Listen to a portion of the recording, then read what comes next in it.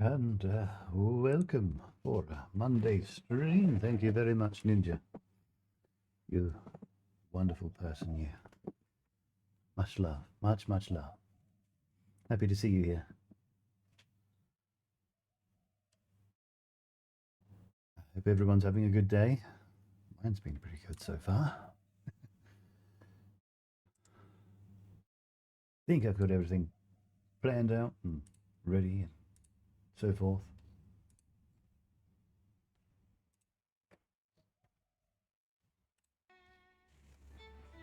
Awesome. Probably don't.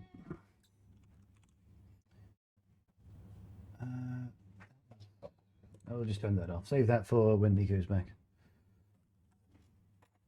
I think we're at some 50 odd deaths anyway.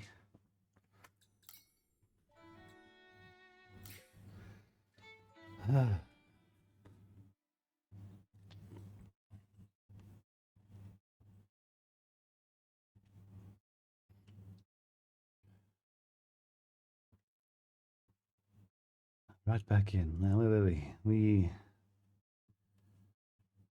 believe we've taken over the position of Robin. Last stream. She'd been betrayed by, well, at least the PR guy.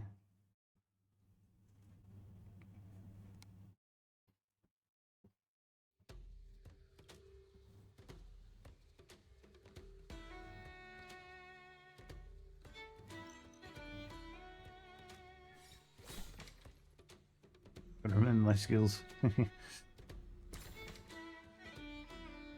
Okay, everything's good here. And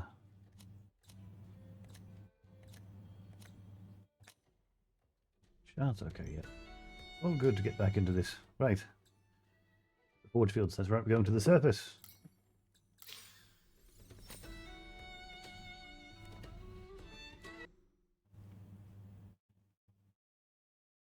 Onwards and upwards.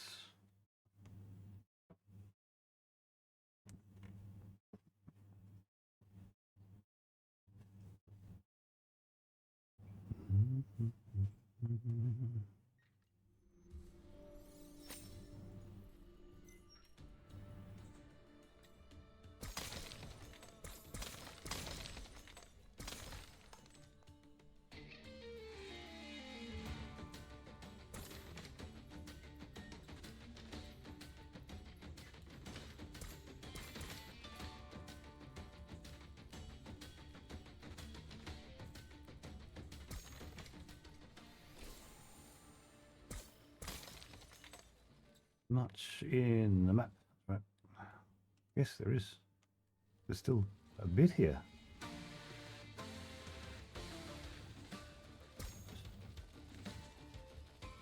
Still something here.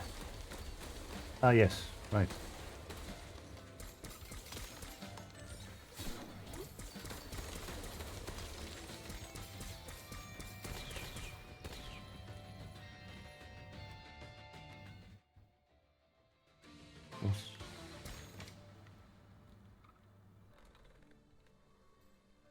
Surface.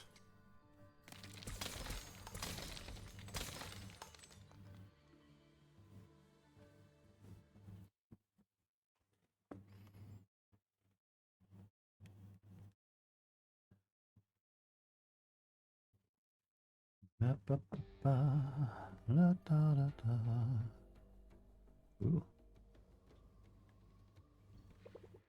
Irene. Hello again, Rain. Irene, please, let me talk. This is really difficult for me. Last time we met, I was rude. I apologize. I trusted Robin with all my heart. To me, she was absolutely perfect. I can't believe she'd harm other people, just to gain more Link and become stronger. This stupid Link, it's not as good as people think. It's a curse. I hate what it did to us. People send us their strength, but also their fear. Their lives get easier, and ours become harder. Soon enough, it becomes unbearable. I don't think I want it anymore. But I feel like I can trust you.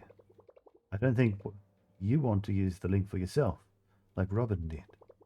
I have to ask, can you carry my burden as well? I know exactly what you mean, Irene. I'm feeling the strain already. It's tough. You've carried it for way too long. I'll take it from here. Thanks. Ooh. It's a level up almost. And sorry, once more. Why? The link. It hurts when you have it, but it's worse when you lose it. As soon as you start losing connection, it feels like 1,000 breakups. It feels like you're losing everything that matters. That's what drove Robin mad, I think. Anyway, please, take care of him. Him? Spell 2 to summon Spell Kitty. Whoa. Greetings, Ray. My name is Spell Kitty. You're my master now. I'm not as mighty as I used to be, but I will serve you with diligence, to the best of my abilities. Alright, not the weirdest thing that's happened today, I guess. Welcome to the team. Spell 2 to summon Spell Kitty. When Spell Kitty is on the battlefield, any spells will be centered on him instead of Rain.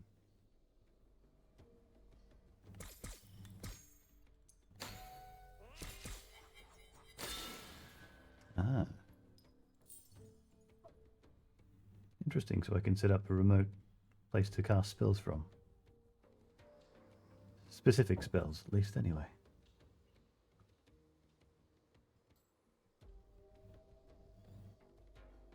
There's a big crack in the background there. There's factories of some sort. Dead trees in the brief background.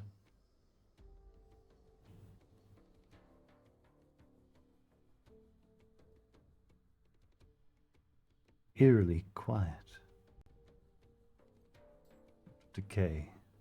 This is almost looking like a battlefield.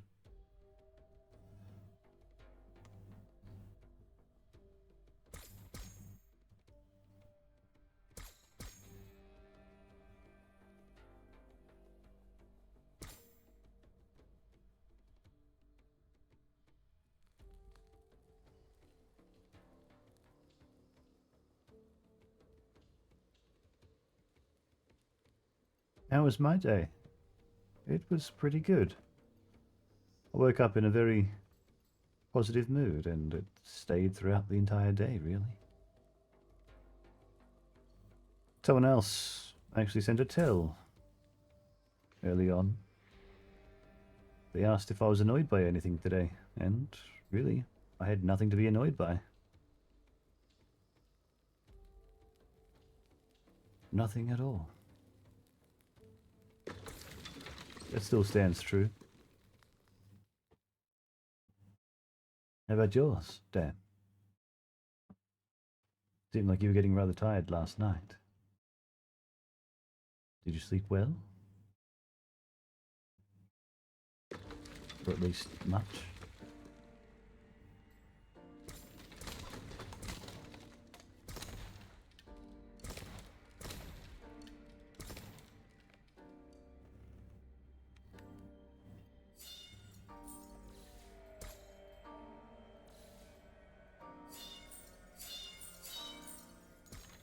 Yeah.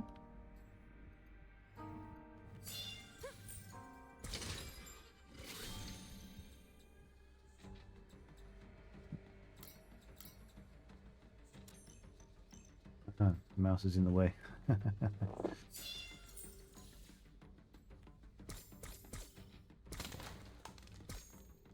Ooh, a level 2.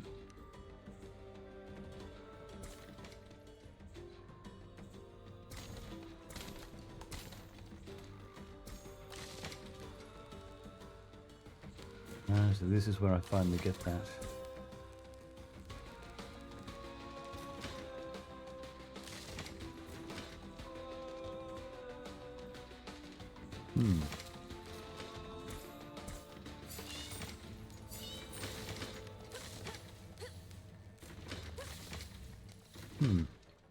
Curious.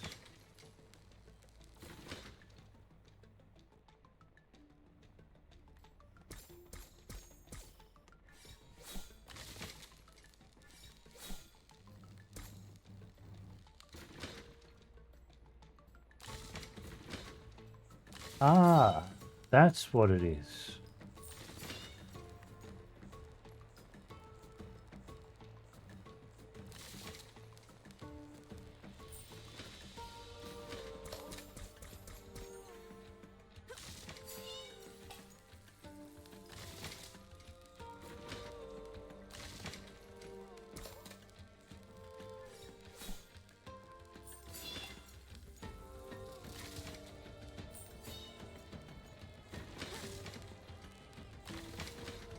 Ah,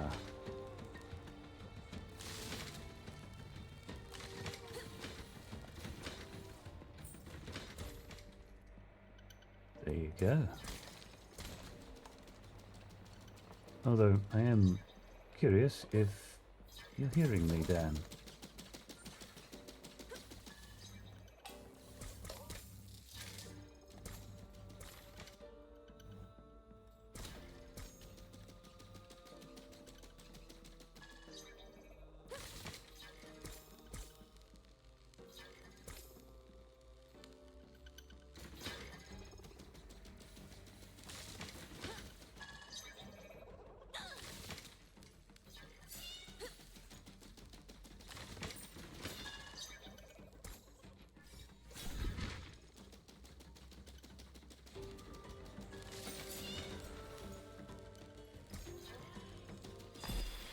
I passed level 1 doors in Tiger Eye's Golem Factory. Just keep quiet.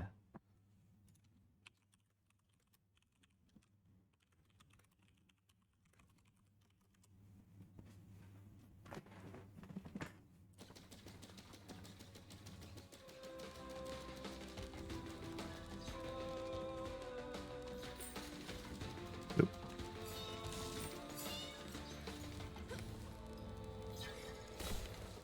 Ooh, got it.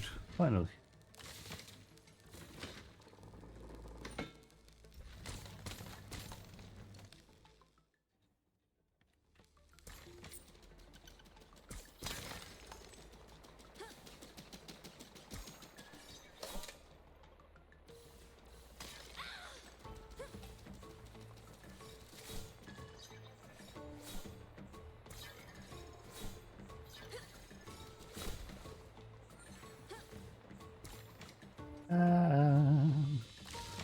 Art thou there? Ambush.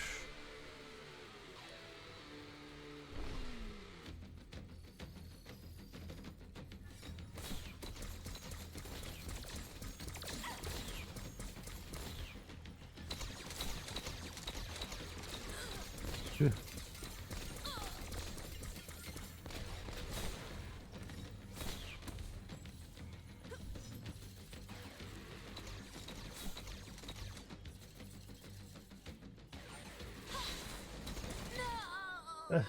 Buh.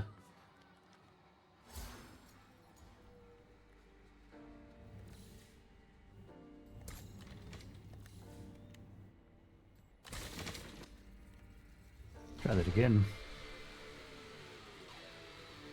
Nada.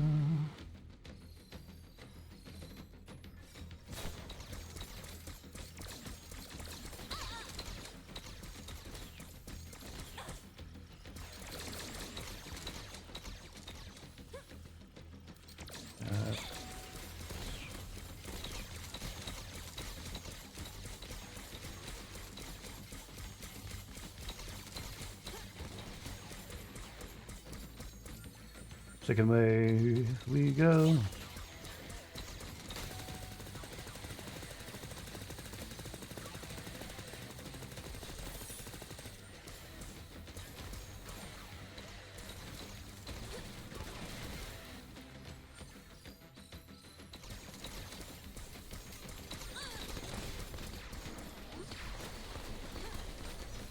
Yeah. Whoa.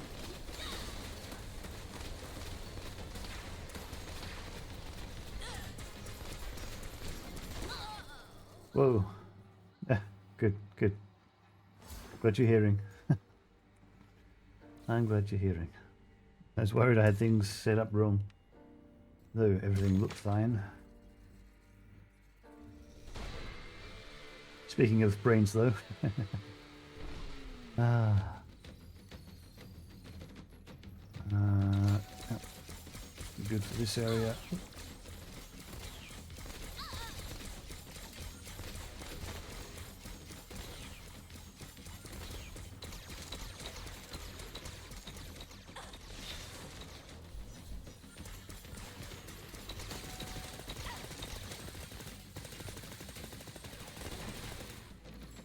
Ooh.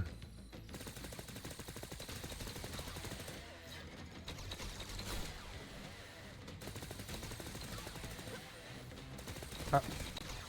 Teleport straight into him.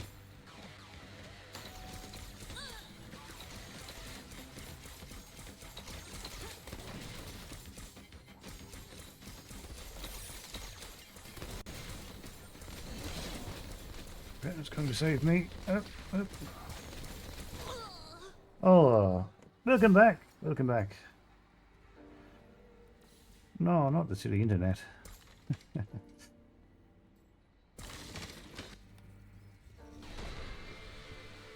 Welcome back.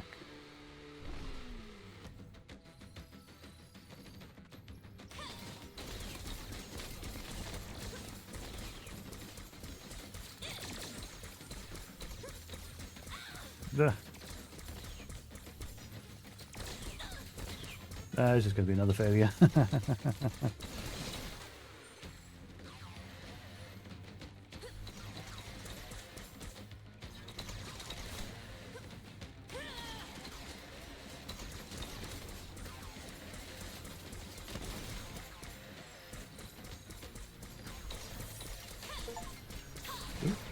For the loot, defeat 5 loot golems.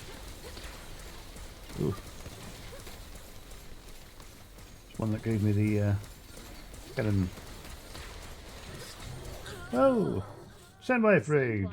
With 3 viewers. Hi, hi, hi, hi. Welcome.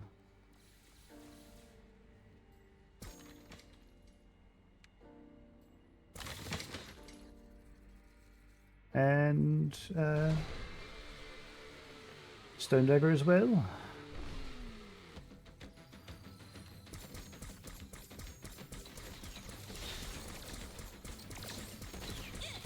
Rah.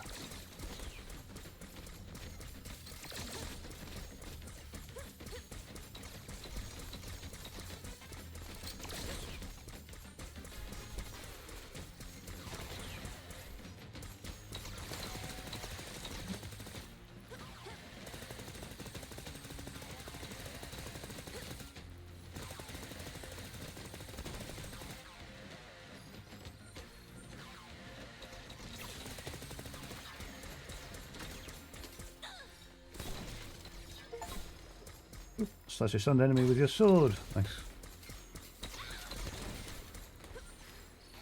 Look. Look, you smirk.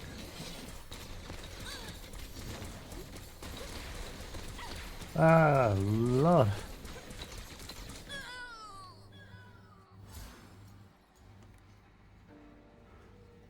Doing some post-stream decompression back soon. Okay. Post-stream self-care.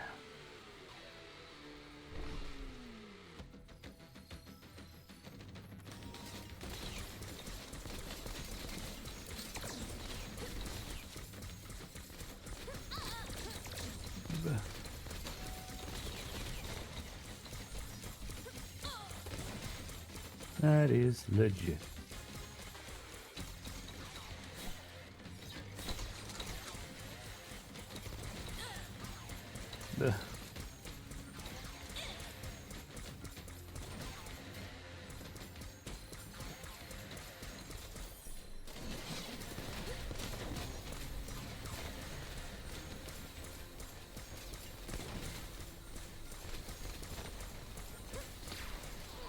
Ah!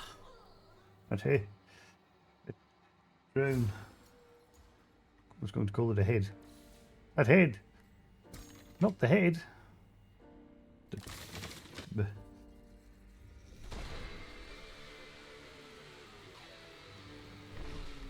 continue, I continue. Yeah, cool. Oh, stunned, nice.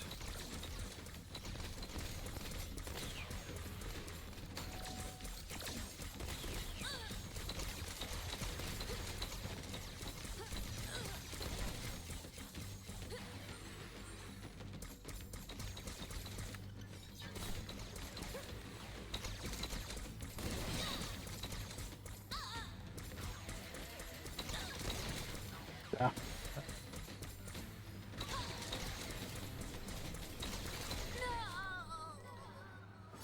What a challenging little room.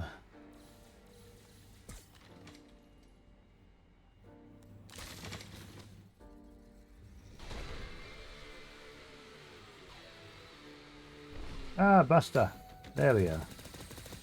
That's whomst have joined us. Welcome, Buster. Good to see you.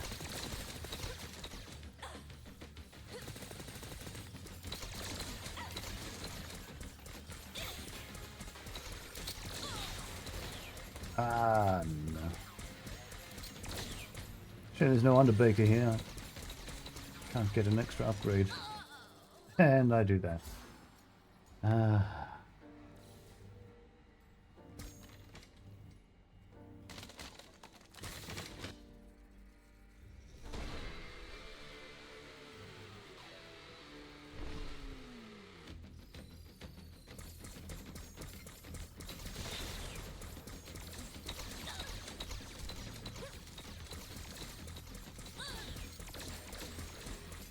Landing attacks.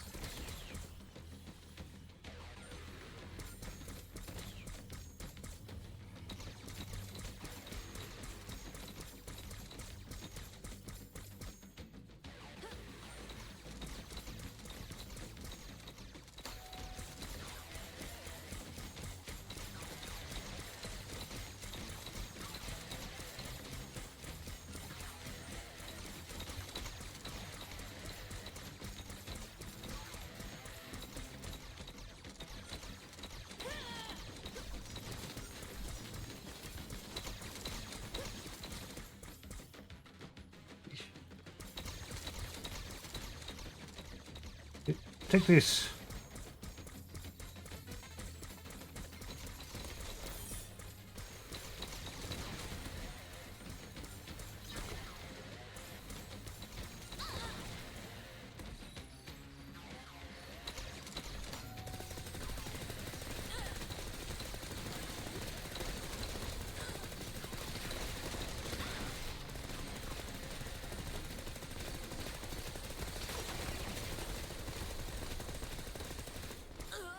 Yeah.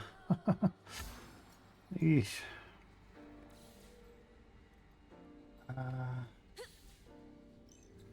Is this a spell card I can swap it? Oh yeah, that's a good one to take, but it's 6. I can't cast that one yet. Parry. That could be an upgrade to that one.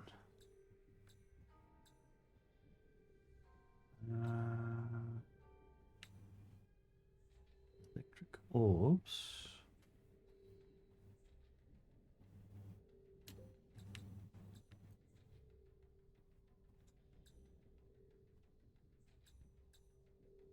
Instead of lightning, no.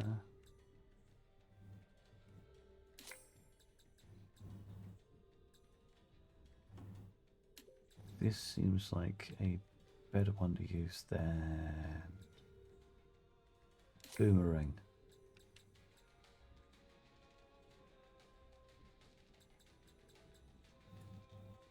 Laser gun could be useful.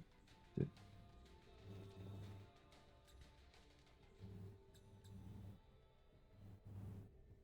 The darkness, possibly. We'll try that.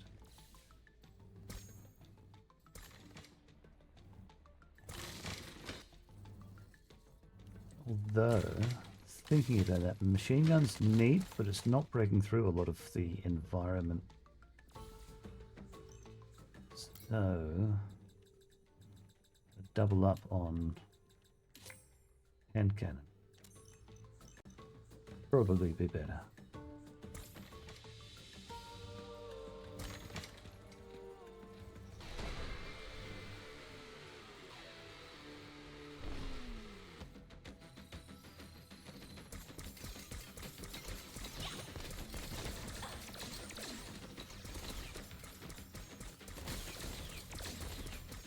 Okay, that's not as good a situation.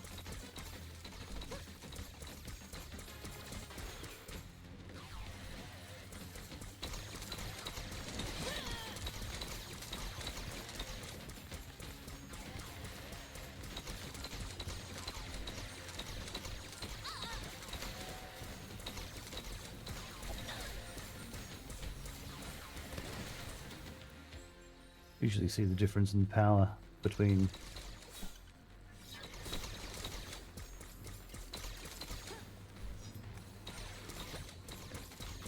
but that's really weak. That's not even worth using parry.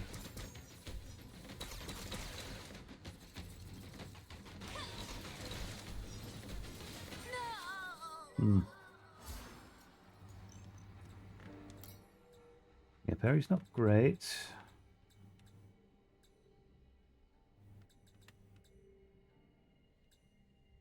And boomerang's probably decent.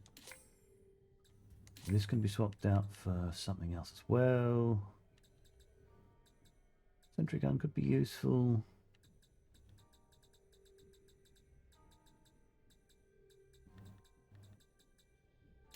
This could place that one.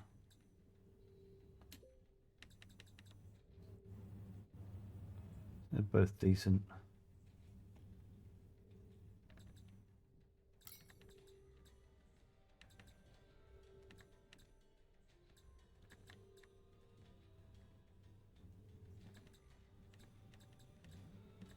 I haven't even seen any weapons, to be honest. Could try that. I think it was terribly strong. Not that I saw its use very much.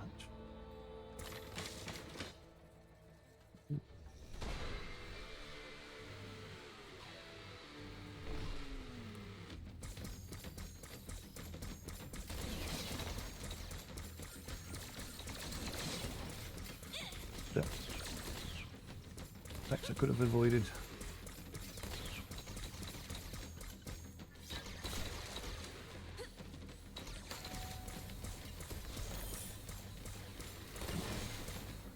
Nice. Okay, we got that going.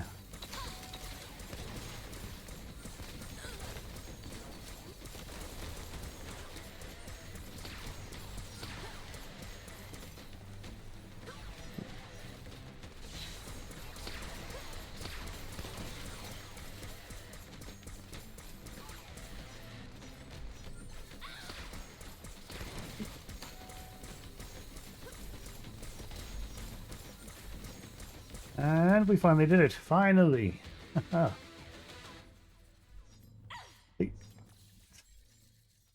course it would.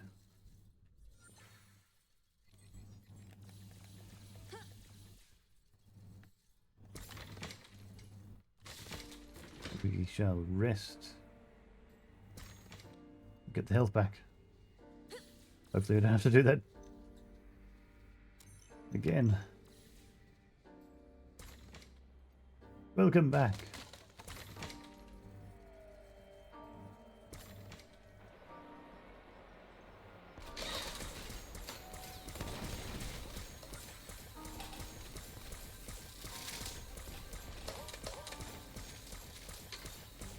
My journey has been going well. It certainly has been something. Good.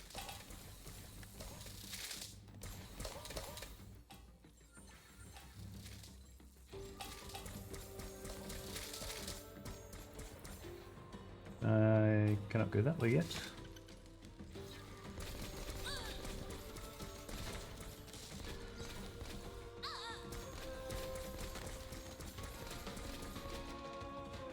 Secret room.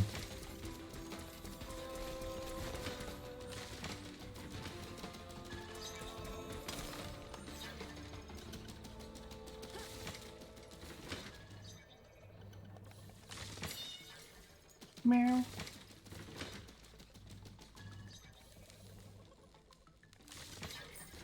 Nope.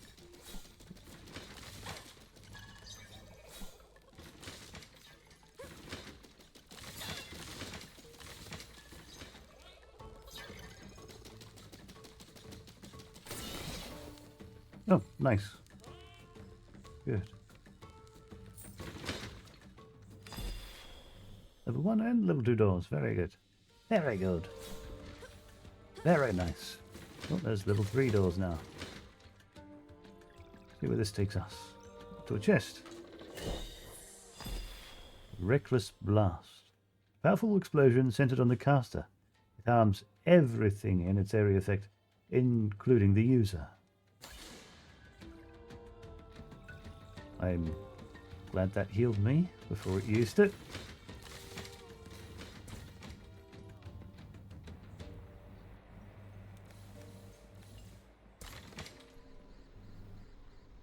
Okay.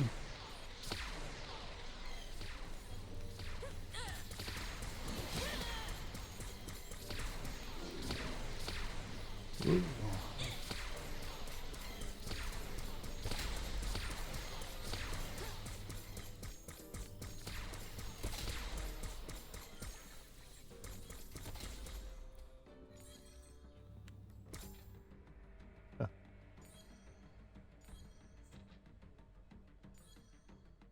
Just welcome back from your post-stream self-care.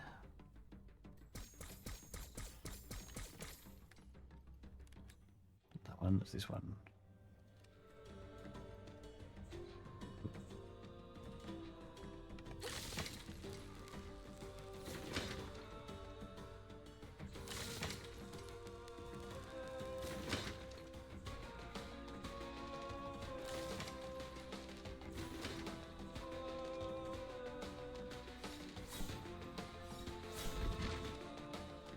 Ah. That's what it is.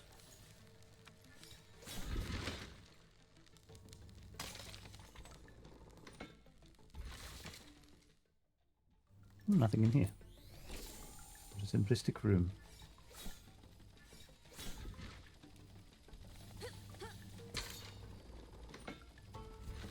Bomb fuse required.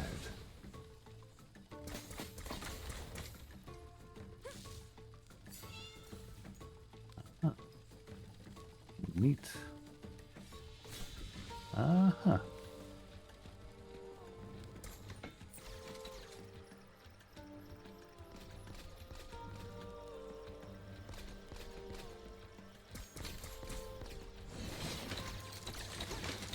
Ah. Way to be tricky about it.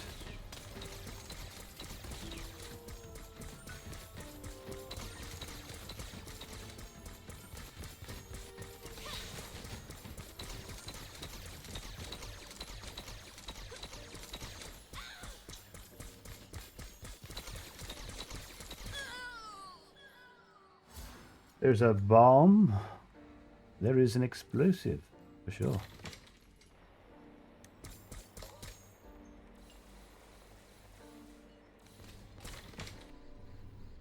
Yeah, there's a bomb.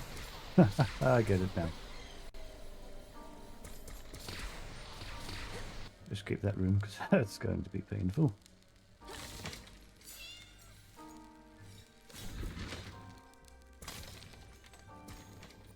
Managing things. Managing skills. How complex.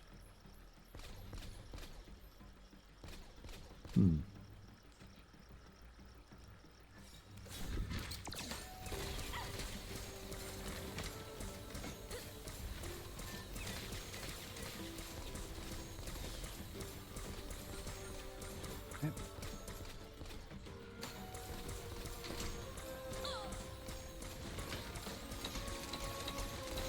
Should clear these ones out. All right, good. Boy.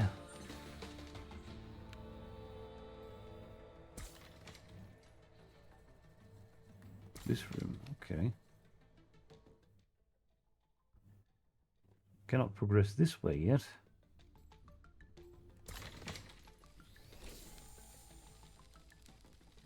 Here, drop that, come around. How ominous.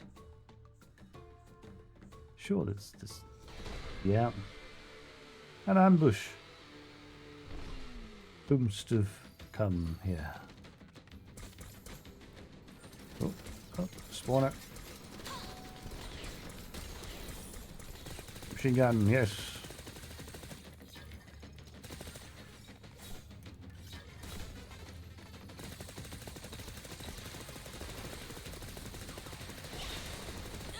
Yep.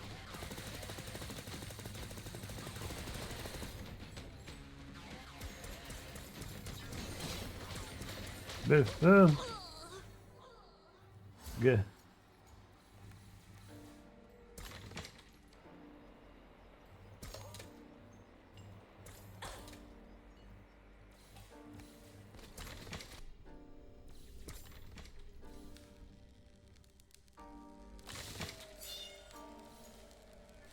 Meow.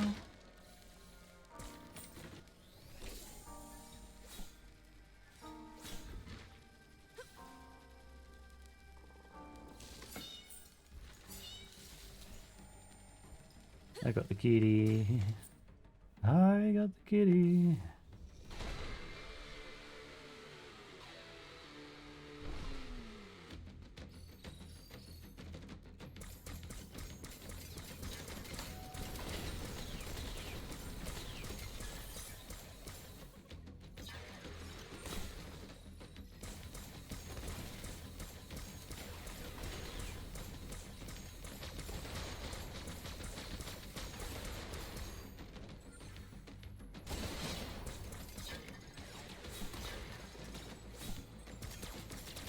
Bleh.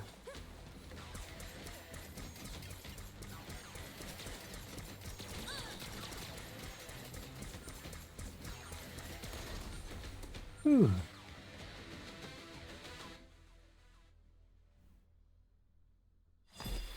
I passes all doors in Diagadai's golden factory, except one.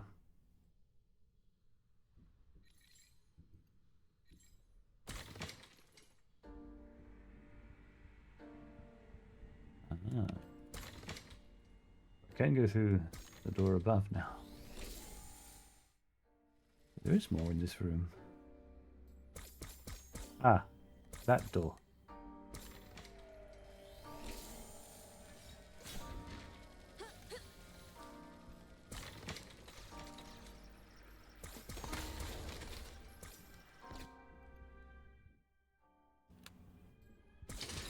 Nice. Well, a night witch. Here? Did you come all the way here just to rescue me? Thanks, that's really kind. But actually, I don't really want to leave. To be honest, I kind of like it here. It's not a lot to do, but that gives me time to think. Work isn't everything, you know. I was so busy making muffins I didn't have time to think about new muffin ideas. I'd spend the day thinking about muffins instead of making them. It's really creative.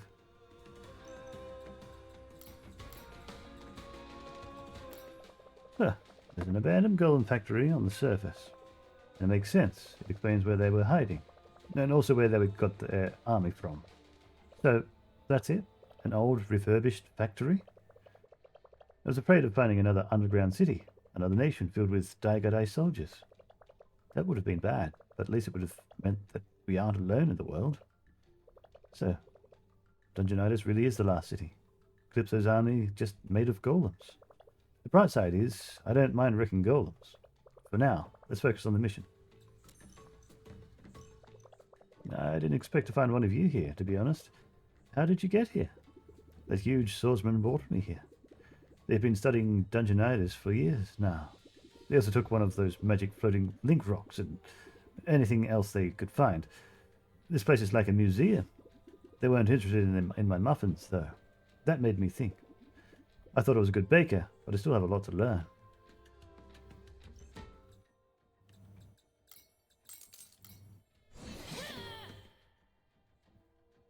So.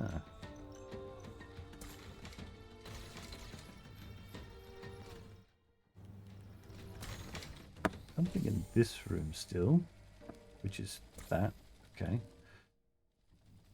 Up and to the right.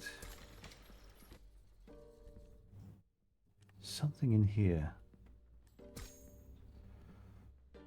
That's ominously looking like it could open.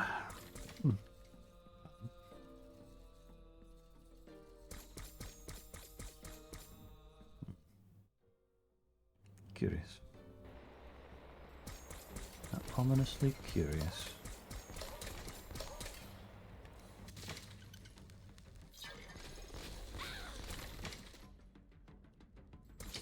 Another place to rest.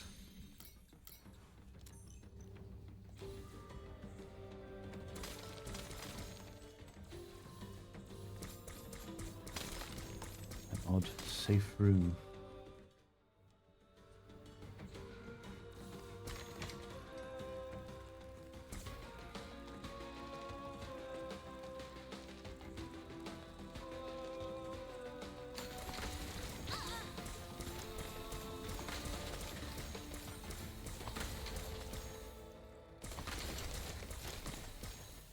Ominous green goo.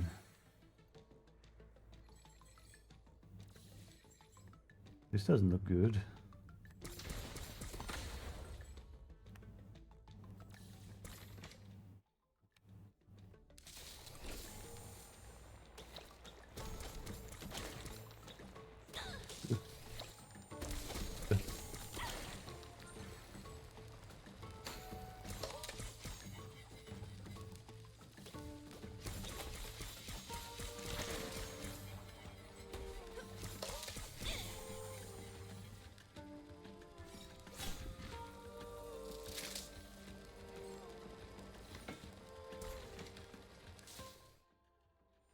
Something in here as well.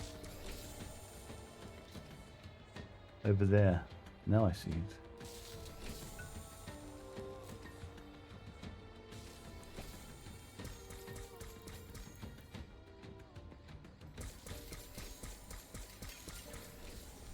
Oh, oh no. Oh no.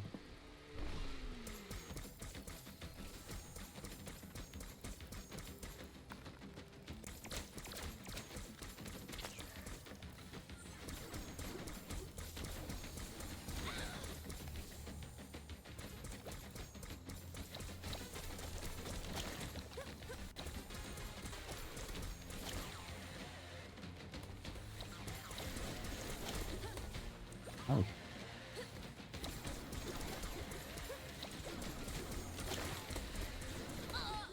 Wow.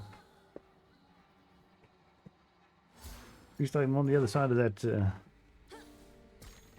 locked door. Oop.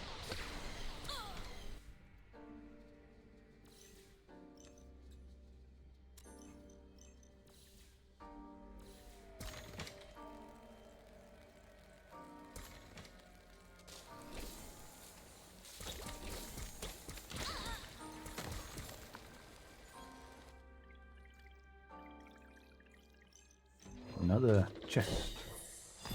Ray of Death. A ray that deals constant damage to a nearby enemy. As long as the ray isn't interrupted, it deals more and more damage over time. That's pretty cool.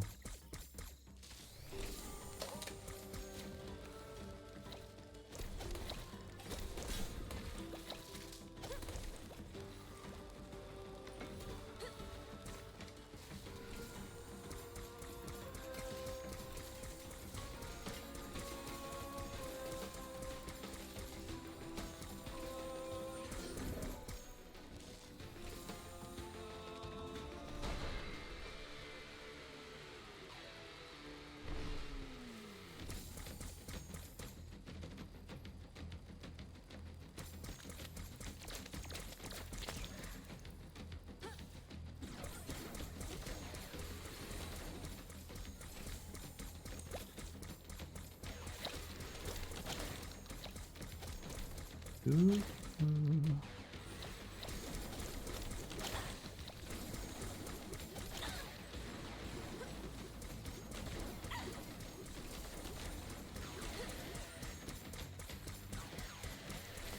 Ooh. Don't have much to deal with range. Of close range stuff.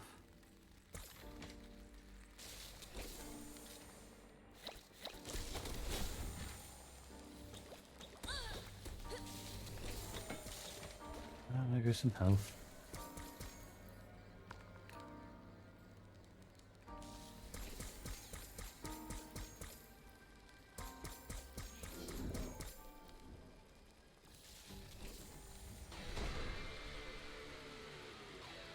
Oh dear.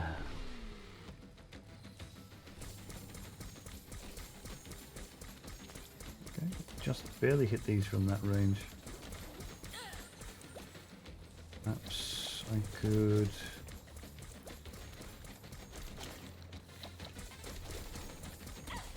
Oh, okay. We'll get these ones from the deal.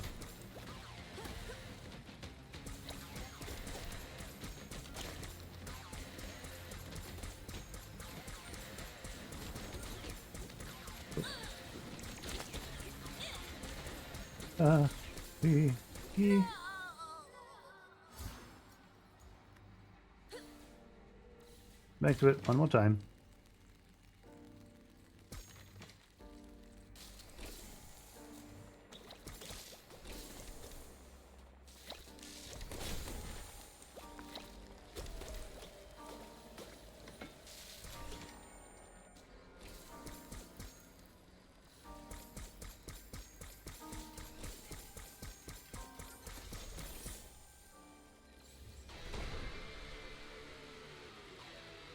I wonder if that was time-based before the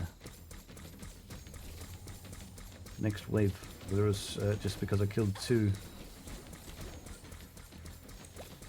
of those last enemies.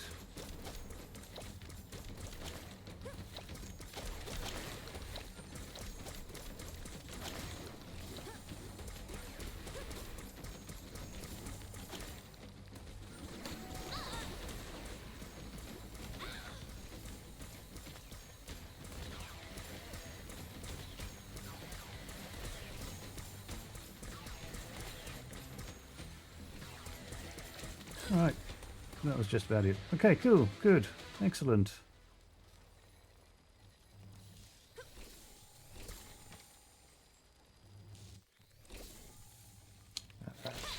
Take that.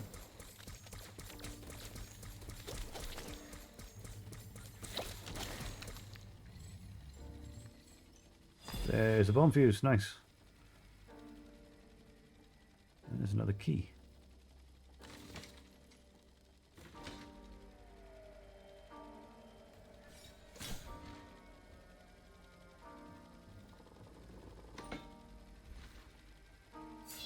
That.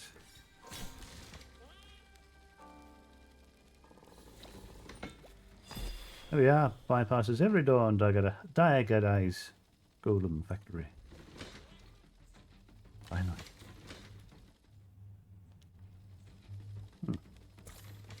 Curious. Another one.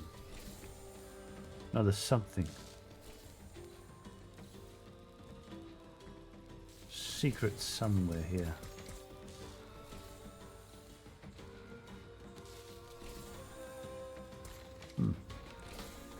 I'm curious.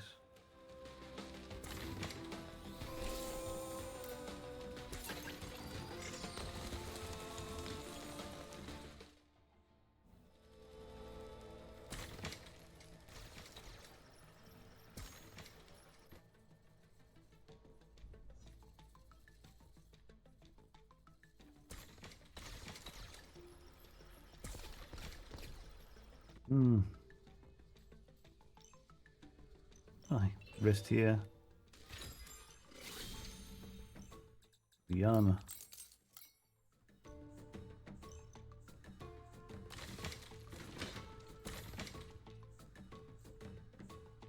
This last door. Oh, hello. That's a big golem.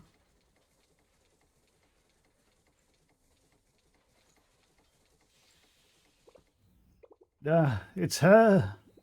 You wicked thing! How did you find us? You're here to kill me like you killed my father. But we're ready for you. Prepare to die! Can I convince you to turn yourselves in without resorting to violence? Silence! You're a fool to have come here. Now I'll finish what I started. I guess I can't. I got Emperor Calypso.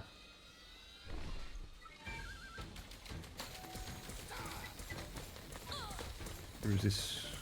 Who do I need to shoot?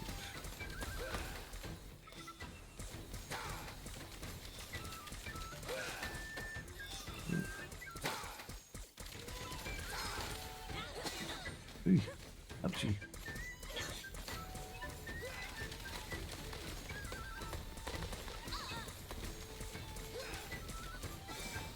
Fight, big fight.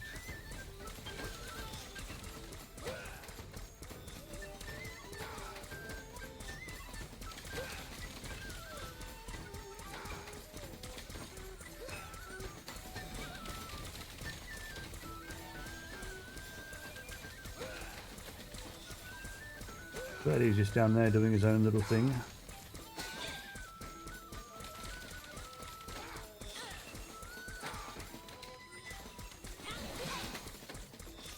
We could have used that for some projectiles falling over here. Ooh.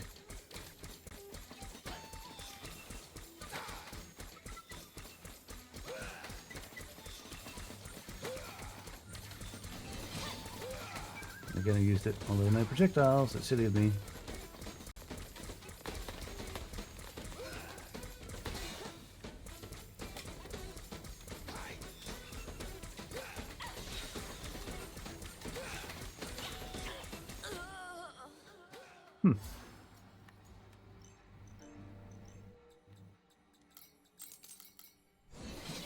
Yep. Silly of me.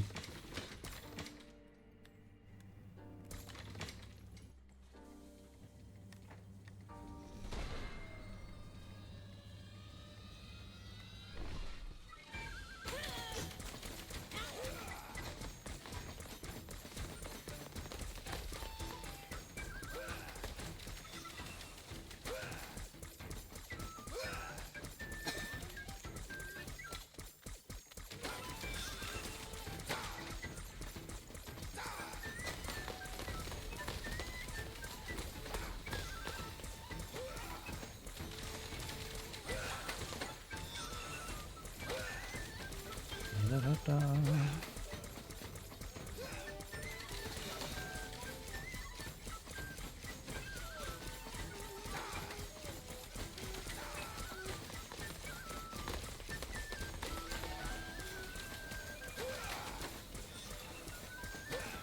You do your slashes back and forth. That's alright.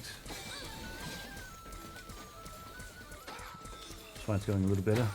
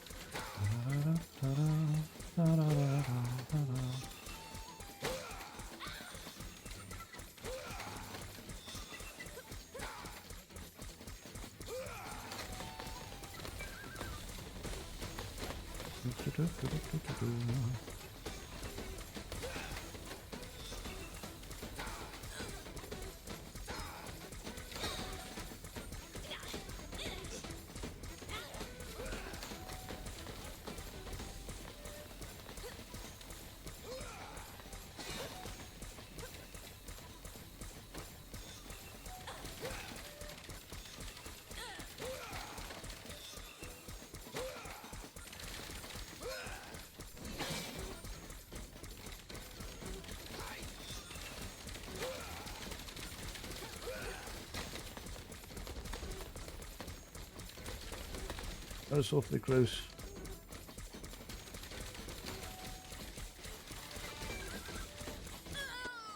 Ugh. That was very close that time.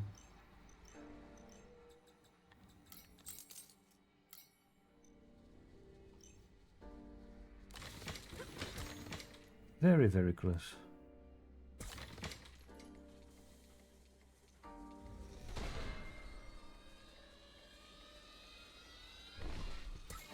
Okay, Emperor. Oh, that's foolish. Very foolish. Keep track of the projectiles. Prepare myself to dodge. I need to.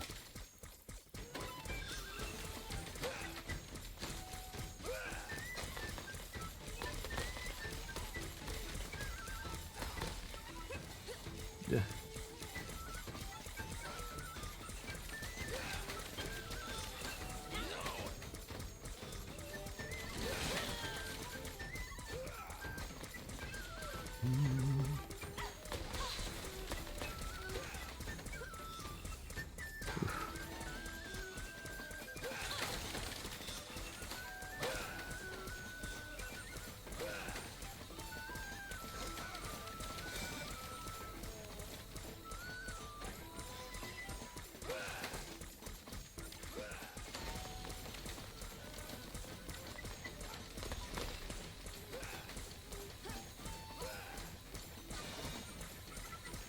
I am surprised I dodged that blade.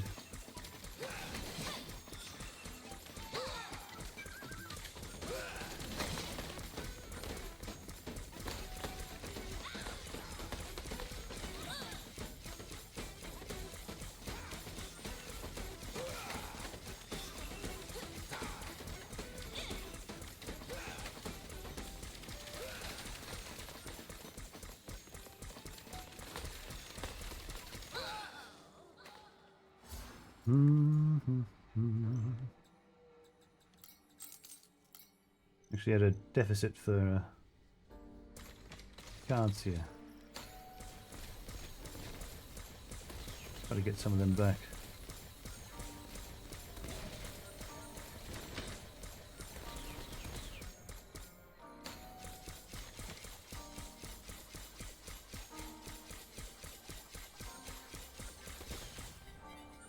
All right.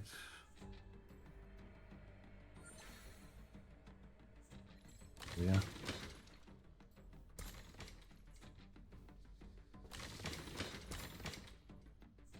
And back to the fight again.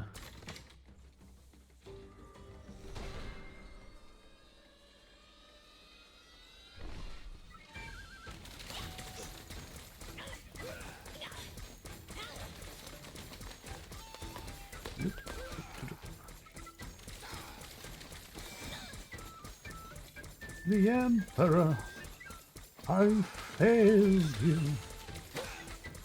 Where is the Empress? Oh no, wait. Is it Empress or Emperor? It was a guy, wasn't it? Very elven.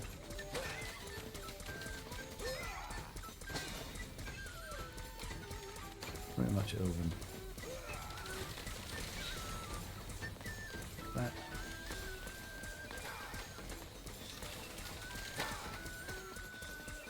The prince.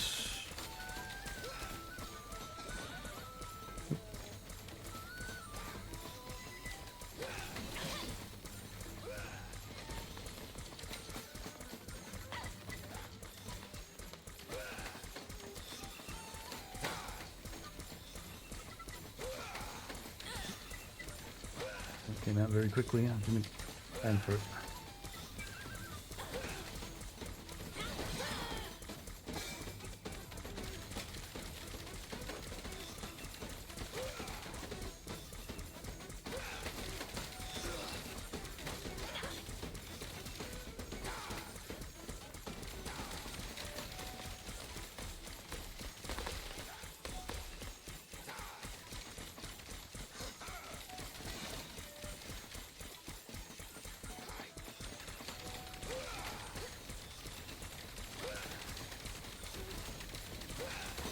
There we go.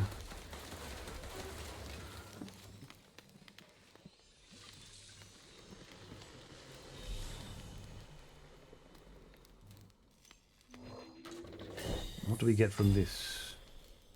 Ethereal armor. Creates 1 unit of armor that lasts indefinitely. It has no effect if the witch already has armor. Now that's kind of nice. Your Highness, stand behind me. I won't let anything happen to you. I'm afraid, Graf. It hurts. Finally, you've stopped trying to kill me for a minute. Can we talk now? Yes, yes, but please, spare us. I'm a nobody. There's no House of Daikadai anymore. There's no reinforcements or other colonies. I've scanned the whole planet. I'm a fraud. Only Graf believes in me. The two of us, we're alone. Wait a minute. You guys did all this by yourselves? You built this laboratory, produced all these golems. You invented the shard technology. You knew how to manipulate the machine and disable it without breaking it? A noble boy and a swordsman? Come on, I wasn't born yesterday. Well, there is someone else, a scientist. He knows everything there is to know about Hexoil. He used it to create this facility, the golems, everything. He turned me into this. He swore I could take down the night witches if I changed my body with Hexoil. Hexoil? The cursed goo inside the machine? Yes, yes, we made shards with it. It's the same thing. You have to believe us. The idea of seizing Dungeonitis it never even crossed my mind. She approached me and... Ooh, yeah. Let me tell this one. This is a good story. The Calypso was at this bar at the porch. He used to go there all the time. Where's that voice coming from? Hello? That shield I gave you? Lalashi? Come on, don't act like it wasn't obvious by now. Anyway, the story. So he's at the bar, babbling about his heritage to a bunch of infernals, like every Friday. He's not even planning to start a revolt. He wouldn't even know how. But the locals, they all love him. Some even respect him. So I come from behind and say, are you the legitimate ruler for House Daikadai?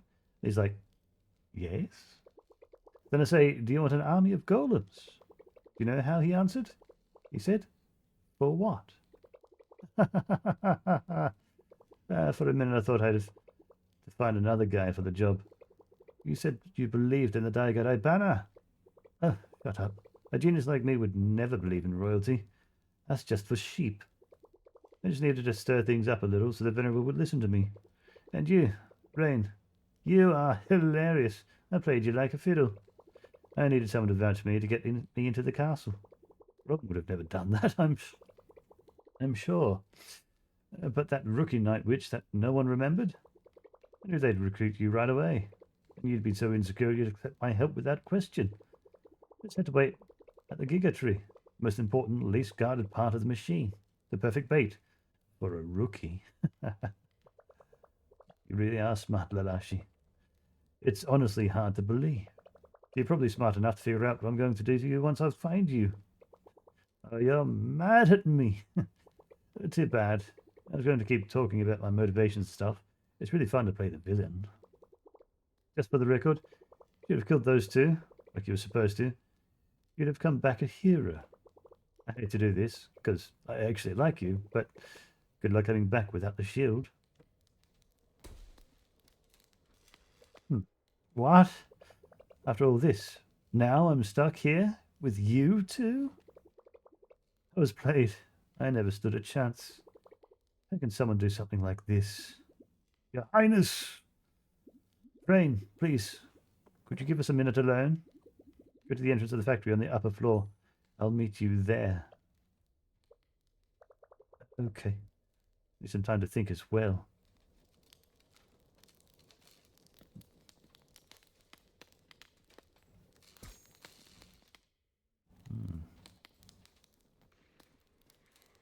And you know something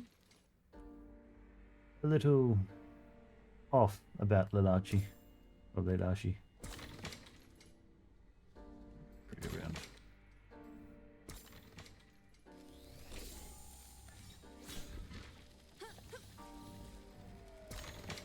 This is a Sora. She was just a little bit strange.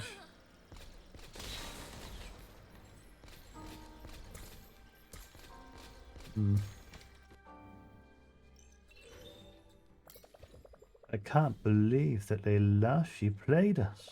How could she do something like that? This is too much to process. I now have to focus on finding a way out of here. without the solar shield. Griff told me to meet him at the entrance of the factory. Let's see if he has a plan. You would have thought it. I guess my enemy is a friend after all. Get myself that armor. Yes. And a good one to have.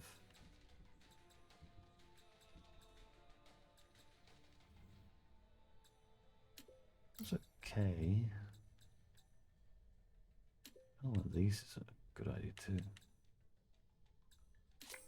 Actually really powerful.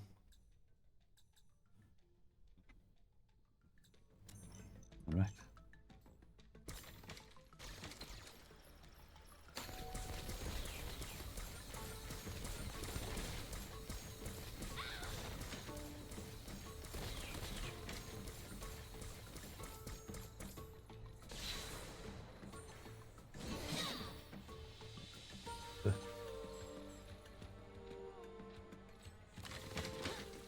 Ah, that takes 5. Wow. Okay. Could change your fight at least.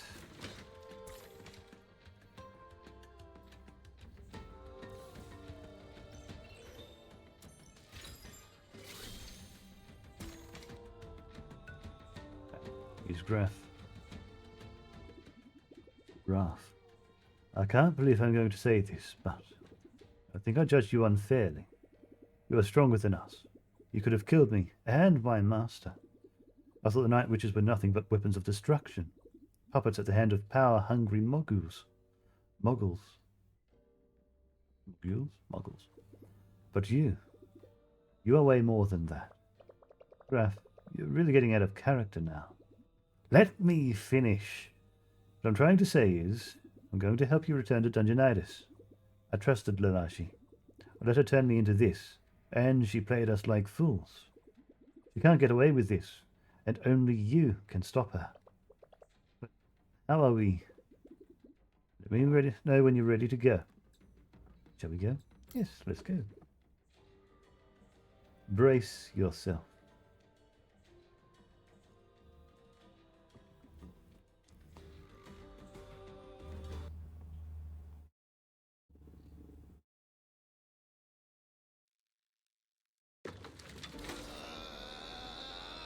Ooh. Oh my. He's burning up.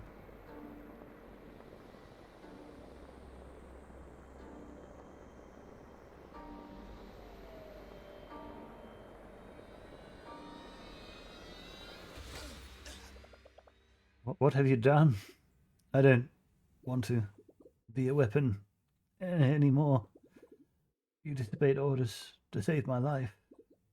I did the same. I made my own choice. Stop Lalashi, and when this is over, please come back and save Calypso. Don't leave him there. I will, Graf. I'll take care of everything. It's over for me. I don't have much link left to give, but I wish I did. Thanks, Rain. Tell Akai I'm sorry for not leaving with him.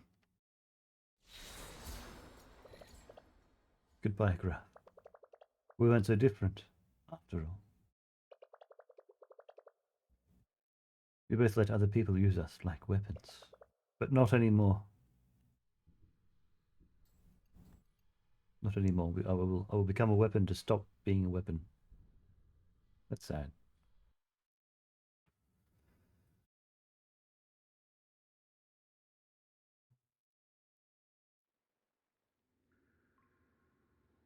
Oh.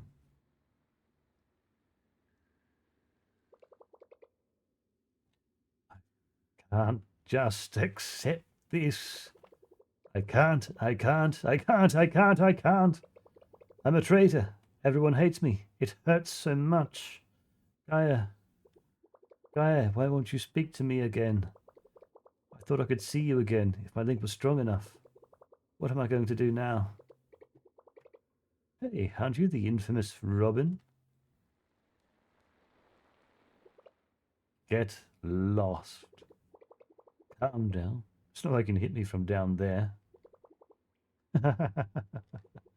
Laugh all you want. See if I care. I'm not here to mock you. I'm here to help. I said, get lost.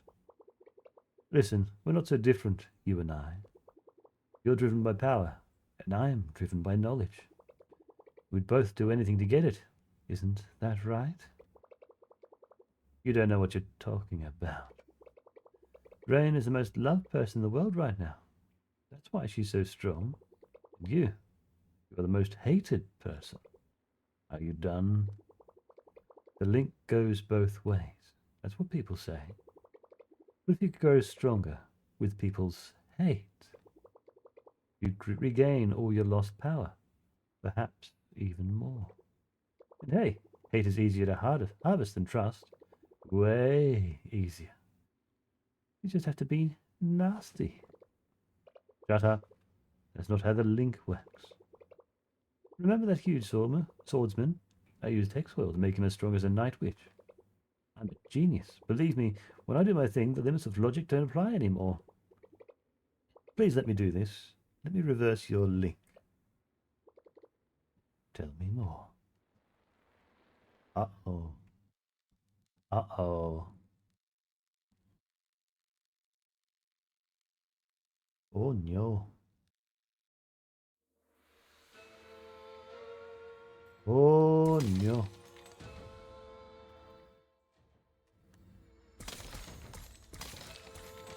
Oh, I suppose I can come through here and clear out the rooms I haven't been through yet.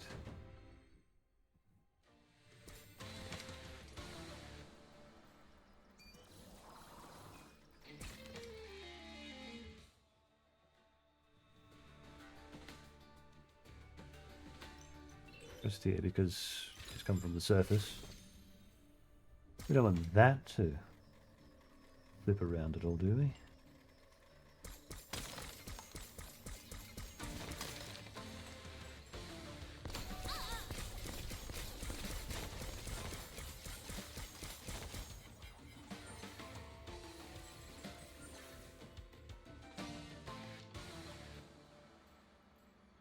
Yes. That's right, I can go through it.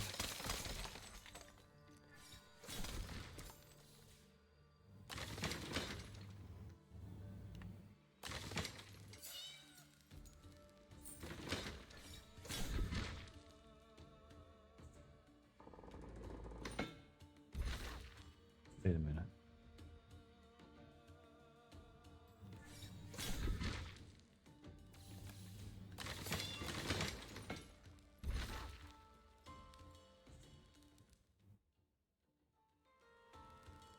Hmm.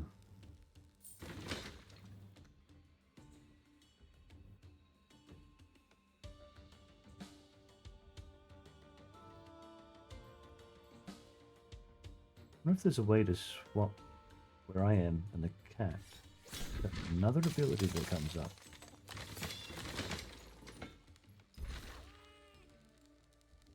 Hmm.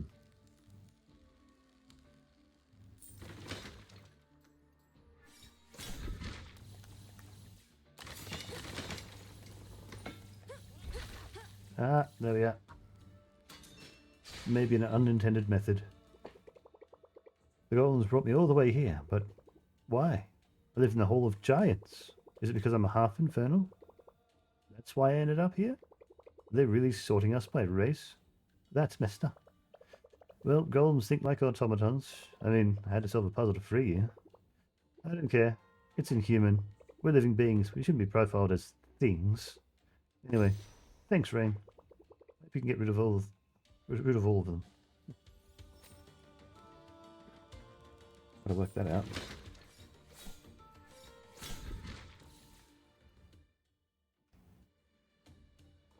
That was an interesting puzzle.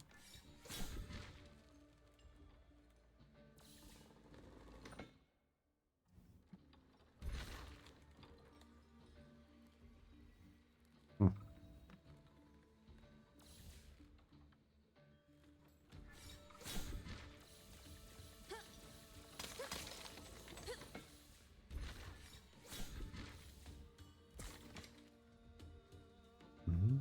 Ba, ba, ba, ba. New thoughts? Let's see. Lalashi was behind the invasion. She's hurt so many people. But why did she do this? Just to gain access to the Venerable in the castle? She must be there now. I have to arrest her before she does whatever she's planning to do next.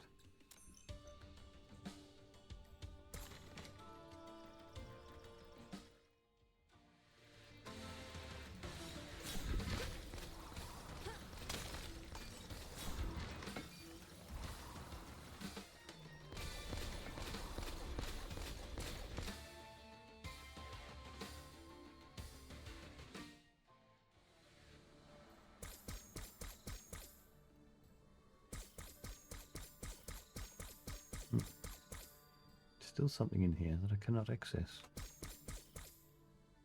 Path.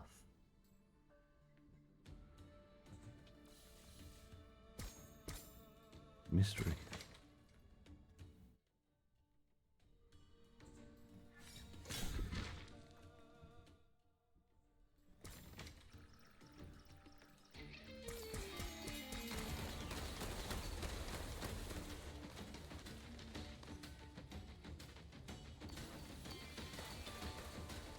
No, it's in here. I need to get that fuse.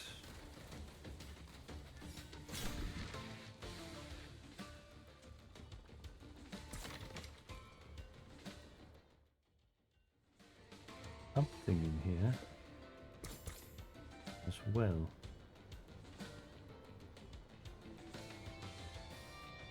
Must imagine a hidden path somewhere behind the walls. In here.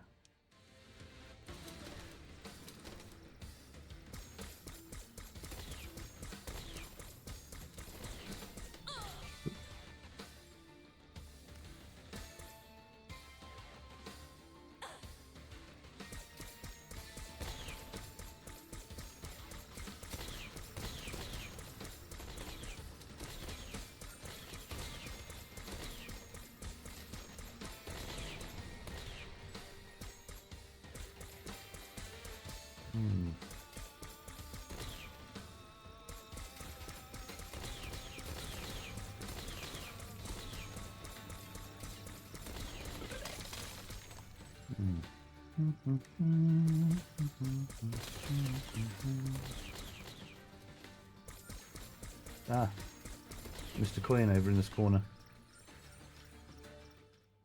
That clears this one. Good to know.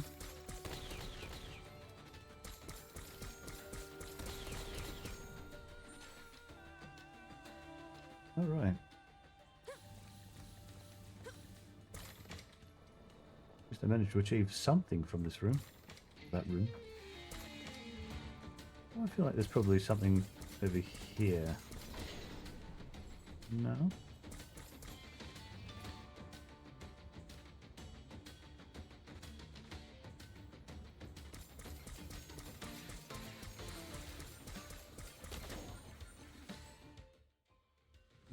Still no.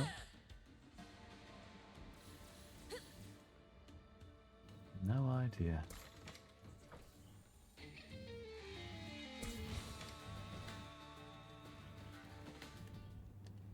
All clear from this part onwards.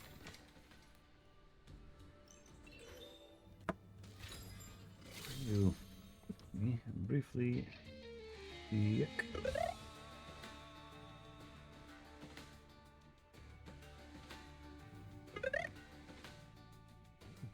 Someone's woken up, or has a free moment.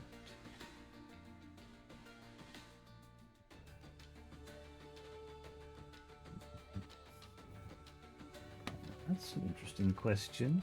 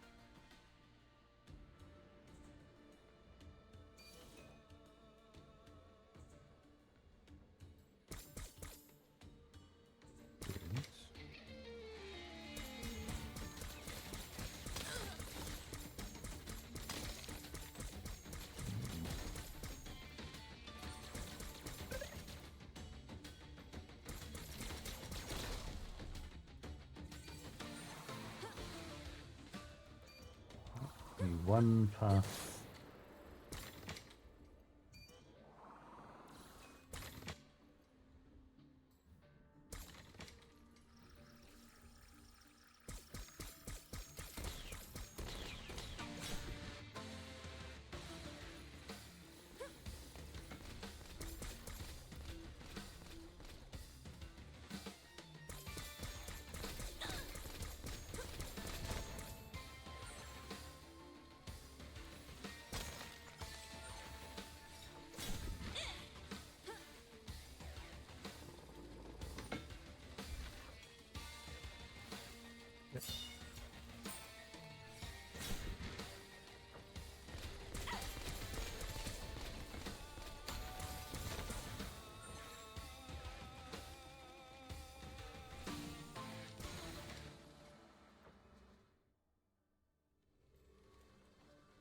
Hmm.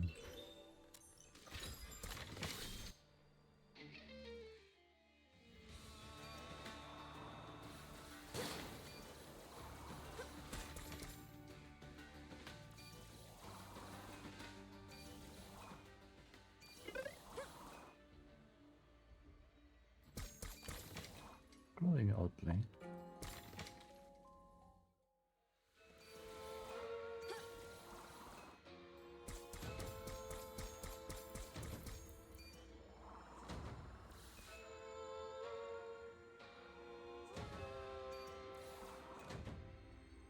For a lot of this area, not a lot of hidden, not a lot of obvious hidden paths.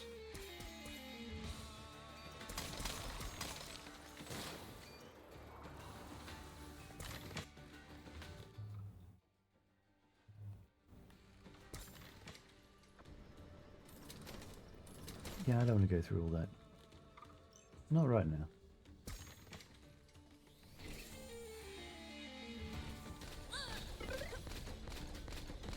Ooh.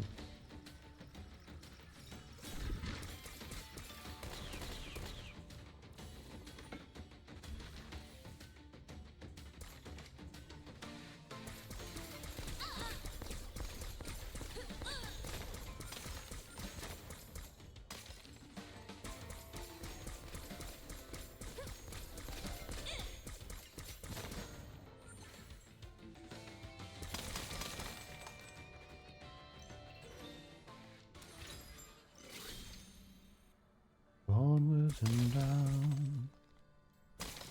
Onwards and down.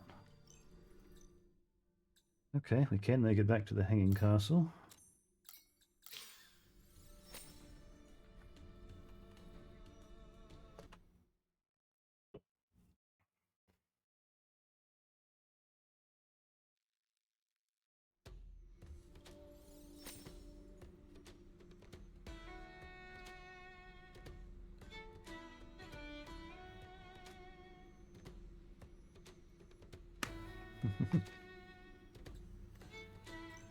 All right.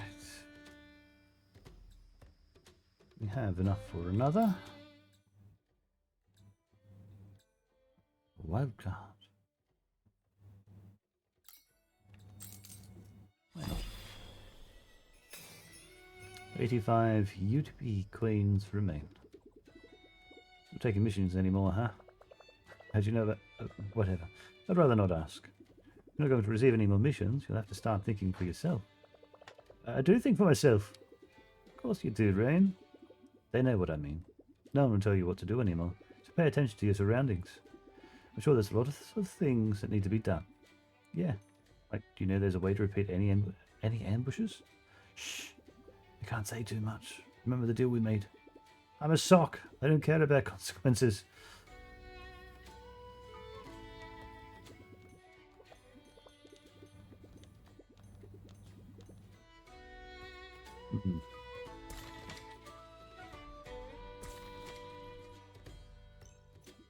I wonder what's going on to happen to Dungeonitis now. I think we'll see some major changes soon. I think it's a tool of rebellion, something that people can use to provoke change, to restore balance. Using such strength to preserve the status quo. Isn't that the definition of tyranny? Urban, where are you? Please, remember that you still have friends. Feel connected to me through the link. Please, hear my words. Your friend's always there for you. Open your heart. Let them in.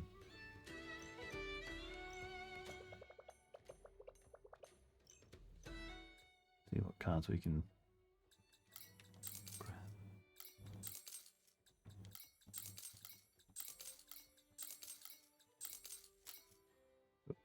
Enough. Should improve that. Ha ha ha! It's you! I'm so happy to see you. Hey, I need more shards. My blessing is stronger than ever. Come on, go and bring me some more. More cards. More shards. Enemies drop more shards if they're defeated by spells. Current multiplier times 4.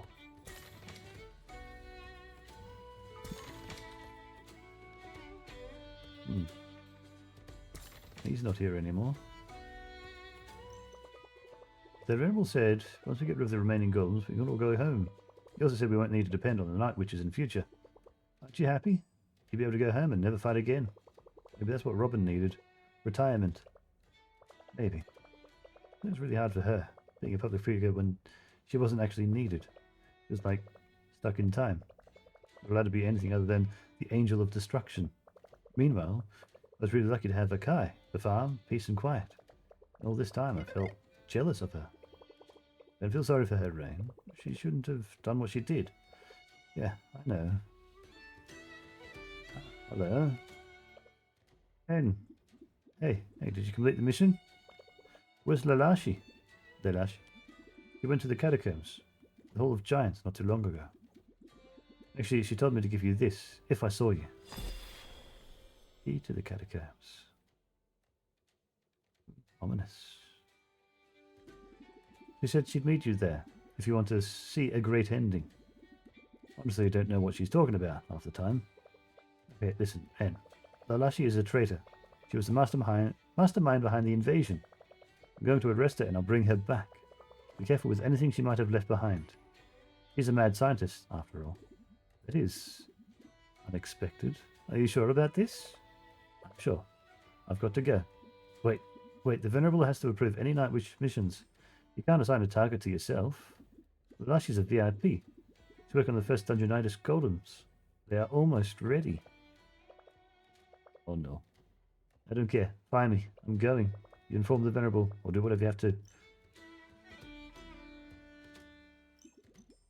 The Venerable is not going to like this. I can't believe Pistol is here.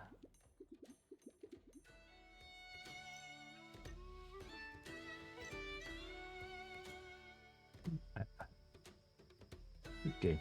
That dog. I heard it's all over. The machine has been restored. The invaders have been defeated. As a matter of time before they kick us out of the castle.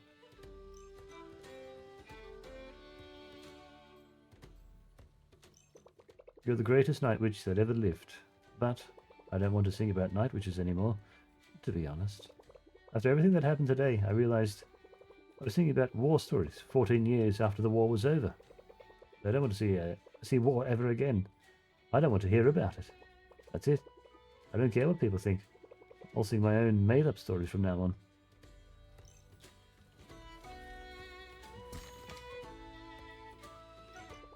It's almost over, right? I hope we can leave the castle soon. I don't like being here. It feels so artificial. I think I'll live alone for a while. I'll find a cozy tunnel to plant myself in. Perhaps I'll create some moss. Far away from all of this. Society. Oh, hello. There's 4 of them now. SK. W. Oh no. A true free spirit. What are those pods? So I came past here once before, and they're labelled GWFR, GWIR, GWSK, and GWRB. And I think these are the other 4 Witch Knights. Hola! I came to check in for a bit before going back to work, though. Have a lovely stream, Koi. Love ya. Love you too, Borgo. Yuna. Thank you for coming by. I had noticed you've gone through a few of my tweets. Check out your responses a bit later on.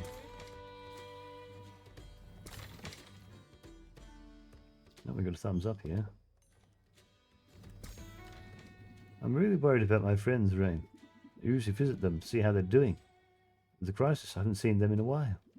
Can you check in on all 11 of them? See if they're okay? I feel like something terrible is going to happen.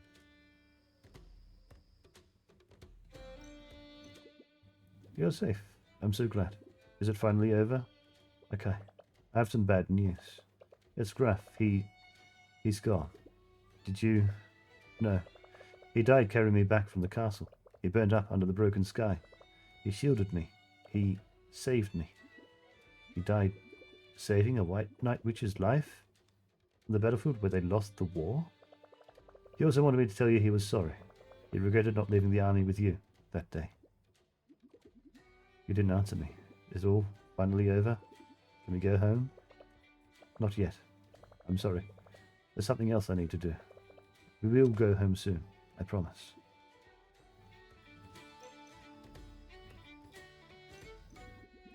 You know hermit crabs, Rain? They're an ancient sea species from a long time ago. They toss away their homes as they grow, looking for bigger ones to accommodate them. I wonder, why don't we do the same after the war? The night witches are like the hermit crab's shell. We don't leave them behind. We'll never be able to grow into a being a peaceful society. We'll be stuck in the past, in peace, but celebrating war. I think there's a good reason for it. It wasn't to protect Dungeonitis. It was to protect this castle and the government within. You don't need to shoot a weapon for it to be effective. You just need to hold it. Precisely. My sea deep friend.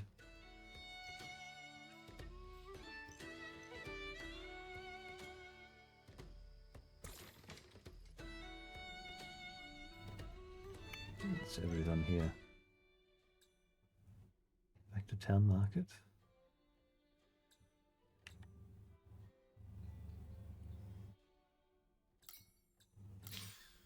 Check the Giga Tree. See if there's anything else we can grab from there.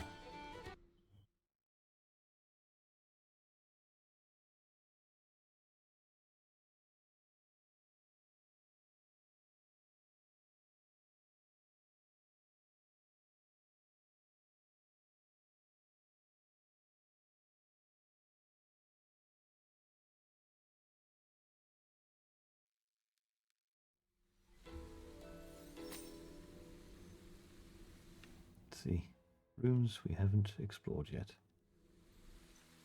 or collected everything from. This room is one. Ah, bomb fuse.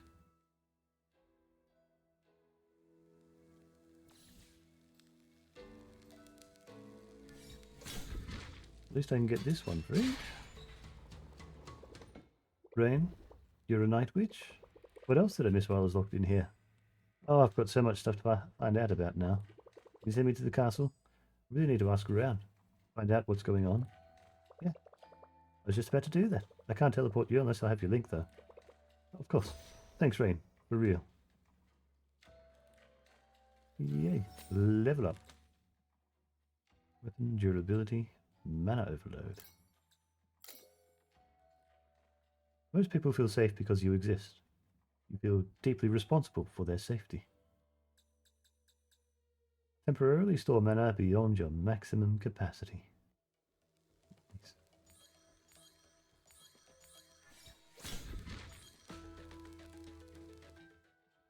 Still more here. Need to get the bomb views. Ooh, there's another armor upgrade in there. At least I know it's there.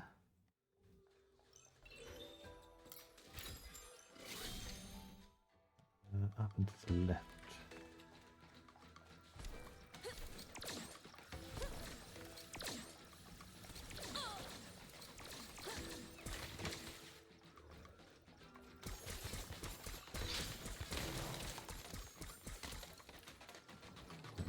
Decays pretty quickly though.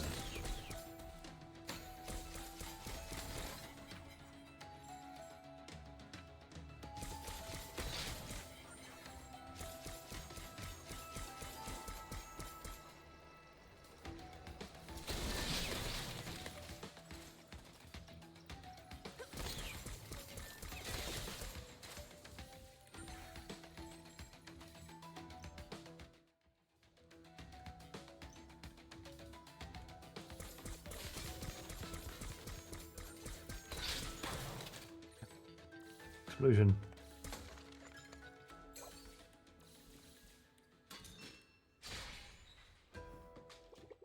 You took them all out. Thank you, Rain. And I'm sorry. Sorry for what? You know what they say. The link goes both ways. We give you our strength, but then you fight in our place. I'm thankful for all the good things you're going to do today, but I'm sorry for the burden we're putting you on here.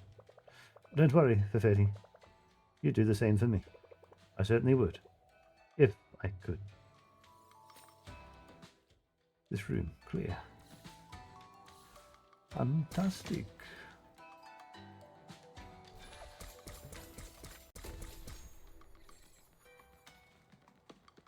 Fantastic. Fantastic.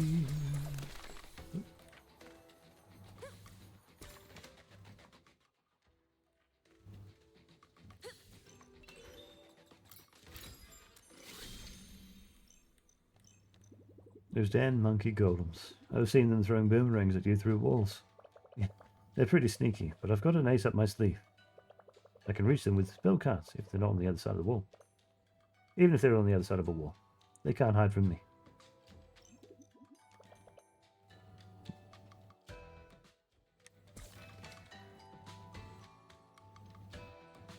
Okay, we can get through a lot of this area now. Secret paths. No.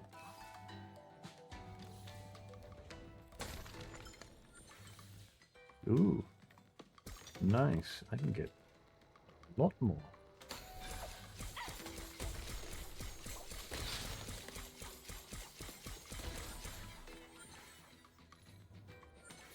Good in the middle of a battle. That's the extra mana.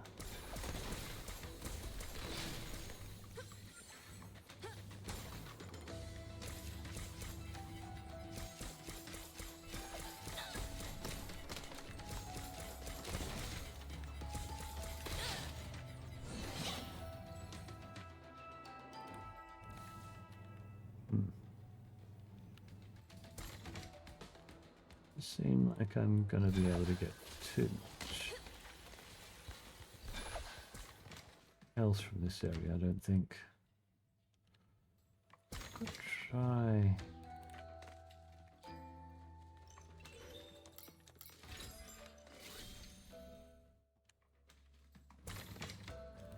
Checking at least these other areas.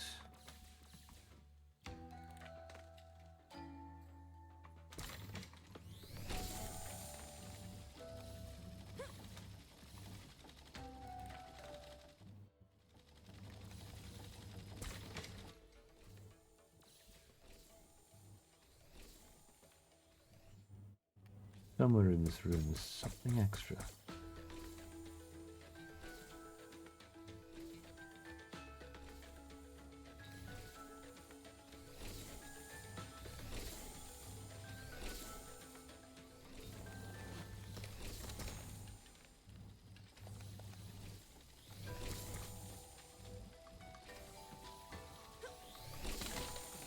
Ah, down there. How would I get through to that? Door just below. Okay. I can do that.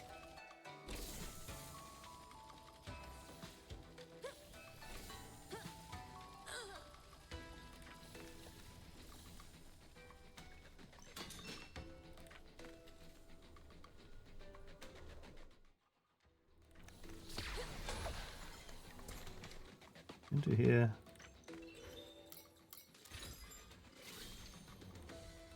Where? Oh. Okay. Just noticing the effect when I upgrade those.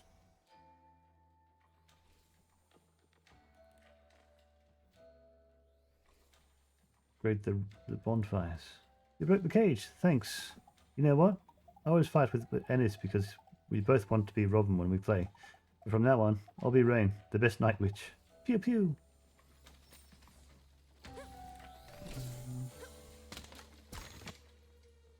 Now that I know the shards are the same technology as the hex oil, well, it means I'm corrupting all these. Oh, there's still something there. Oh my.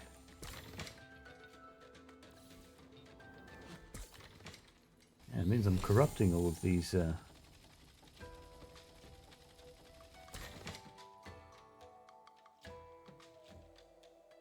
So that's what the purifying means. More of them that are corrupt. The more influence that Archie has. So I'm doing a big bad.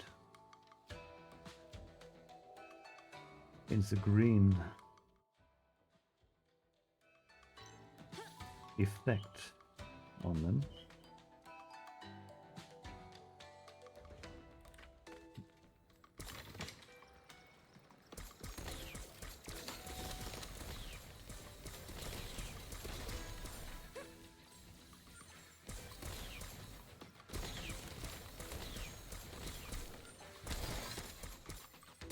Ah, ouch.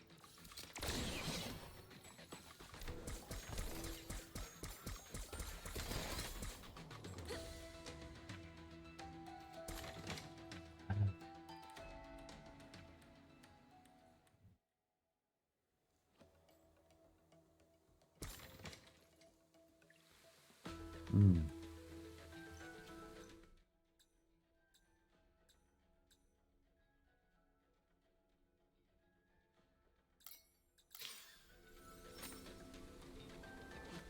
I'm doing a big bad.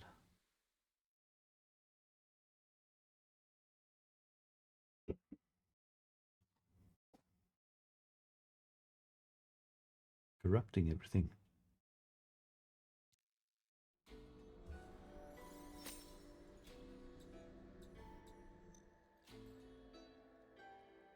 So that's the castle in the background there.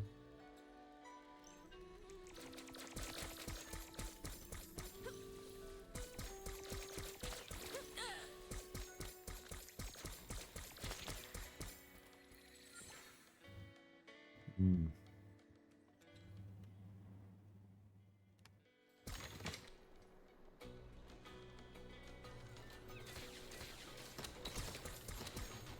Not the room I wanted to be in. Oopsie doopsie.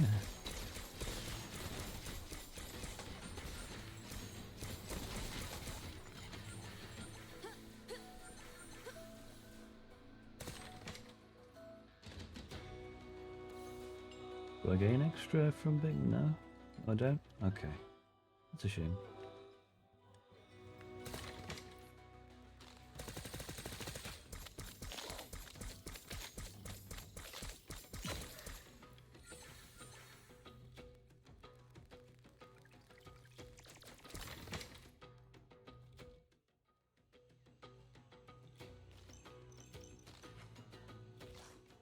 Using those rooms with the encounters, that's... or the uncleared rooms. I have to redo the ambushes.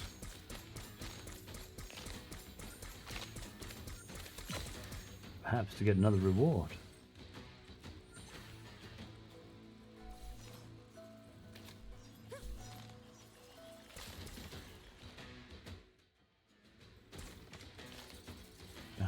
No, I'm not. Don't know the method of going into those encounters again, so I'll not go down there at the moment.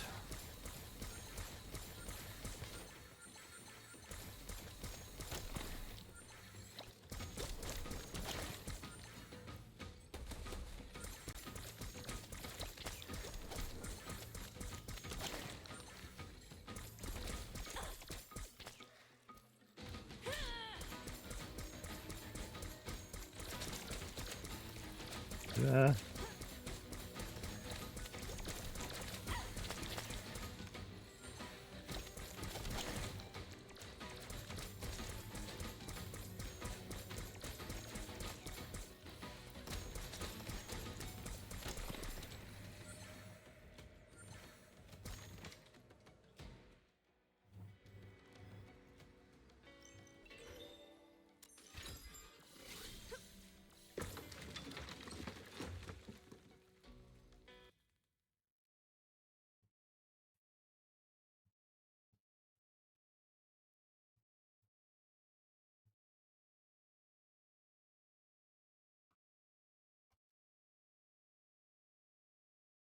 Da, da, da.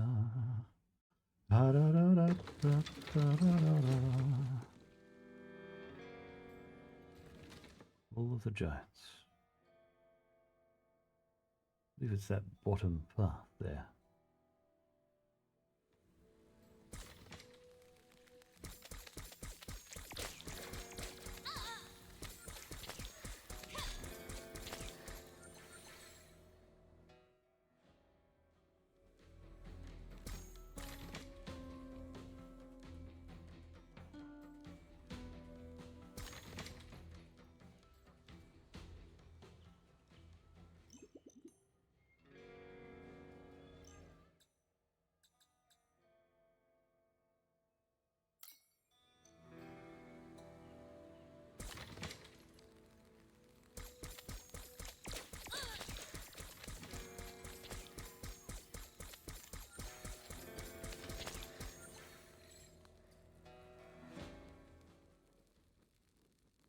This is one of the rooms I've already been in. Yeah, that chest.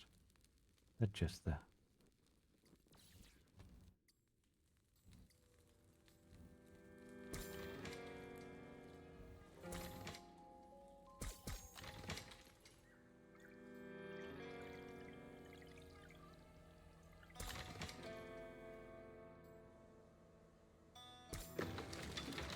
The door.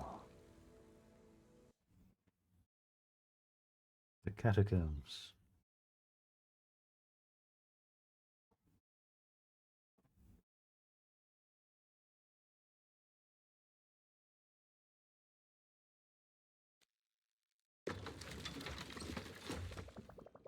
I don't like this place one bit. But Lalashi is hiding somewhere in these tunnels. I have to find her. Come on, Rain. You can do this.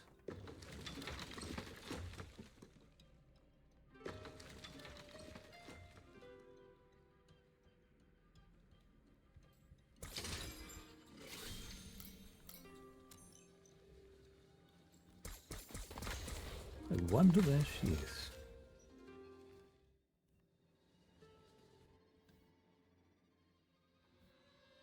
Well, it's going to be quite a haunting experience, I'm sure. Oh, what the? It's alive.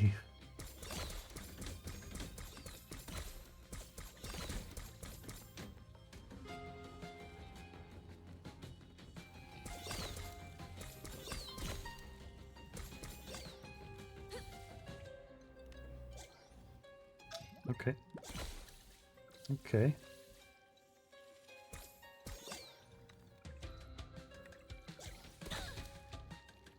Something about using them to open the doors, I guess.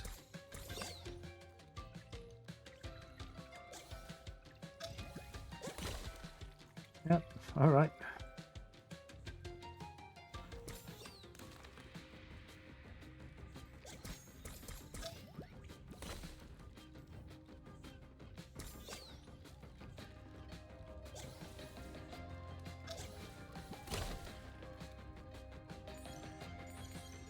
Nifty.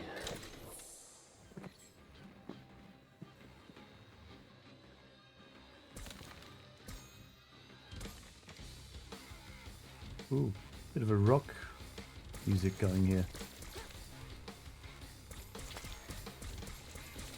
A little. Cool, I like it.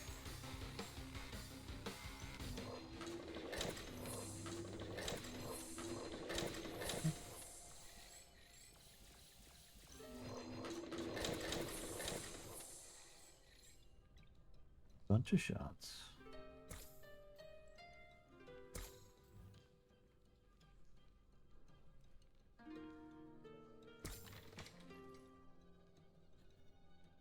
Oh, way back, I suppose.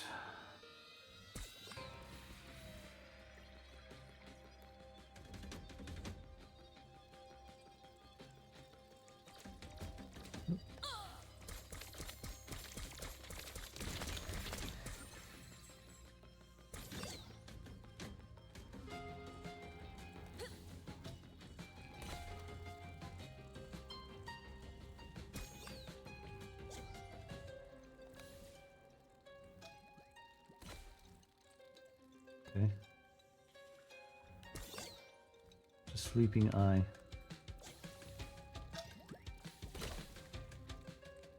Odd.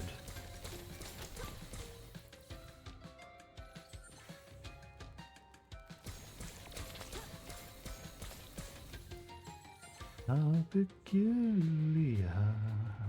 Ooh. Glowing. Check this path up this way.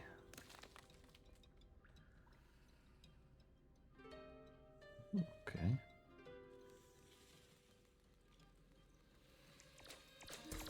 That. Myself stuck.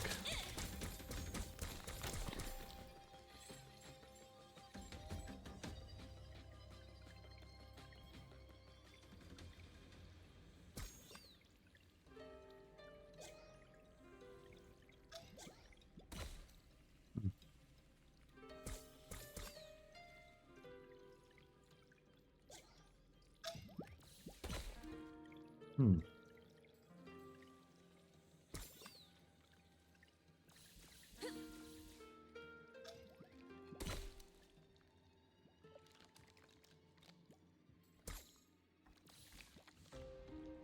At least that doesn't hurt me when I get close to it.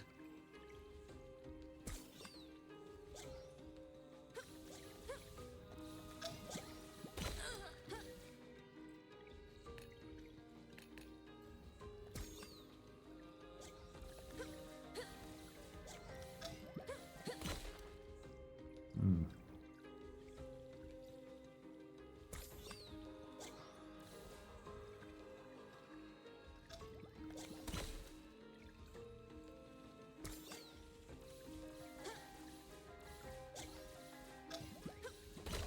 Alright, that's how you get it.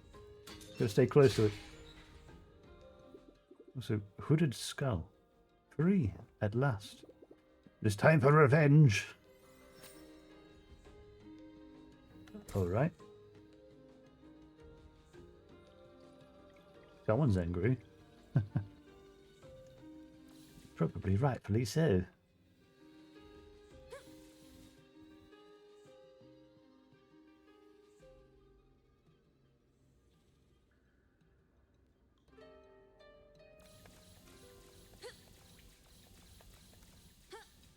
Deeper into the depth.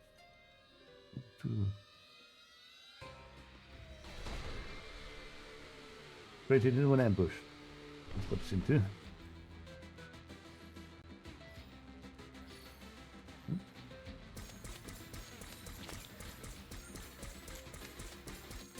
Waiting for there to be huge swarms. Up, up.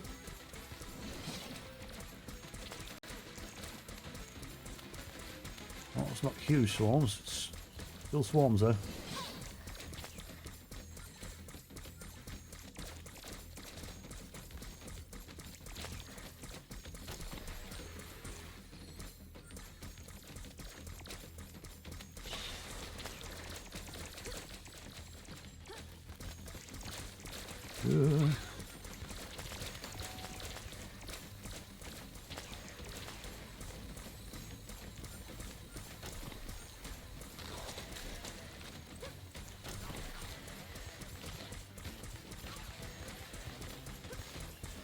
I needed that armor.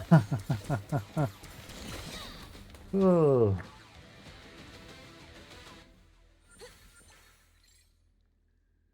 That was a little bit dangerous.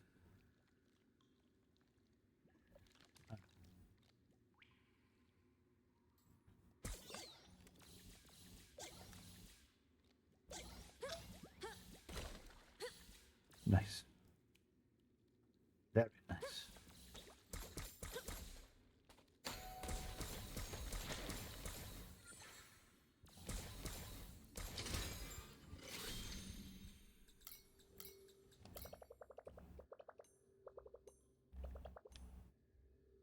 Elashi is in the catacombs. She's waiting for me. I don't like this. She's preparing something. I need to be ready for anything. Is there anything else I should do before heading there? I don't think I should turn back and explore an area.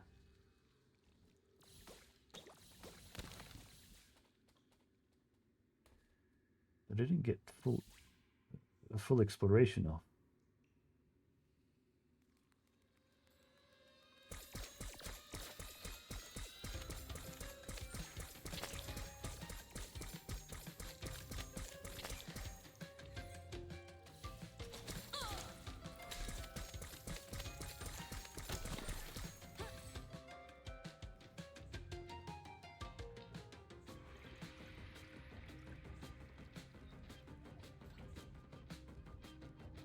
Dun, dun, dun, dun, dun, dun.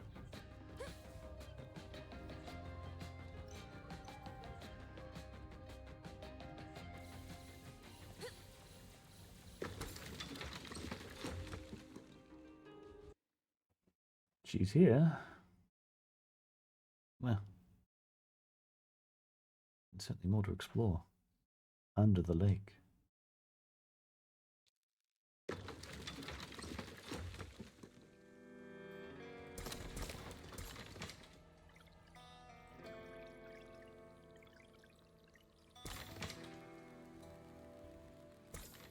Yeah, because we're doing some exploring. Have a quick look around here as well.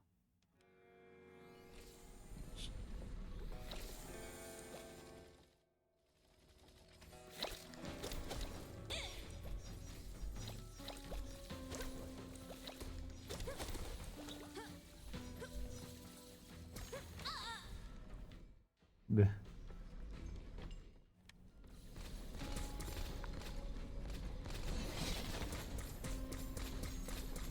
Yeah.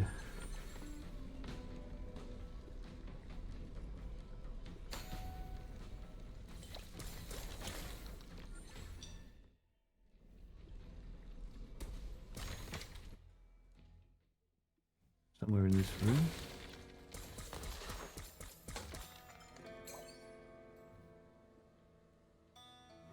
That's right. I couldn't find anything in this room, that's why. Somewhere in there.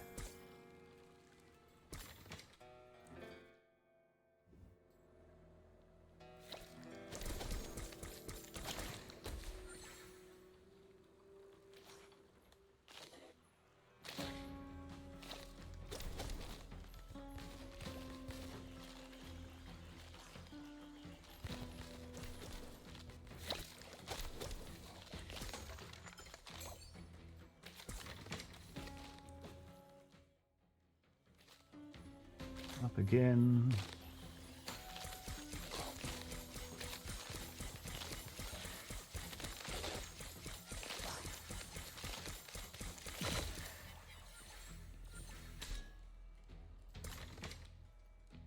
In here. Now that I can finally do this. Ooh.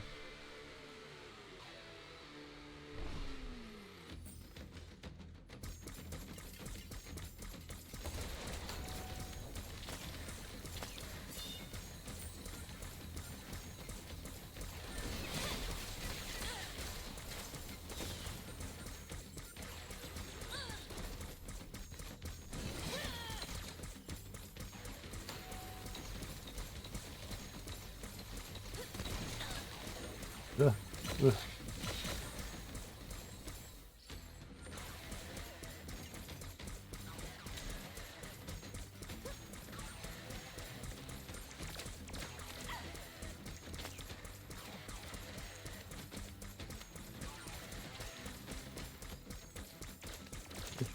Ugh. Big fight, big fight. Ugh.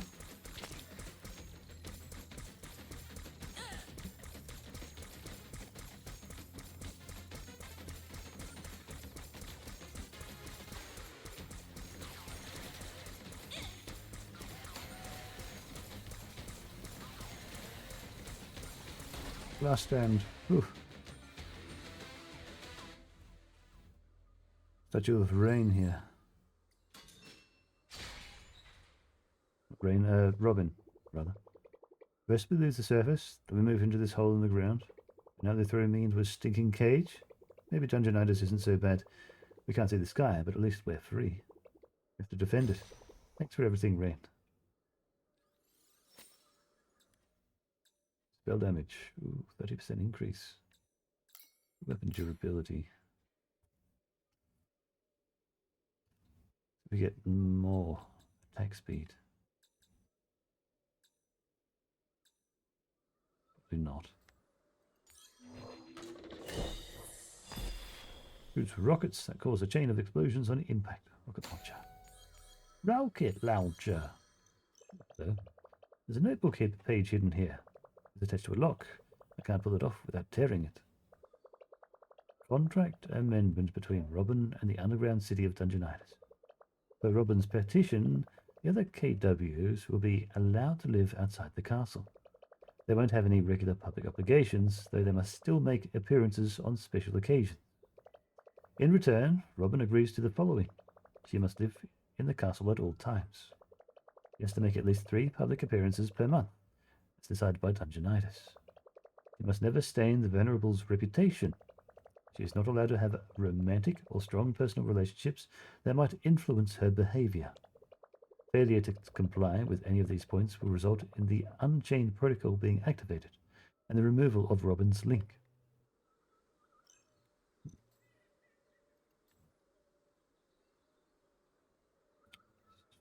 Contract from a long time. There's more here.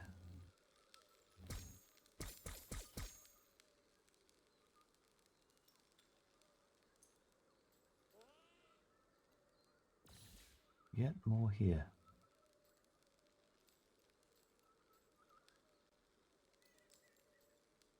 Oh, it's just shining like it's golden. I'm curious. There's more.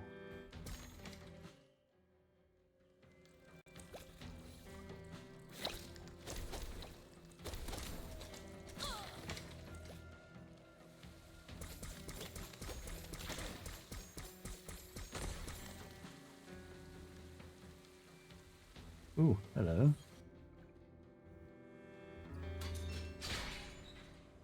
A small child. I don't believe it. You saved me. You? I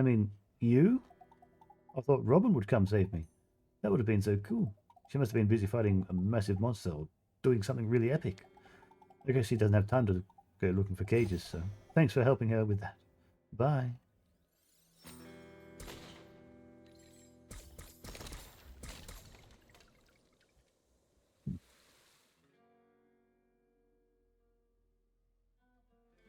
I don't think there's much else that I can do from here.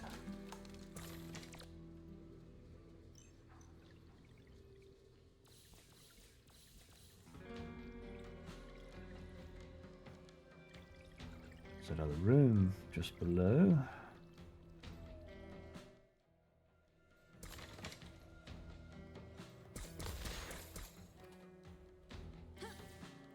This is where we saved the dog.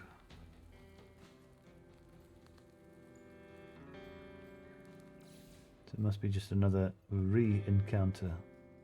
Re-ambush encounter. Redone ambush. Some sort. Alright. So here.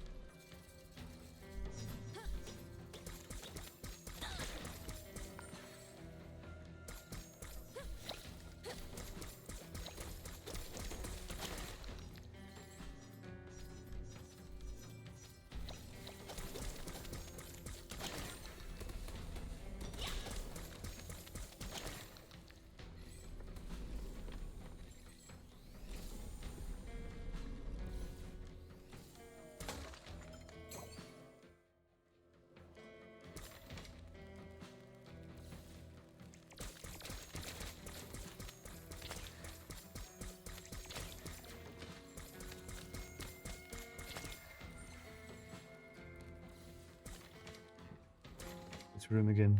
Go up. Oh, hello. Cakes. They're making cakes. It's a blasphemy. A disgrace. But you can't run forever. I'll find you. Oh no.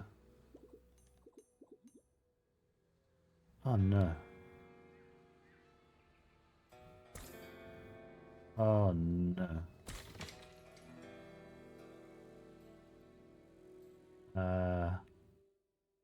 I just freed a little gremlin. Going to kill all the bakers.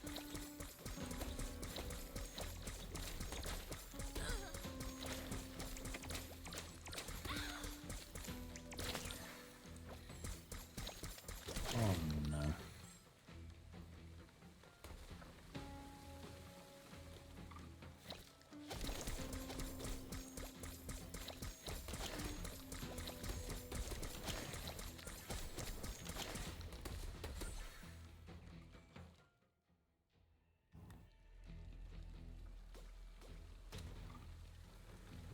Ah.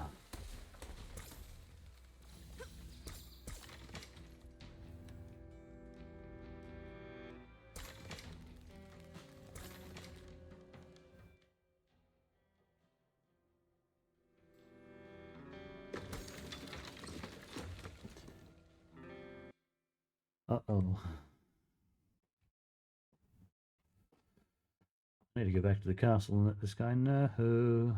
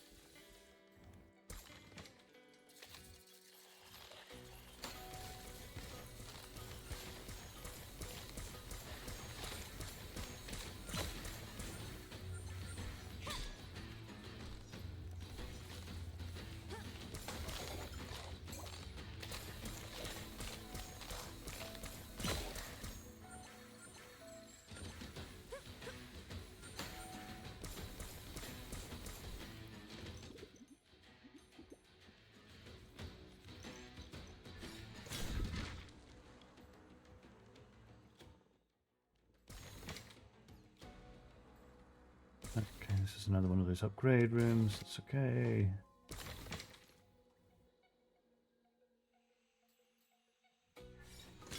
Okay, so he's not going to kill this one yet.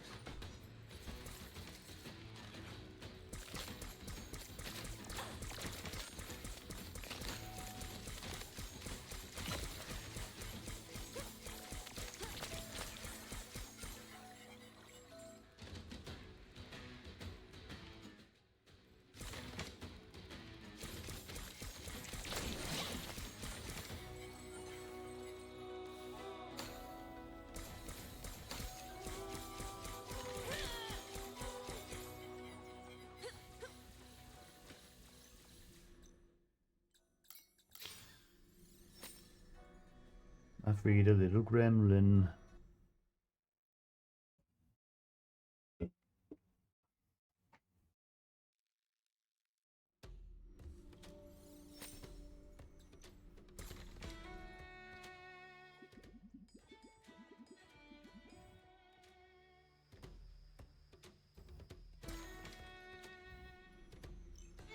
Okay, no change. Don't think I got 20. Probably another 20.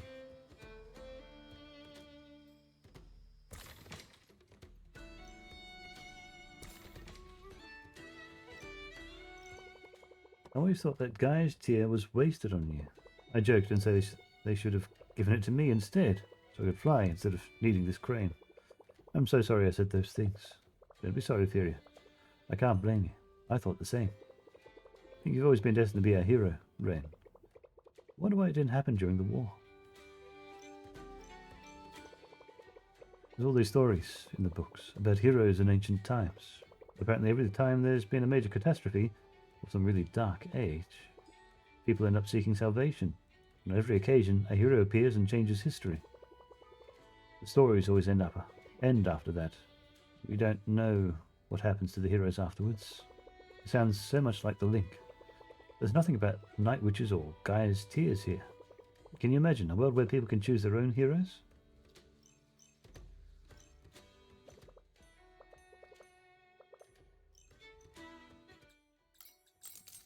Get these two.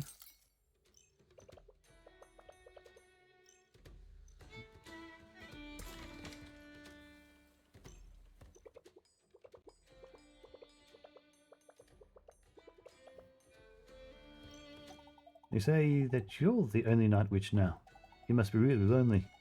When I grow up, I'll be a night witch like you. Oh, Ennis, I'm sure you'll be a great night witch. And if you turn evil, I'll destroy you. Oh, okay.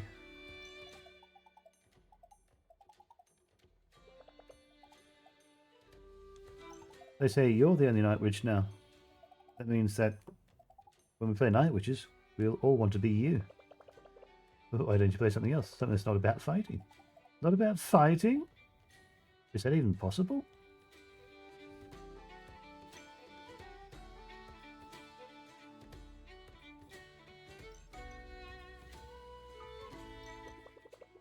I overheard something really weird. Ven and En were arguing, and Ven said, "Remember, I still have your notebook pages. They're all hidden in different safe places." Sounded like Ven was threatening En. What does this mean?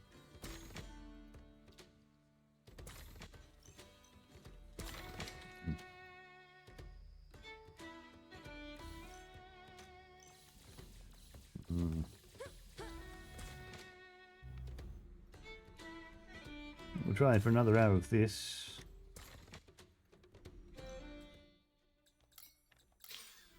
And then I'll get to story time. Almost time. Almost time.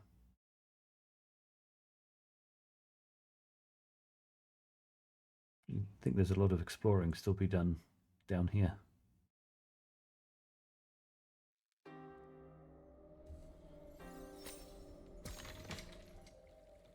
Remember, there was a puzzle I couldn't do before.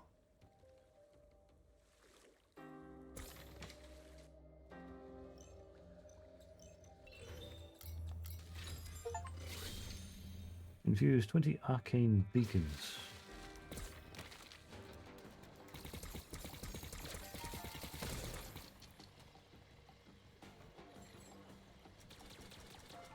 There.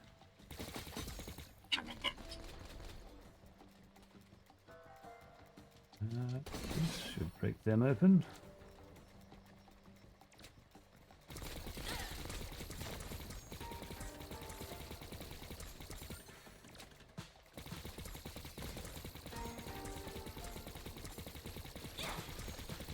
Good.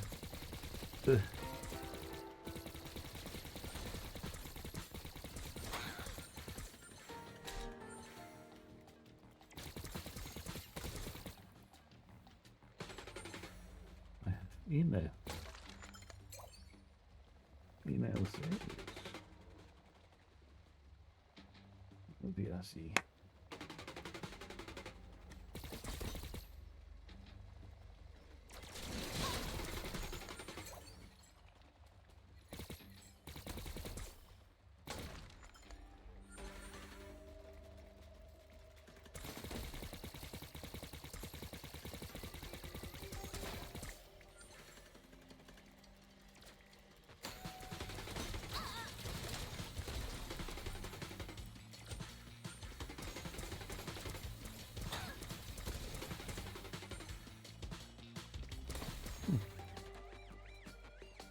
Oh, yep, I knew about this path.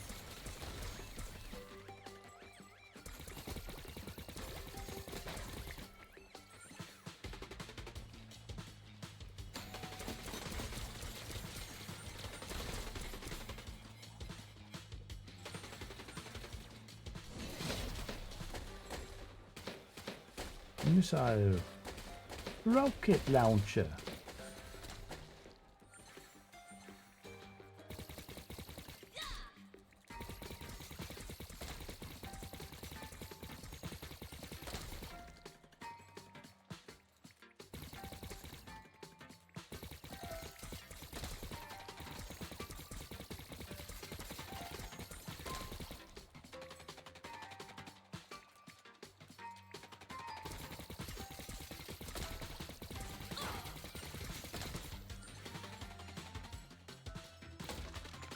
Perfect.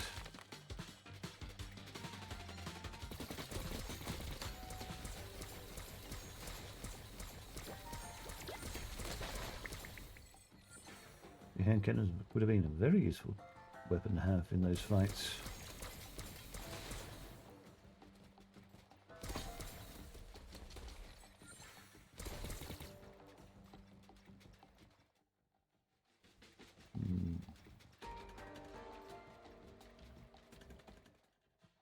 I see. There. Okay. Loop around.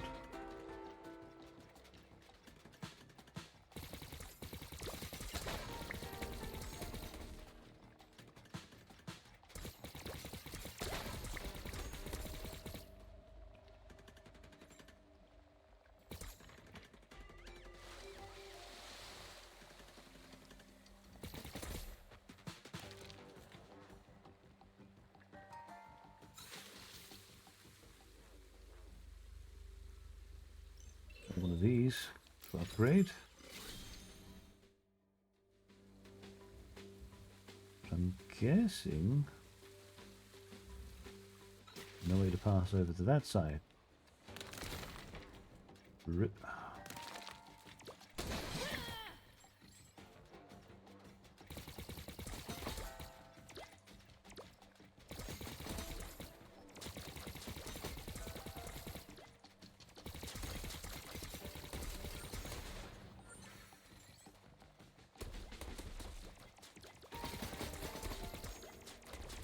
Okay.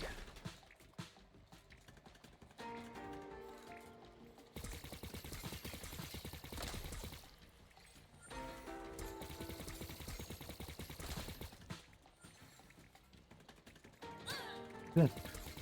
Fish.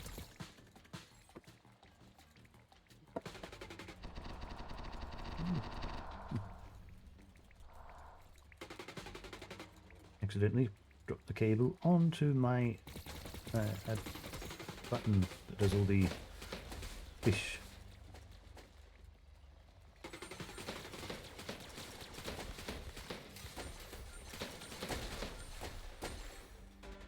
Copious amounts of fish.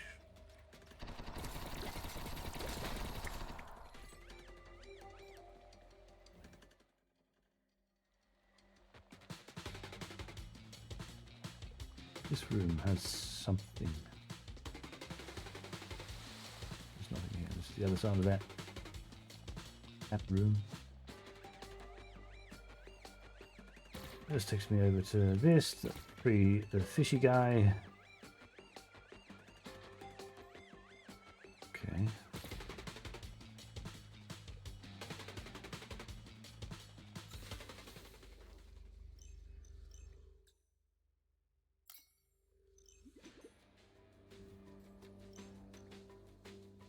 This one's not upgraded.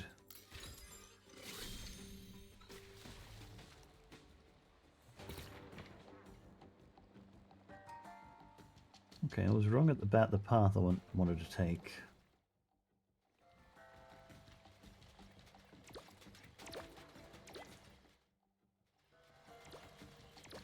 That way.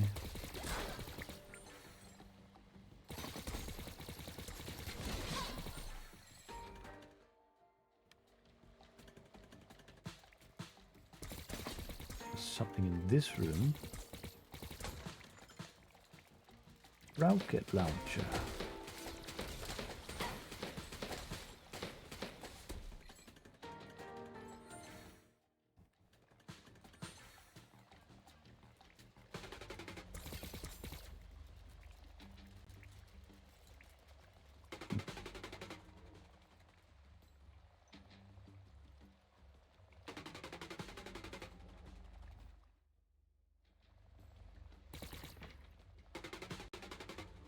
Ah, okay, so this is another bomb fuse I need.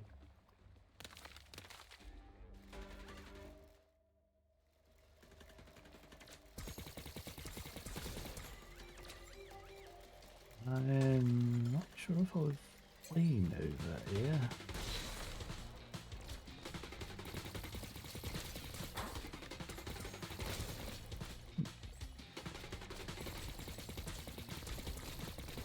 Alright, I believe I may have been in this section of this room. Because there's that enemy that was difficult to get to.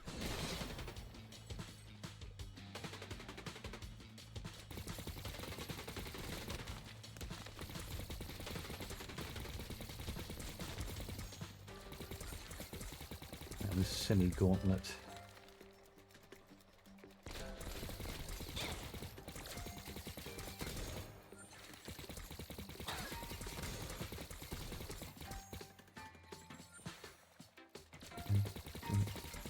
It's there.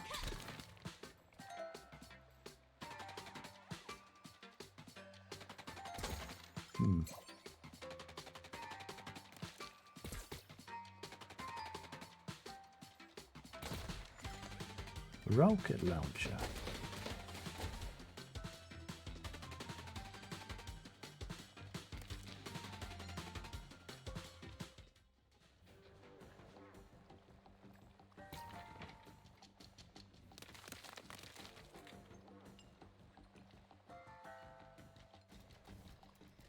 Oh, okay. This is how I get here. Okay, back up and around.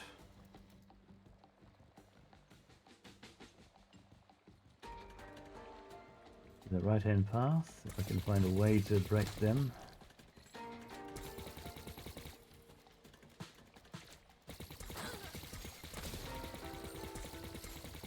Okay, I should have some mana. I have to cast one of those spells. Or just go on the right-hand side. Okay. That works, I guess.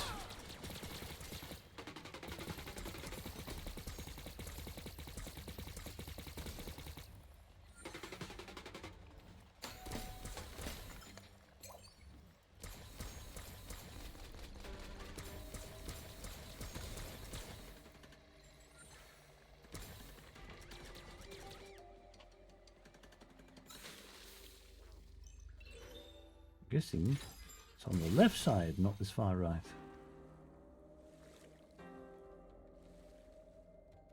That I was thinking of.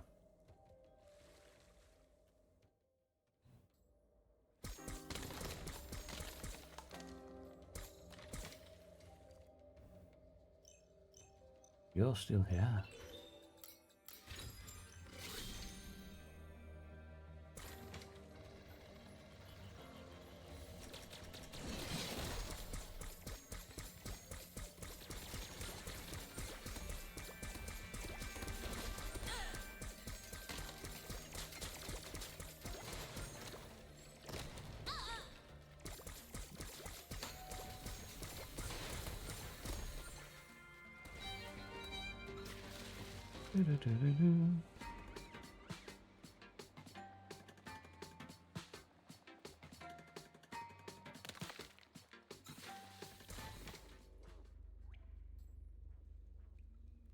Big filter.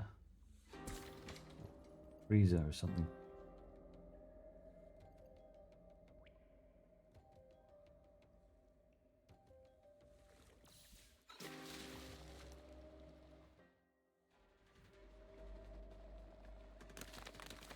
The one I need to get to.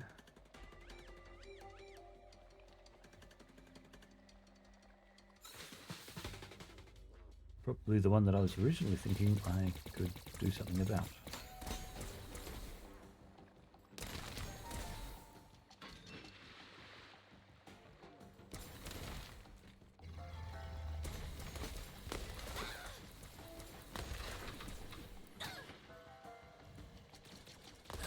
Good. Bleh.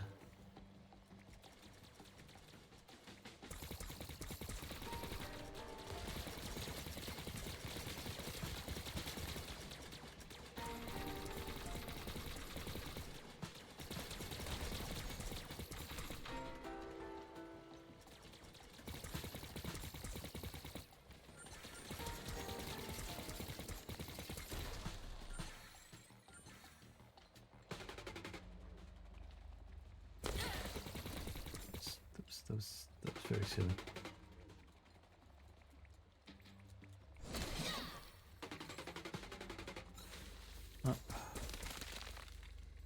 It's over there. I can now get to.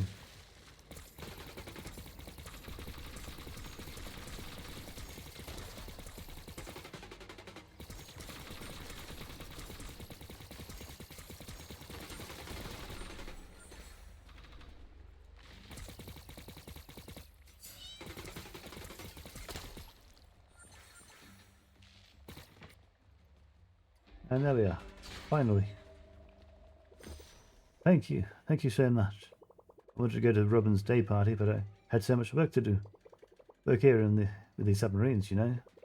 We use them to clear the ice when it blocks the tunnels. I think I need a new job. I don't want to be underwater ever again.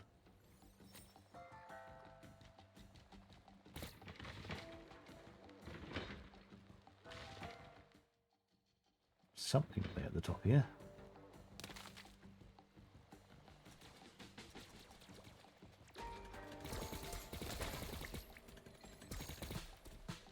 What is it like? Tropical size. The submarine shrinks me down a little bit, at least, I think. I'm sure that makes a difference. It was pretty big, though.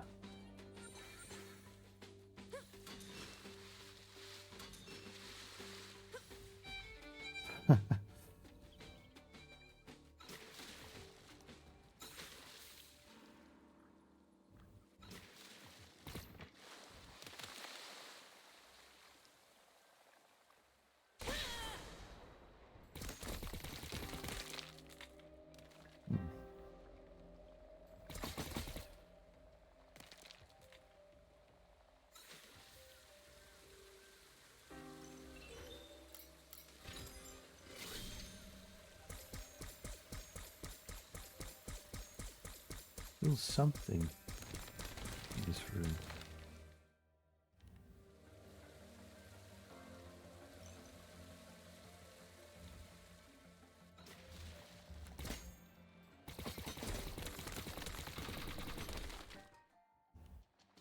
No clue there.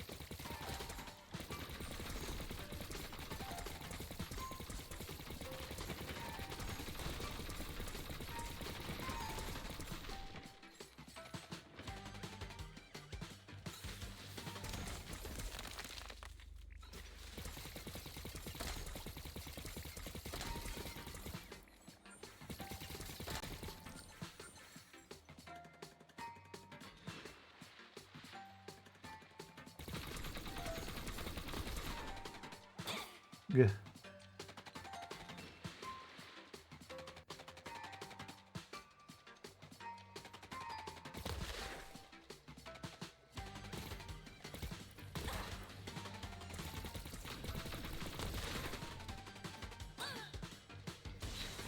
That'll do.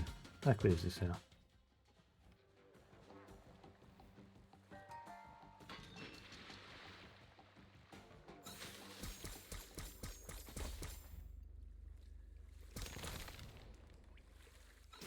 Something in this room too.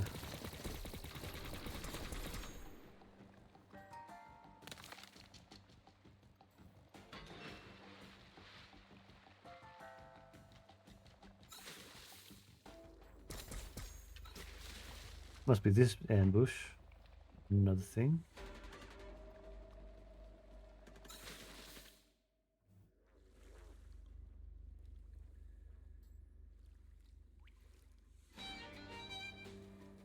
Mystery.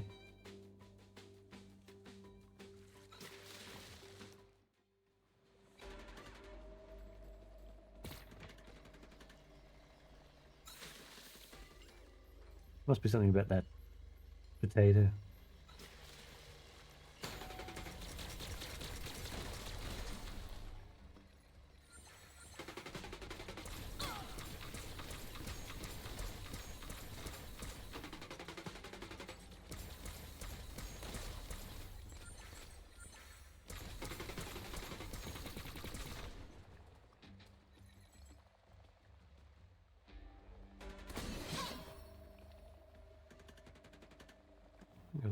path around here is...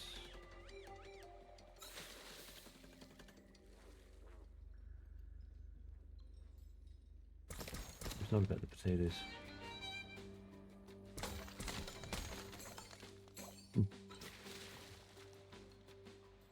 Not too sure. Not too sure. So back down this way. 25 frost moon. You want. Even my spell kit is an apology for my previous behavior, but make no mistake. I still don't respect you. Oh, Irene. That's harsh. It's the truth. You don't impress me. It's easy to gain link quickly in a situation like today's, but you're like a monkey with a gun. Yeah, you're strong now. But intelligence, wits, tactics, that doesn't come with the link. That's innate. You know why they call me the trickster? I was the team's strategist. When we followed my plans, the enemy didn't have a chance to react. The battle was over before it even started. Assessing the situation, preparing the right spells, coordinating with the spell kitty during an actual fight. There's no way you can do any of that. No good if I try. I'll show you. I can't wait to see. You got really strong today. You must have earned a lot of link. You'd have seen us back in the day. Last war was on a whole other level. Well, do you really think I can't hold a candle to your old selves? Come on, don't get me wrong. Link isn't everything. You hit hard. You're just lacking the battle experience.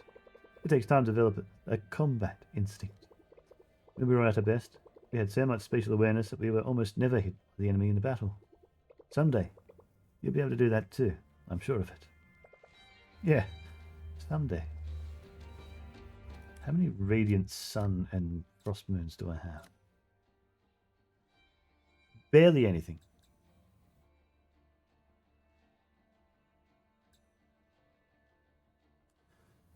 Is that what it's about?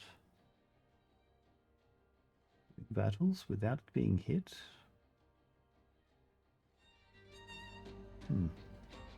Or there's something else around.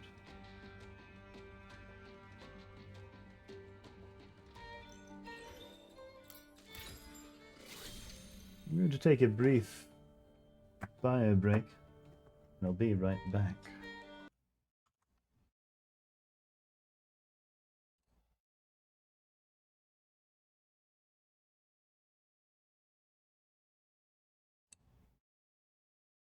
Yep.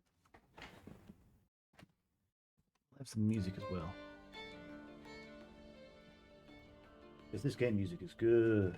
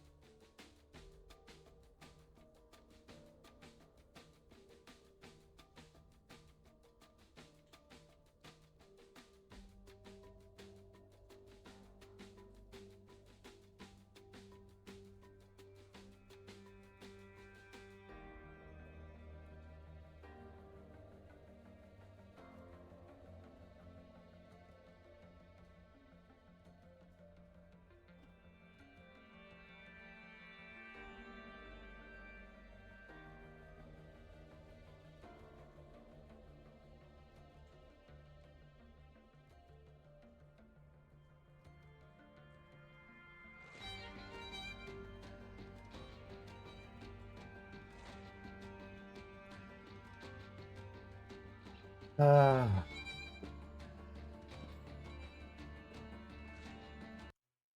Fortunately, when I tab out, it doesn't seem to keep the music playing. It's just one of those unusual games that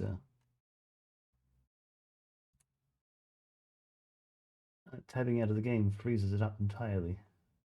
Go back. Okay, everything's seeming fine. It's good. It's good. We return. We continue.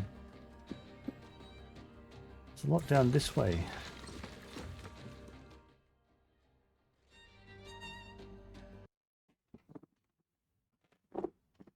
Unusual. No, it's kind of it's one of those 2D games that feels like it's made from a different engine than most AAA things, which you usually keep playing. Hi Zeke, good to see you. And your innocence.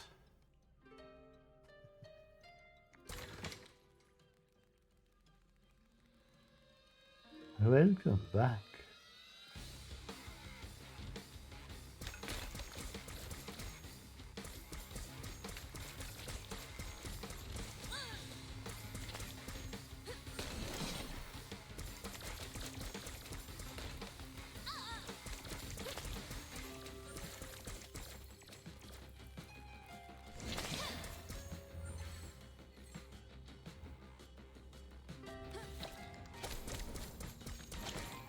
Looks like something potentially up that way, but also potentially nothing at all.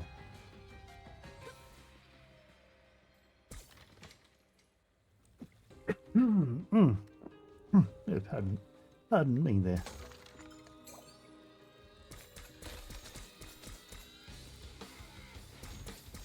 Aye, Captain. Aye, Captain. Ooh, someone was waiting for a response from that.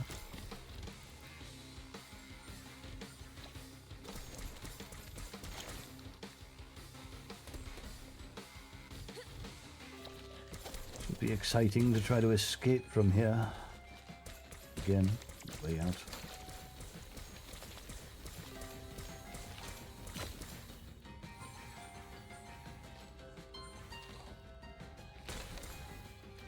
Ooh. A blockade. Ah, that way. Nothing more in this room. That's good. I can explore out away.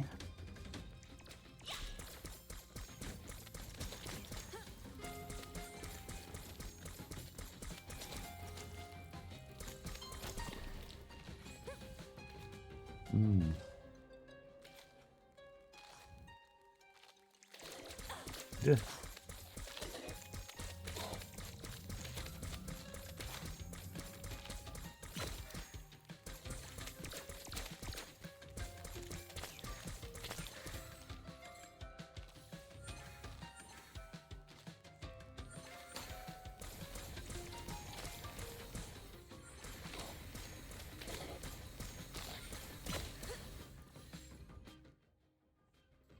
Just right through the left side.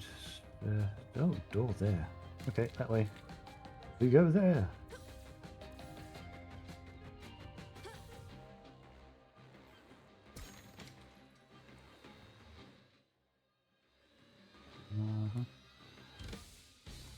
Ooh, this game looks really fun. Yes, yes, yes it is. This is a good game. I like this game. This has a lot of good music.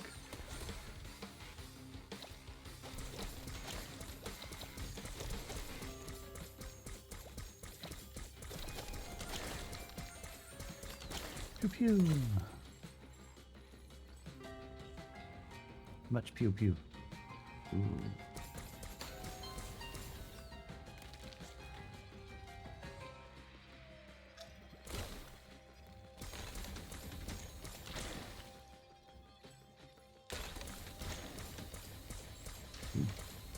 Open the door.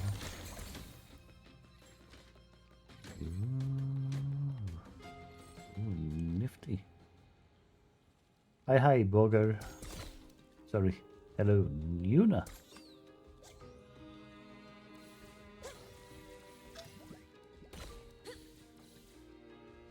That looks like a cave wall.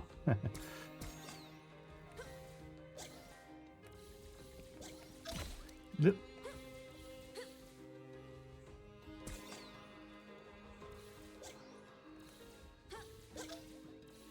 Need to slow it down a little bit.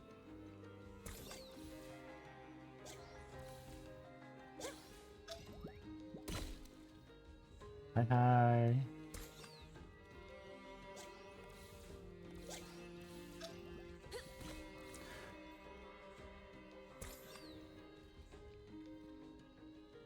Rolls down. It's too slow. How's work going for you there?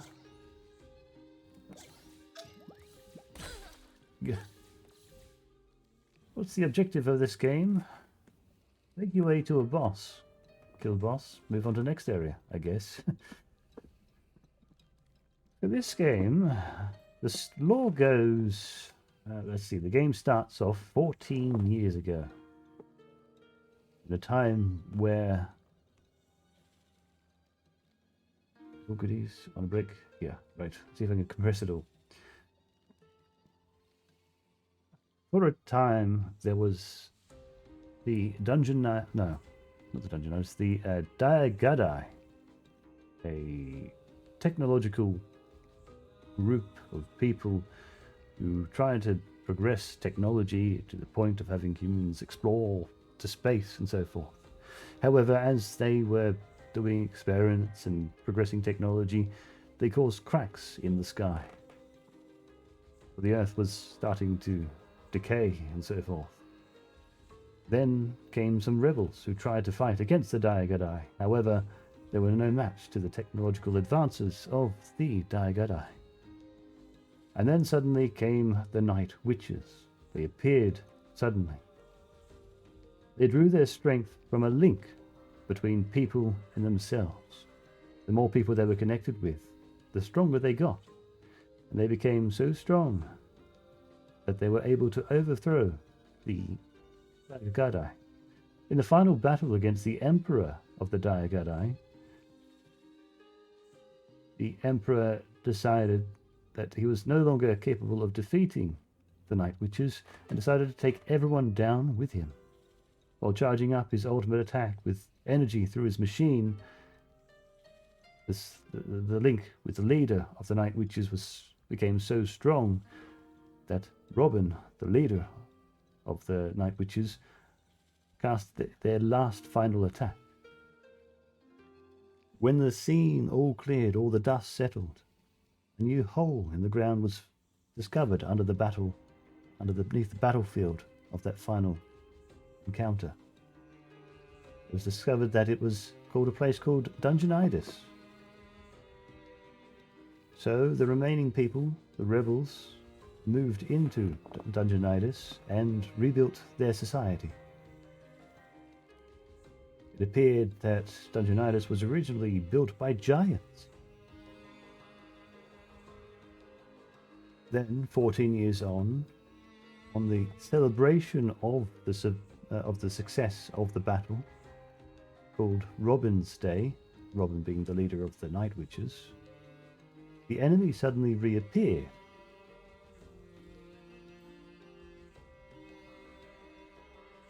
And so the Night Witches tried to fight back. However, you have started the game at this point as this person, Rain, who was meant to be a fifth Night Witch, but however did not join the battle. It's an ongoing war, yes. However, we have discovered that Rain was able to get the abilities of the Night Witches and start saving people. Something happened to the other Night Witches. They were not to be found. I'm summarizing this terribly. Anyway, so we got to the point where there's been a plot twist with an NPC that we helped repair. No, the other ones are still here. The other Night Witches are still here. Only one fighting at the moment, though. Robin became so power hungry that she was willing to sacrifice everyone's safety just to become stronger. Things must get worse before they can get better, so she could become more powerful.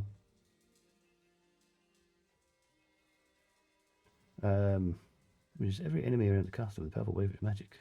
Nice, that's pretty cool.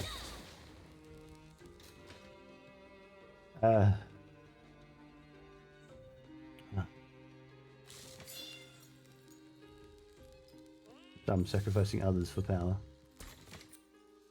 Perhaps. Map raid, spell card deck. Yay.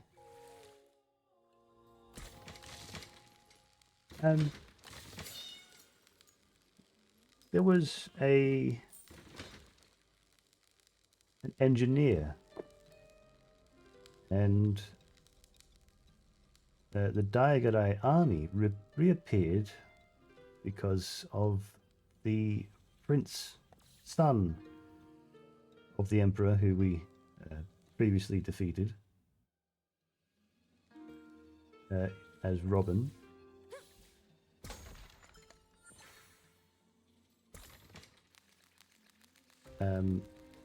Had returned, and as we found out, the engineer manipulated quite a lot of people to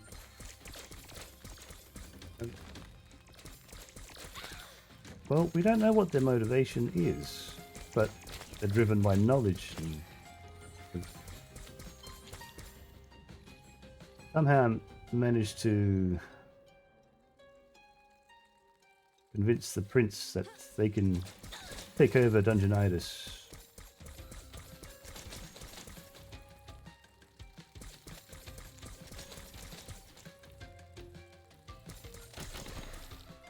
Apologies, I'm not explaining it terribly well, but manipulated people, I think, to become more powerful themselves. They've now convinced Robin, who was the leader of the Night Witches, to become more powerful by harvesting hatred instead of, well, what the link normally would be.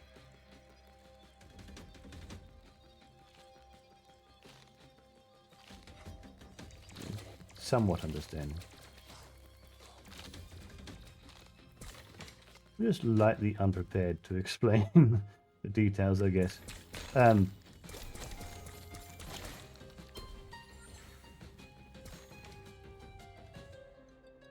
Sure, if you want to experience the story as it truly is, you can play it yourself as well. I'll go back and rewatch the footage from previous streams.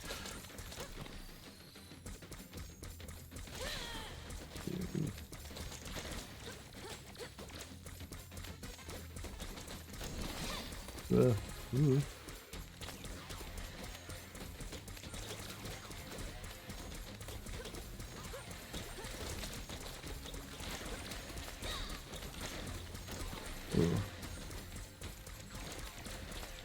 Ooh.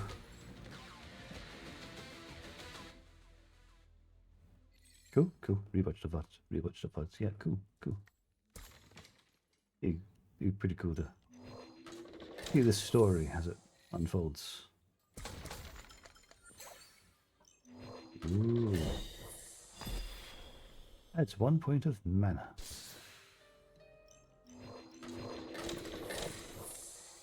Neat.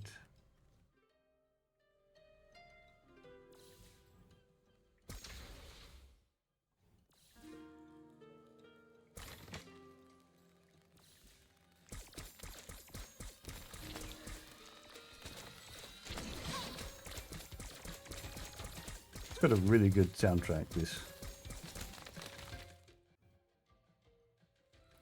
There's a re-encounter. Reward, I guess. Can redo the ambushes somehow and get another reward of some sort. Which seems to be the case with a number of rooms. Big purple lightning.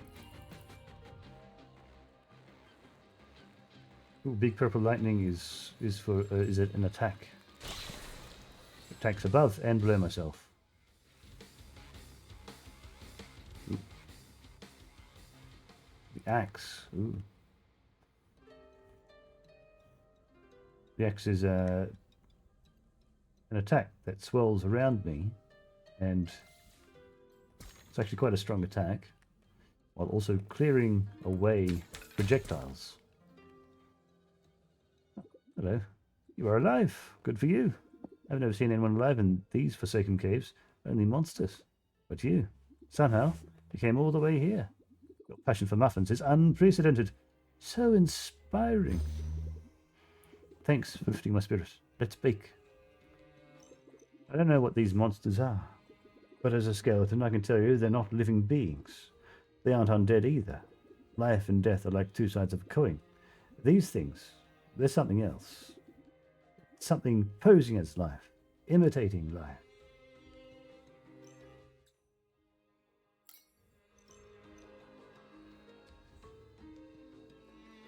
Ooh. So as you notice then, I just upgraded this beacon. And that skull that appeared. Skeleton shop, cooler skill.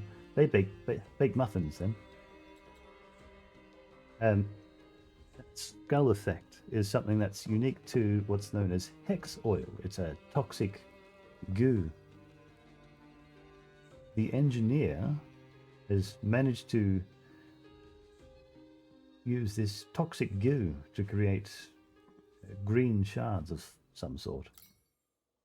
I'm using them to upgrade these beacons. They're like bonfires. These are all the different spell cards I can assign.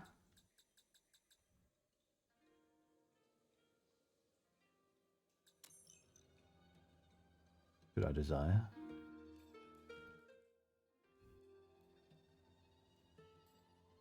So many options, yes. Many options, many options. Many choice, many choice.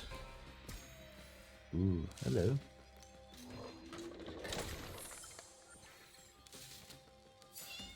Meow.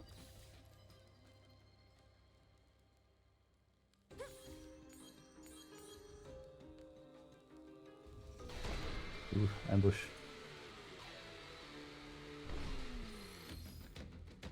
Let's start this game now. Oh yeah, it's a really good start again. Like a Metroidvania, but a twin stick shooter.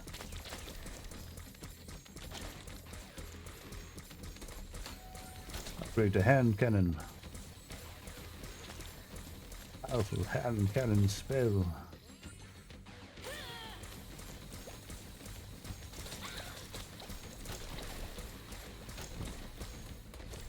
I hit myself after I've rewatched some of those.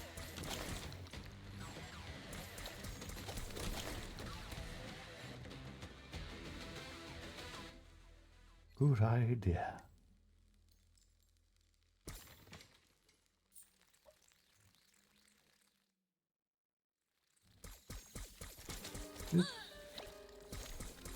Certainly a challenge in some of these rooms. You're just about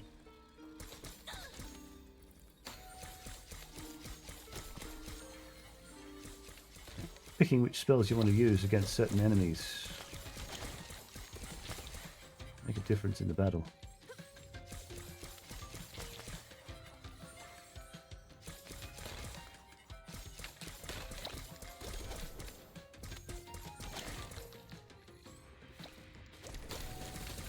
That's what I wanted to use in that fight. I don't know why it didn't do anything.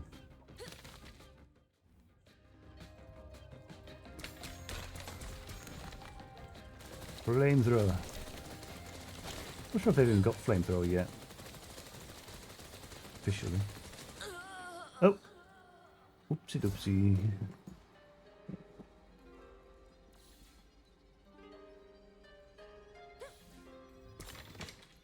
Not sure why I didn't fully explore this area before. Oh, that's why. That's why. I remember why. Get back to work. See you on the second break. Much huggies and kisses. Hugs and kisses straight back at you.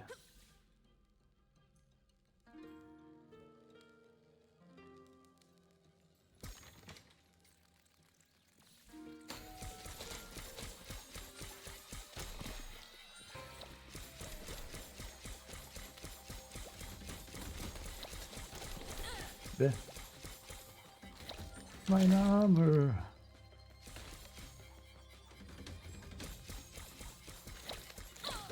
Oof. Put armor again.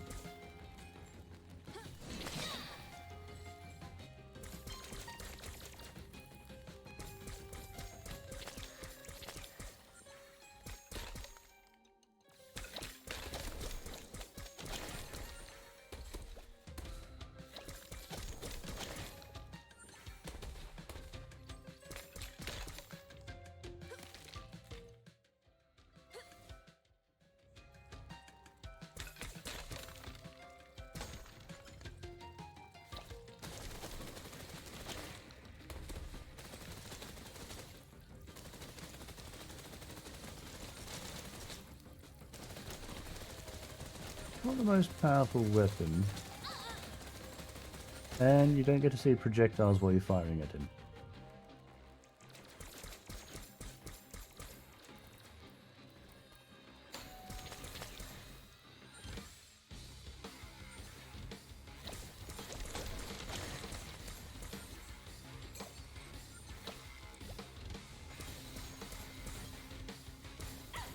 Oh. And another room cleared. Very nice.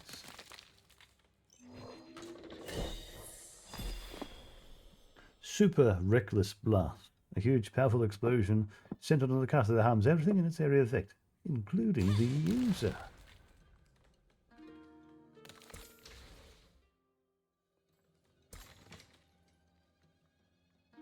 Right. That was the exploration I wanted to do. As yet, the only things left are re-attempts at ambushes, which I still don't know how to do.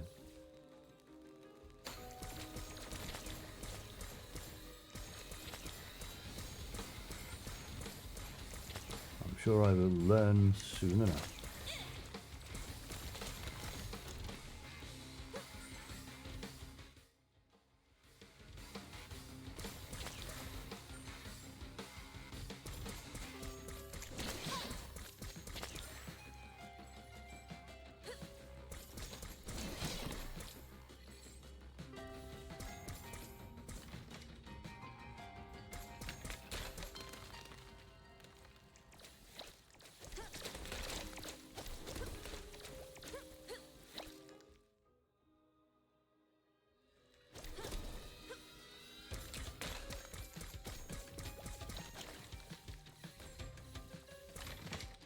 Escape.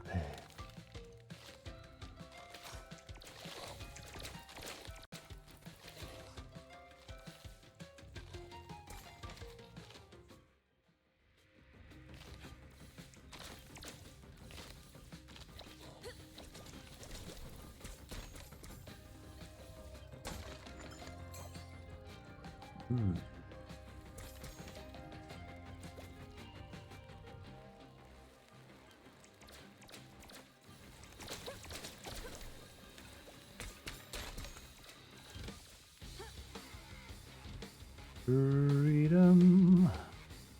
Freedom.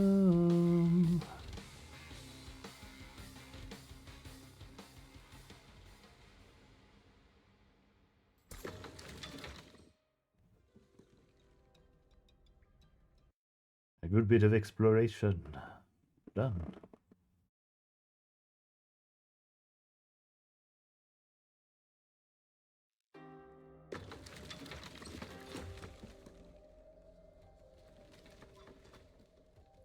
don't have the 25 radiant suns or the frost moons, so up and away we go.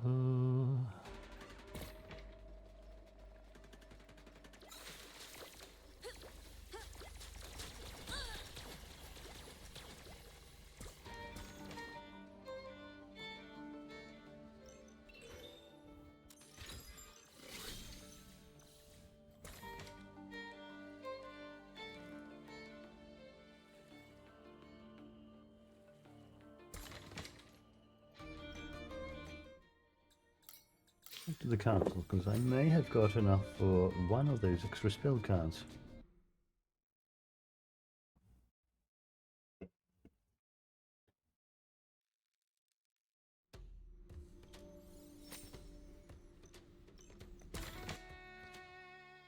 Yes, only 44 remain.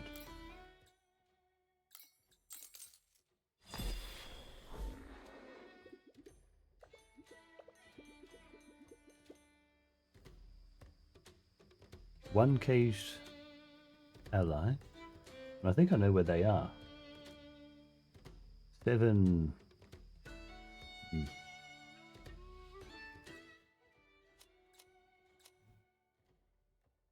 One more person to get the link from.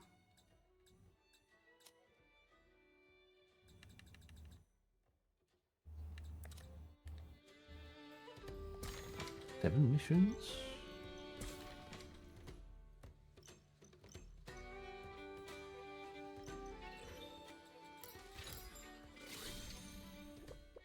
Wait. What did you do to that beacon? Nothing. I infused it with shards to make it stronger. I don't like that. I don't like it at all. Beacons are ancient wonders connected to our links. That magic we can't comprehend. We shouldn't be toying with them. I didn't think about that. I'm not going to tell you what to do. I gave you my link. I trust you completely. But please, take this with you. I used this to cleanse the beacon near my house. And to reverse what you did, you can use it. A few drops should suffice. I'll keep it in mind. Perfetti's tears. A potion made by Perfetti to purify arcane beacons. Perfetti swears that it's not actually made of tears, but the name is catchy.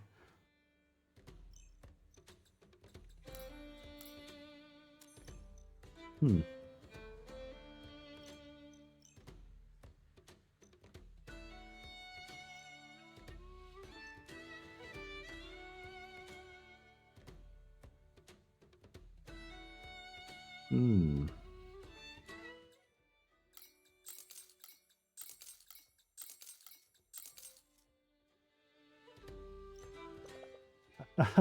It's you.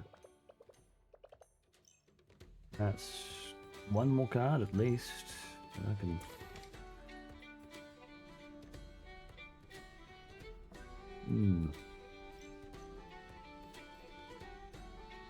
Feel like there's going to be an ending. Depending on how many of these beacons I've upgraded, how many I've purified again.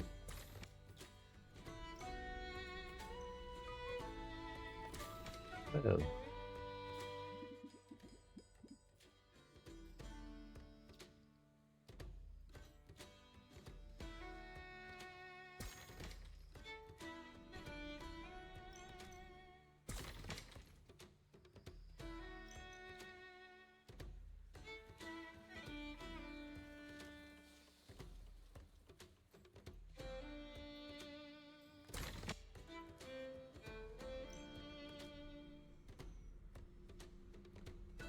I think that's time to leave this off for now.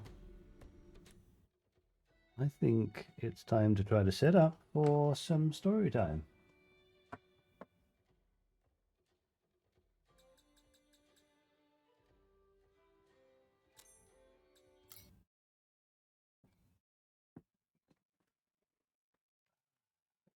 Story time, story time. I'll BRB while I get things ready. And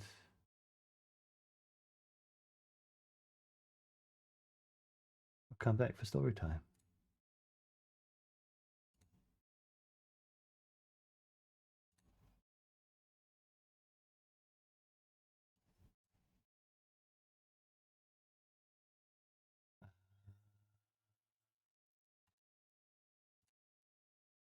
And I'll have some music while we're at it.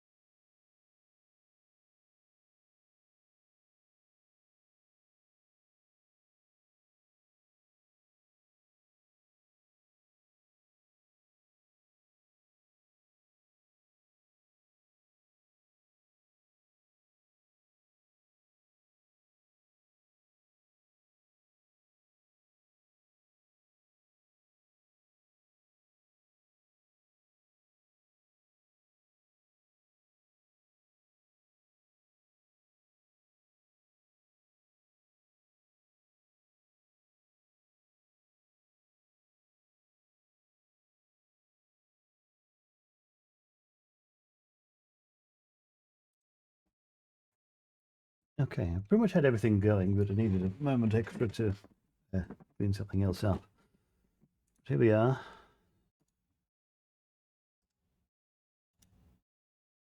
Are we ready?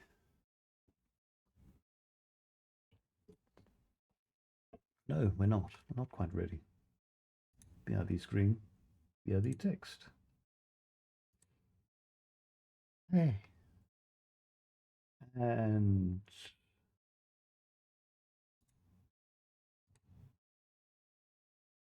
there we are. It was time for story time. We return back now to Roadside Picnic. A story we started a couple of weeks back. It starts off as an interview between one Redrick Schubert, a veteran stalker who's also a scientist of sorts. And there's a description of what's known as the Pillman Radiant, which is likened to being as if someone stood a few feet away from a spinning globe and shot 6 or so times. Each of these locations where the shots hit this globe are equivalent to a phenomena known as visitation sites. And the correlation with the Pillman Radiant is that the one point far off in the distance from the planet, say, equivalent of the person standing a few feet away from the spinning globe, is the common point of a star in which possibly aliens have visited from. I did that terrible description. Either way, there are now a number of locations on Earth that are labeled as visitation sites, zones, or exclusion zones, shortened to zones. Within these zones are various anomalous features. Most of them appear as though time has completely frozen still, and yet people still enter these areas. Why do they enter these areas? Well, there are now unique artifacts. In the first chapter, we are introduced to one of these, the empty. They are likened to being two copper plates that are somehow directly connected together yet with nothing between them. They're held together as one object, though they appear as two. Two copper plates floating beside each other, and yet nothing between them.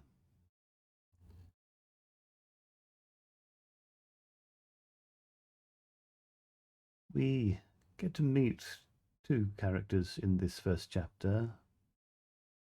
They are, well, we've already met one, Redrick Schubert, and one of his friends.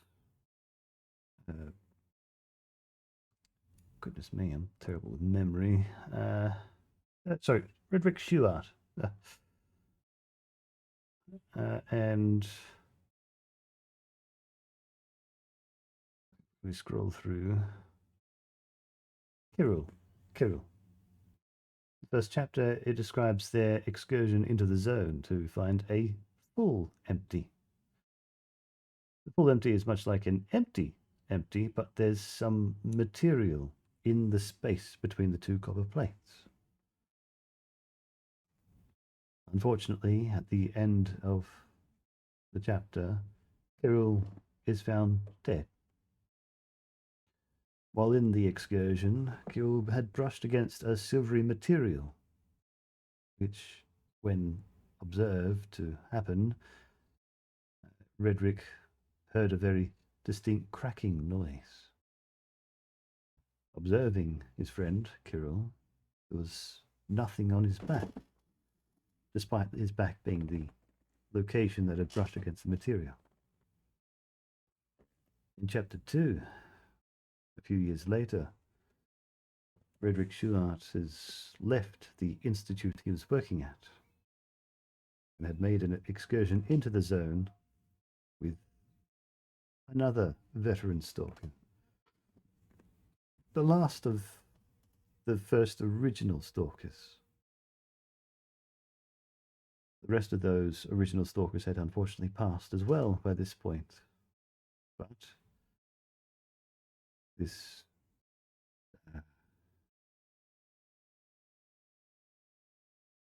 other stalker Redrick was with had fallen into what's known as witch's jelly, a very corrosive material found within the zone that almost appears like blue flames licking the air.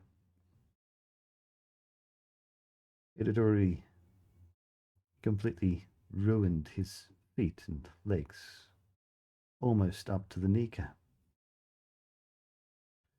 They were stuck within the zone at a cemetery in the pitch darkness.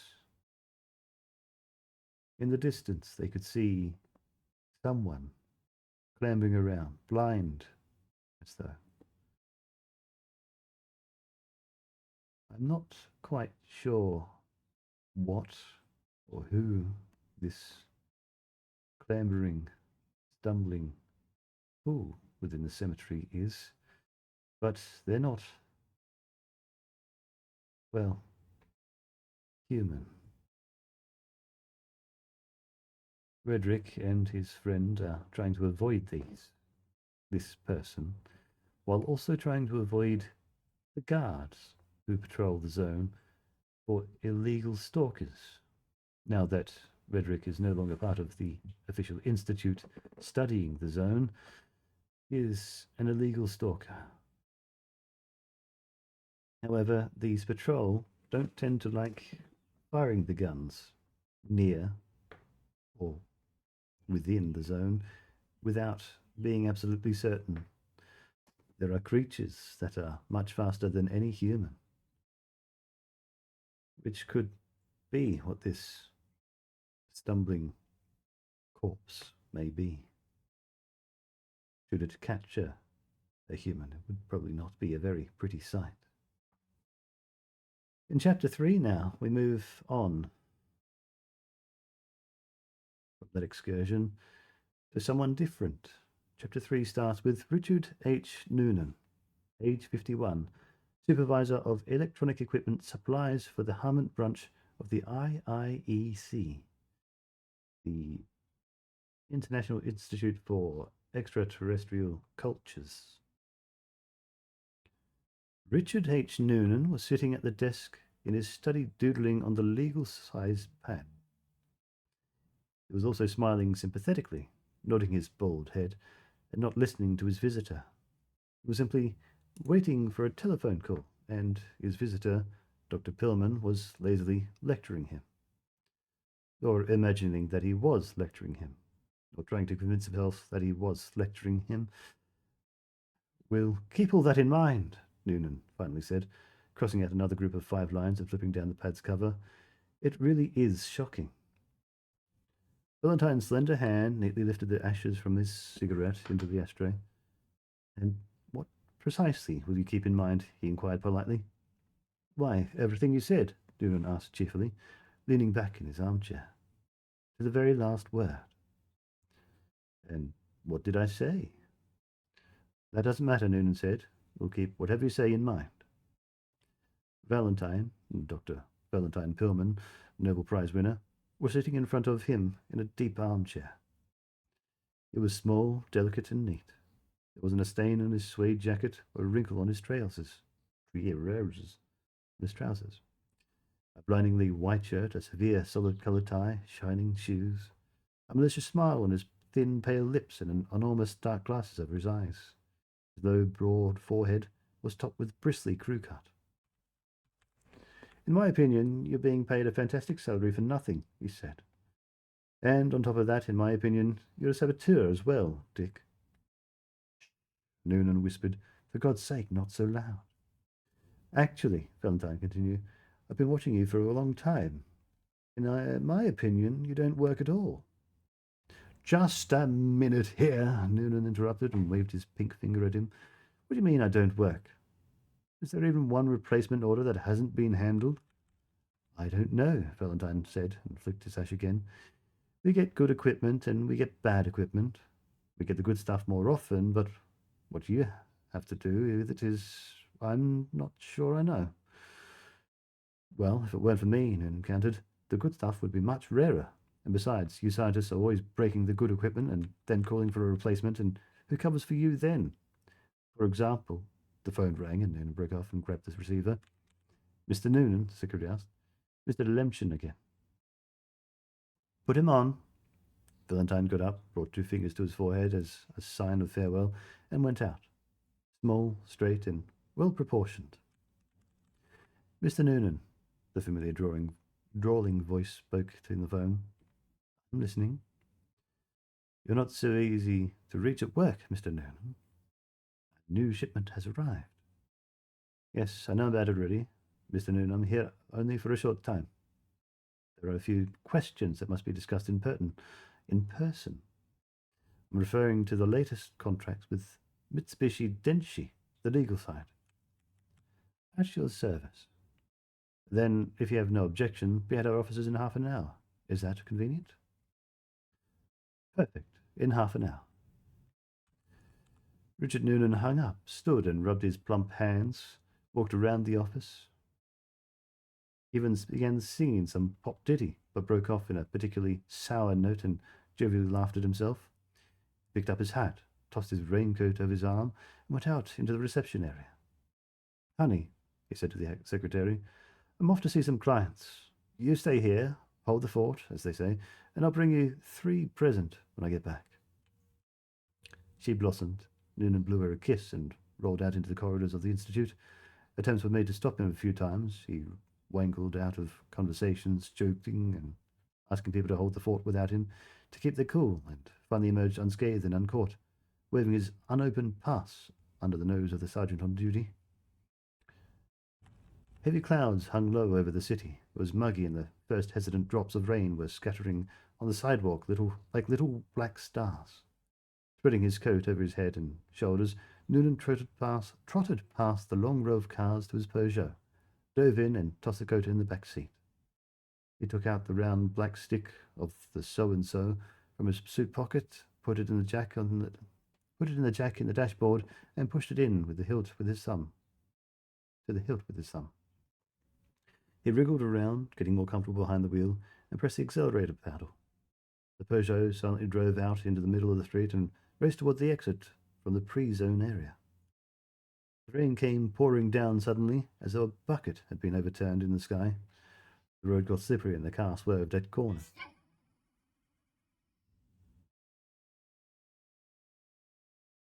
Okay. Noonan turned on the wipers and slowed down. So he thought. They got the report. Now they'll be praising me. Well, I'm all for that. I like being praised, especially by Dr. Lemchen himself. In spite of himself. Strange, isn't it? Why do you like being praised? It doesn't get you any more money. Glory? What kind of glory can we have? He's famous. 3 people know about him now. Well, let's say 4, counting Bayliss. What a funny creature man is. It seems to enjoy praise just for itself. The way children like ice cream. And it's so stupid. How can it be better in my own eyes? As if I didn't know myself. Good old fat Richard H. Noonan. By the way, what does the H stand for? What do you know about that? There's nobody to ask, either. I can't ask Mr. Lemchen about it. Oh, remember, Herbert. Richard Herbert Noonan. Boy, it's pouring. He turned onto Central and suddenly thought how the city had grown over the past few years. Huge skyscrapers. They're building another one over there. What will it be? Oh, Lunar Complex, the world's best jazz and a variety show, and so on. Everything for our glorious troops and our brave tourists, especially the elderly ones, and for the noble knights of science. The suburbs are being emptied. Yes, I'd like to know how this will all end. Well, 10 years ago, I was sure I knew. Impenetrable police signs. Impenetrable. Impenetrable police lines. DMZ 20 miles wide. Scientists and soldiers and no one else. The horrible sore on the face of an odor that he had long ago given up trying to identify, and he threw open the door at the end of the corridor and went in. I haven't been on for a sentence. He went in a door at the end of a corridor. Instead of the secretary, there was a very tan, unfamiliar young man at the desk. He was in shirt sleeves. He was digging around in the guts of some electronic device that was set up on the desk instead of a typewriter. Dr. Richard Noonan hung up his coat and hat, smoothed out what was left of his hair with both hands, and looked inquiringly at the young man. He nodded. Noonan opened the door to the office. Mr. Lemchen rose heavily from the big leather armchair in front of the draped window. His angular general's face was wrinkled either in a welcoming smile or in displeasure with the weather, or perhaps in the struggle with the sneeze. "Here you are. Come in. Make yourself comfortable." Noonan looked around for a place to make himself comfortable and could find nothing except for a hard, straight-backed chair tucked away behind the desk. He sat on the edge of the desk. His jovial mood was dissipating for some reason. He himself did not understand why.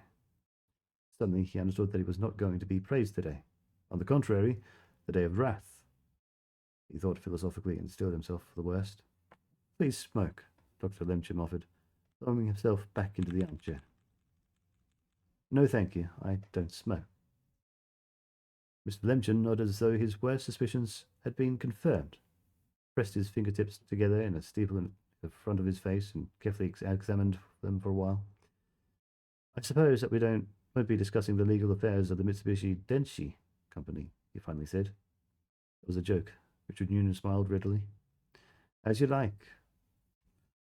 It was definitely uncomfortable on the desk. His feet did not reach the floor. "I'm sorry to tell you, Richard, that your report created an extremely favorable impression upstairs." Noonan mumbled. "Here it comes," he thought. "They're even going to recommend you for a decoration," Mr. Lemchen continued. "However, I talked them into waiting on it, and I was right." He tore himself away from contemplating the pattern of 10 fingers and looked up at Noonan. "You ask why I behaved in such a cautious manner?"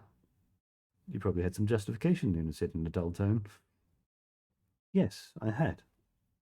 "What are the results of your report, Richard?" "The Metropole gang is liquidated. Through your efforts, the Green Flower gang was apprehended red-handed. Brilliant work, also yours.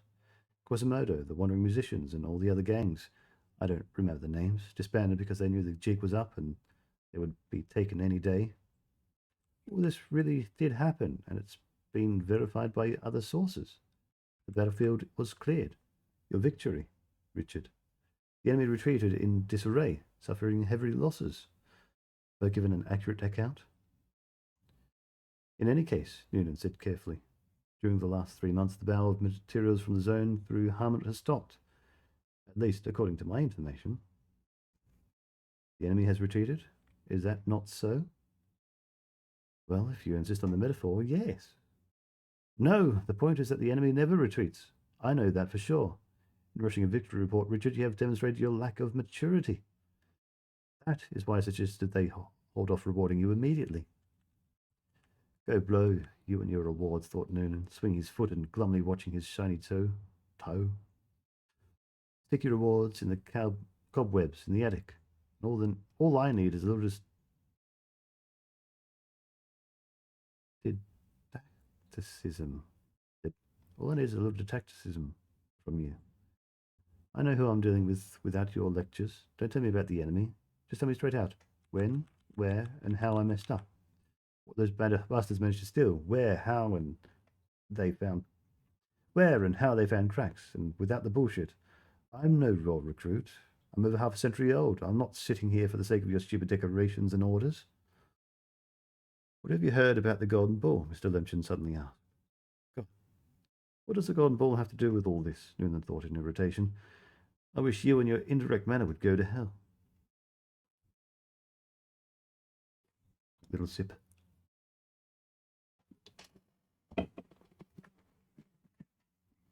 "The Golden Ball is a legend," he reported in a dull voice. A mythical artifact located in the zone in the shape and form of a gold ball that grants human wishes. Any wishes?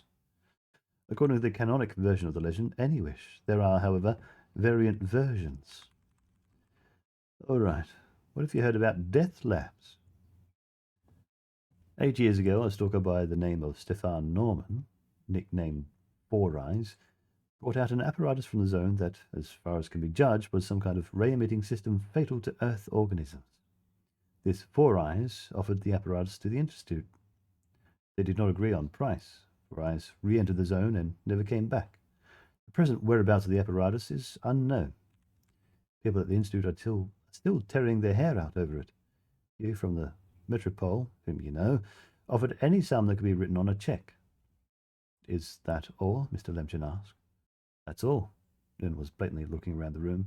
The room was boring. There was nothing to look at. All right. What have you heard about lobster eyes? What kind of eyes? Lobster eyes. Lobsters, you know, with claws.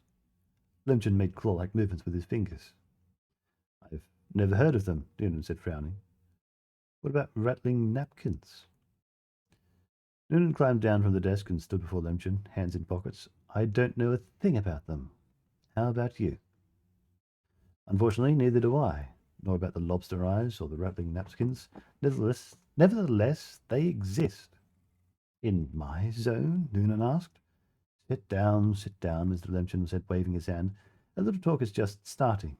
Sit down. Noonan walked around the desk and sat on the hard chair with a straight back.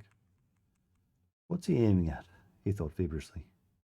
What is all this new stuff? They probably found it in the other zones and he's trying to make a fool out of me, the ass. He never liked me, the old devil. I can't forget the limerick. Let's continue our little examination, Lemchen announced as he drew aside an edge of the drape and peered out the window. It's pouring. I like it. He released the curtain, sat back in his chair and, looking at the ceiling, asked, How's old Burbridge getting along? Burbridge? Buzzard Burbridge is under surveillance. He's a cripple. Well-to-do. No connection with the zone. He owns 4 bars and a dance school. He organized picnics for officers from the garrison and for tourists. His daughter, Dina, leads a dissolute life. His son, Arthur, just graduated from law school. Mr. Lemchen nodded in satisfaction. What is Creon the Maltese doing? He's one of the few active stalkers. He was mixed up with the Quasimodo gang. Now he peddles his swag to the Institute through me, giving him free rein. Somebody will pick him off sooner or later. He's been drinking a lot lately, and I'm afraid he won't last too long. Contact with Burbridge? He's courting Dina. No success. Very good, Mr. Lemchen said. Did you hear about Red Shuart? He got out of prison last month. No financial difficulties. He tried to emigrate, but Dina was silent. Well, he has family problems. He has no time for the zone. Is that all? That's all. Not much, Mr. Lemchen said. How are things with Lucky Carter? He hasn't been a stalker for many years. He sells used cars and he has a shop that converts cars to run on so-sos. 4 kids. His wife died last year as a mother-in-law. Lemchen nodded. Well, who have I forgotten of the oldsters? He asked in a kindly tone. You forgot Jonathan Miles, known as Cactus, is in the hospital, dying of cancer. You forgot about Gutalin. Yes, what about Gutalin? He's still the same. He's a gang of 3 men. They go into the zone for days at a time, destroying everything they come across. His old organization, the Fighting Angels, broke up. Why? Well, as you recall, they used to buy up swag and Gutalin would take it back into the zone. The devil's things to the devil. Now there's nothing to buy, and besides the new director of the Institute, with the cops on them. I understand, Mr. Lemchen said. What about the young ones? Well, the young ones, they come and go. There are 5 or 6 with some experience, but lately they've been no one to fence the swag, and they're lost. I'm training them little by little. I think that stalking has almost disappeared in my zone, Chief. The old ones are retired. The young ones don't know how, and the prestige of the trade is slipping. Technology is taking over. Now there are robot stalkers. Yes, I've heard about that, but the machines use up too much energy. Or am I mistaken? That's a question of time. They'll be worth it soon. How soon? 5 or 6 years. Mr. Lemchen nodded again. By the way, you probably don't know that the enemy has started employing the automated stalkers. In my zone? Noonan asked, on guard. In yours, too.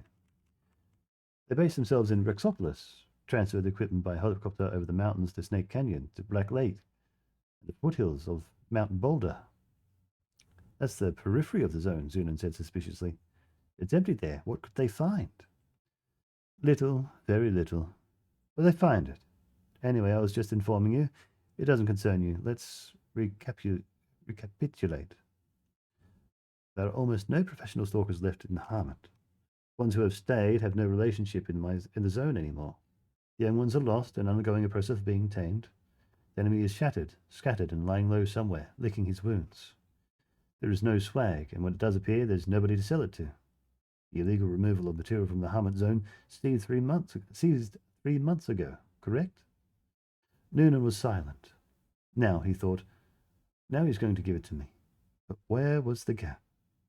Must have been a really big one, too. Well, do it, you old fart. Won't drag it out. I don't hear your reply, Mr. Lemchen said, cupping his hand to his wrinkled, hairy ear. All right, Chief, Noonan said somberly. Enough. You've boiled and fried me. Now serve me at the table. Mr. Lemchen harumphed vaguely.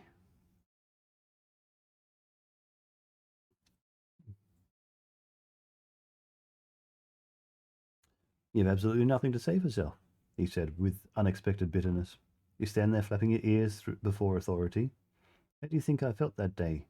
Felt day before yesterday. He interrupted himself, got up and started for the safe. In short, during the last 2 months, according to the information we have, the enemy has received more than 6,000 items from the various zones. He stopped before the safe, patted at his painted side, and turned shapely towards Noonan. Don't comfort yourself with illusions, he shouted. Don't comfort yourself with illusions, he shouted. The fingerprints of Burbridge, the fingerprints of the Maltese, the fingerprints of Ben Hallevy, the nose, whom you did not even bother to mention, the fingerprints of Hindus Haresh and the pygmy Zmig. Pygmy Zmig. So that's how you're training your youth. Bracelets, needles, white whirligigs, and on top of that, these lobster eyes and bitches' rattling napkins, and whatever they are. The hell with them all. He interrupted himself again, returned to his armchair and made a steeple with his fingers, and asked politely, what do you think about all this, Richard? Noonan mopped his neck with his handkerchief. I don't think anything about it, he honestly answered. Forgive me, Chief, I'm a little... Let me catch my bridge. Burbridge. Burbridge has nothing to do with the zone anymore. I know his every step. He arranges picnics and drinking parties at lakesides. He's hauling it in. He doesn't need the money. Excuse me, I know I'm babbling nonsense, but I can assure you that I haven't lost sight of Burbridge since he got out of the hospital. I won't keep you any longer, Mr. Lemchen said. I'm giving you a week. Come up with some ideas as to how the material from the zone gets into the hands of Burbridge and all the others. Goodbye. Noonan rose, nodded to Lemchen's profile, and, still wiping his sweating neck, went out into the reception area. The tan young man was smoking thoughtfully, gazing at the bowels of the mangled electronic device. He glanced over at Noonan. His eyes were empty and seemed to gaze inward. Richard Noonan shoved his hat on his head and grabbed his raincoat and went outside. Nothing like this has ever happened to me before. His thoughts were confused and rambling. Ben Hallevy the nose. He's even got himself a nickname. When? It's just a little punk, a snotty-nosed little punk. There's something else going on. You legless schmuck, buzzard. You really got me this time. Caught me with my pants down. How could it have happened? It's like that time in Singapore. Face flat on the table, then slammed against the wall. He got in the car and for some time looked around the dashboard for the ignition key, forgetting everything. Rain was dripping from his hat onto his lap. He took it off and tossed it into the back without looking. Rain was streaming across the windshield, and Richard Noonan thought that it was keeping him from understanding what his next step should be. He punched himself in the head. He felt better. He immediately remembered that there was no key, and couldn't be any because of the so-so was in his pocket. The permanent battery. You have to take it out of your pocket, dummy, and stick it into the jack. Then, at least you'll be able to drive somewhere far away from this building, where that old bastard was probably watching from a window. Noonan's hand froze as it was reaching for the so-so. Now I know who to begin with. I'll begin with him. Or how I'll begin with him. Nobody's ever begun with anybody the way I'll begin with him, and it'll be a pleasure. He turned on the wipers and drove down the avenue, seeing almost nothing in front of him, but slowly calming down. All right. Let it be like it was in Singapore. After all, it ended well in Singapore. So what? I got my face slammed down on the table one lousy time. It could have been worse. It could have been some other part of me, and it could have been something with nails in it instead of the table. All right, let's stay on the track. Where's my little establishment? I can't see a damn thing. Ah, here it is. It wasn't business hours, but the 5 minutes was as lit up as the metropole. Shaking himself like a dog coming out of water, Richard Noonan entered the brightly lit room that reeked of tobacco, perfume, and stale champagne. Old Penny, not in uniform yet, was sitting in at the counter eating something, his fork in his fist. Spreading out a huge breast on the counter among the empty glasses, Madame watched him eat. The room had not yet been cleaned up from last night. When Noonan walked in, Madame turned on her broad, heavily made-up face toward him. It was angry at first, but immediately dissolved into a professional smile. "Hi," she said in a deep voice. "Mr. Noonan himself. Miss the girls?" Benny went on eating. He was as deaf as a doornail. "Greetings, old lady. What do I need with the girls when I have a real woman in front of me?" Benny finally noticed him, his horrible face covered with blue and purple scars, contorted into a welcoming smile. "Hello, boss. Came in out of the rain?" Noonan smiled in return and waved. He did not like talking with Benny. He had to shout all the time. "Where's my manager, folks?" he asked. "In his room," Madame answered. "He has to pay the taxes tomorrow." "Oh, those taxes. All right, madam, please fix my favorite. I'll be right back." Stepping soundlessly on the thick synthetic carpeting, he went down the hallway, past the draped doorways of the cubicles, a picture of some flower painted on the walls next to each one, turned into a quiet dead end and opened the leather-covered door without knocking. Mosul Kitty sat behind the desk, examining a painful sore on his nose in the mirror. He did not give a damn that he had to pay the taxes tomorrow. The completely bare desk top held only a jar with mercury salve and a glass with a clear liquid. Mosul Kitty raised his bloodshot eyes at Noonan and lumped up, dropping the mirror. Wordlessly, Noonan settled into the armchair opposite him and silently watched, while he muttered something about the damn rain and his rheumatism. Then he said, "Why don't you lock the door, pal?" Mosul, his flat feet slapping the floor, ran up to the door, turned the key, and returned to the desk.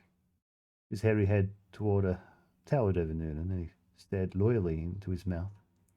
Noonan kept watching him through half-shut eyes. For some reason, he remembered that Mosul Kitty's real name was Raphael.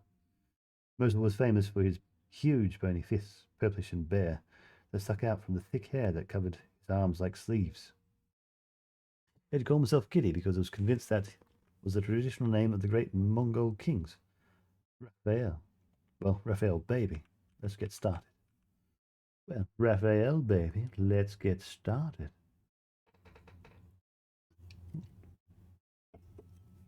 "How are things?" he asked gently. "In perfect order, boss," Raphael Mosul replied rapidly. He smoothed over the problem at headquarters. "It cost 150. Everybody's happy." "It comes out of your pocket. It was your fault, pal. It should have been taken care of."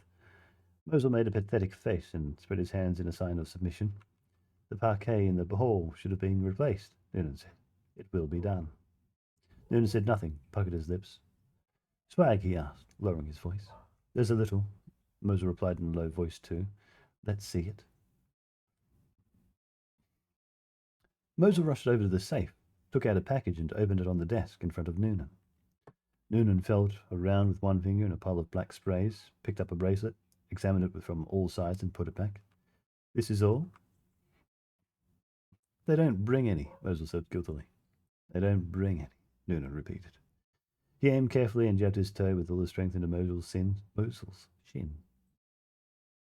Mosul grunted and bent over to grab the injured spot, but immediately straightened out and stood at attention.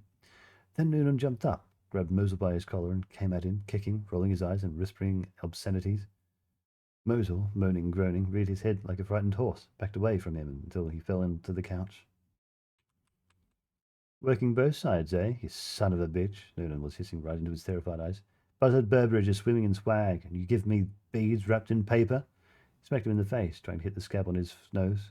"I'll ship you off to jail. You'll be living in manure, eating dry bread. You'll curse the day you were born. He punched his sore nose one more time. Where does Burbridge get the swag? Why do they bring it to him and not to you? Who brings it? Why don't I know anything? Who are you working for, you filthy pig? Talk! Mosul soundlessly opened and shut his mouth, then let go of him, returned to the chair, and put his feet up on the desk. Well, he said. Mosul sniffled back blood from his nose and said, Honest, boss, what's the matter? What swag can Buzzard have? He doesn't have any. Nobody's got swag. What are you going to argue with me? What, are you going to argue with me? Noonan asked gently, taking his feet off the desk. No, no, boss, honest, Mosul hurried to say. Me argue with you? I wouldn't dream of it. I'm going to get rid of you, Noonan threatened. You don't know how to work. What the hell do I need you for, you so-and-so? Guys like you are a dime a dozen. I need a real man for real work. Hold on, boss, Mosul said reasonably, spraying blood all over his face. Why do you attack me all of a sudden? Let's work this out. He touched his nose gingerly. You say Burbridge has a lot of swag? I don't know. Someone's been lying to you. Nobody's got any swag now. After all, only punks go into the zone now, and they're the only ones coming back out.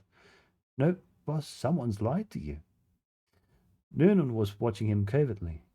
It looked as if Mosul really didn't know a thing. It wouldn't have paid him to lie anyway. Buzzard Burbridge didn't pay very well. These picnics, are they profitable? The picnics? I don't think so. You won't shovel it in the money, but there aren't any profitable things left in town. Where are these picnics held? Where? You know, in different places, by White Mountain and the hot springs and at Rainbow Lake. Who are the customers? The customers? Mosul sniffled, blinked, and spoke confidently. If you're planning to get into the business yourself, boss, I wouldn't recommend it. You won't make much up against Buzzard. Why not? Buzzard's customers are in blue helmets. 1. Mosul was ticking the points off in his fingers. Offers from the command post. 2. Tourists from the Metropole, the White Lily, and the Plaza. 3. Then he's got good advertising. Even the locals go to him. Honest, boss, it's not worth getting mixed up in this business.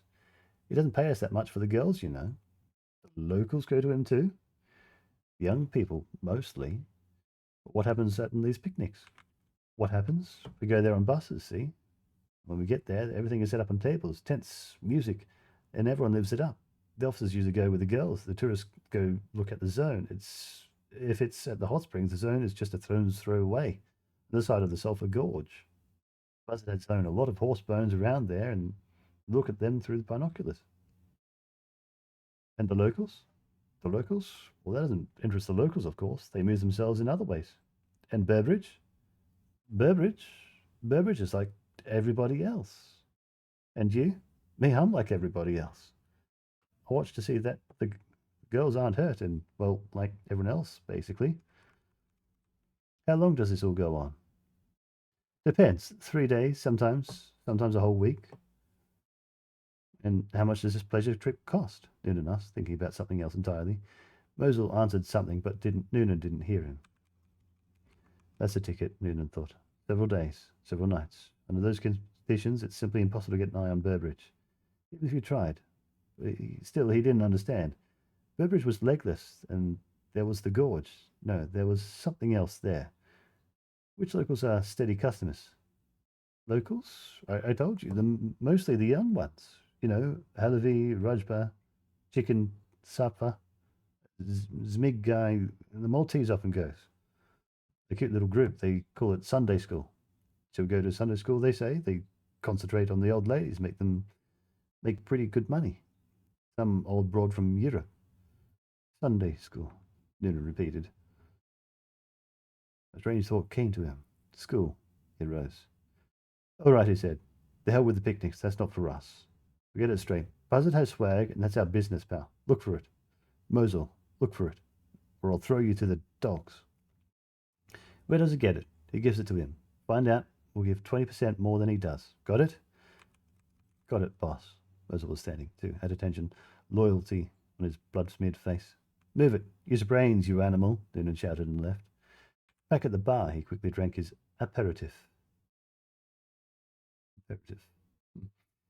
It's a kind of drink. I had a chat with Madam about the decline in morality. He hinted that he was planning to expand the operation and, lowering his voice for emphasis, Asked her for advice on what to do about Benny. The old guy was getting old. He was deaf. His reaction time was off, and he didn't get along like he used to. He was 6 already, and he was hungry. A thought was drilling through his brain, out of nowhere, but at the same time explaining a lot. Actually, a lot had become clear by now anyway. The mystical aura that irritated and frightened him about his business was gone. All that was left was disappointment in himself. He had not thought of the possibility earlier. But the most important thing was the thought that kept floating in his head and giving him no peace. He said goodbye to Madame and shook Penny's hand and headed straight for the Borscht. The whole trouble is that we don't notice years slipping by, Noonan thought. Hell with the years. We don't notice everything changing. We know that everything changes. We're taught from childhood that everything changes, and we've seen everything change with our own eyes many a time. Yet we're totally incapable of recognizing the moment the change comes, or else we look for the change in the wrong place. There are new stalkers now, created by cybernetics. The old stalker was a dirty, sullen man who crawled inch by inch through the zone on his belly in, with mullish stubbornness, gathering his nest egg. The new stalker was a dandy in a silk tie, an engineer sitting a mile or so away from the zone, a cigarette in his mouth, a glass with a present brew at his elbow, and all he does is sit and monitor some screens. A salaried gentleman, a very logical picture, so logical that any alternative just did not come to mind. But there were other possibilities, the Sunday school, for one. And suddenly, from nowhere, a wave of despair engulfed him. It was all useless, pointless. My God, he thought, we won't be able to do a thing. We won't have the power to contain this blight, he thought in horror. Not because we don't work well, and not because they're smarter or more cleverer either. It's just that that's the way the world is. That's the way man is in this world. If it had never been the visitation, there would have been something else. Pigs always find mud. The Borscht was lit up and gave us a delicious smell. The Borscht had changed, too. No more dancing, no more fun. Gutalin didn't go there anymore. He was turned off by it. Riddick Short probably had stuck his nose in, made a face, and left. And was still in stir, and his old lady finally got to run the place. He put up a solid, steady clientele.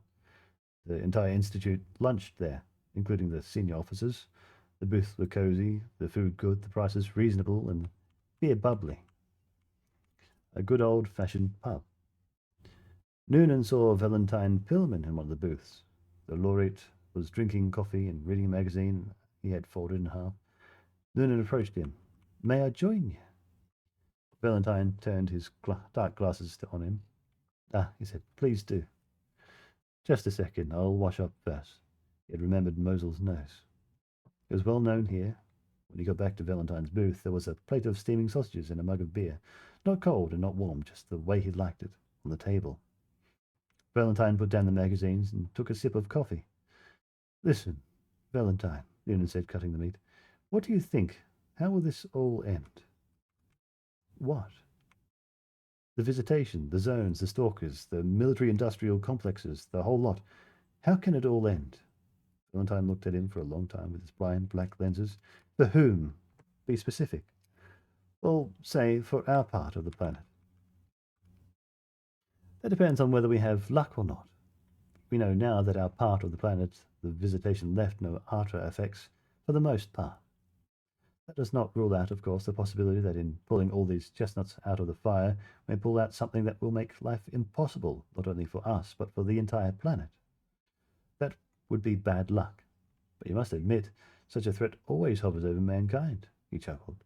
"You see, I've long lost the habit of talking about mankind in general. Humanity as a whole is too fixed a system. There's no changing it." "You think so? Maybe you're right. Who knows?" "Be honest, Richard," Valentine said, obviously enjoying himself. "What has the visitation changed in your life? You're a businessman. Now you know there is at least one other rational creature in the universe besides man. So what?" "What can I say?" Noonan was mumbling. He was sorry that he ever started the conversation. There was nothing to talk about. "What has changed for me? Well, for several years now, I've been feeling uneasy, insecure. All right, so they came and I left right away. What if they come again and decide to stay? As a businessman, I have to take these questions seriously. Who are they? How do they live? What do they need? On the most basic level, I have to think of how to change my product. I have to be ready. What if I turn out to be completely superfluous? Superfluous. I can say superfluous. What if I turn out to be completely superfluous in their system? He'll open up. What if we are superfluous? Listen, Valentine, since we're talking about it, are there any answers to these questions? Who are they? What do they want? Will they return?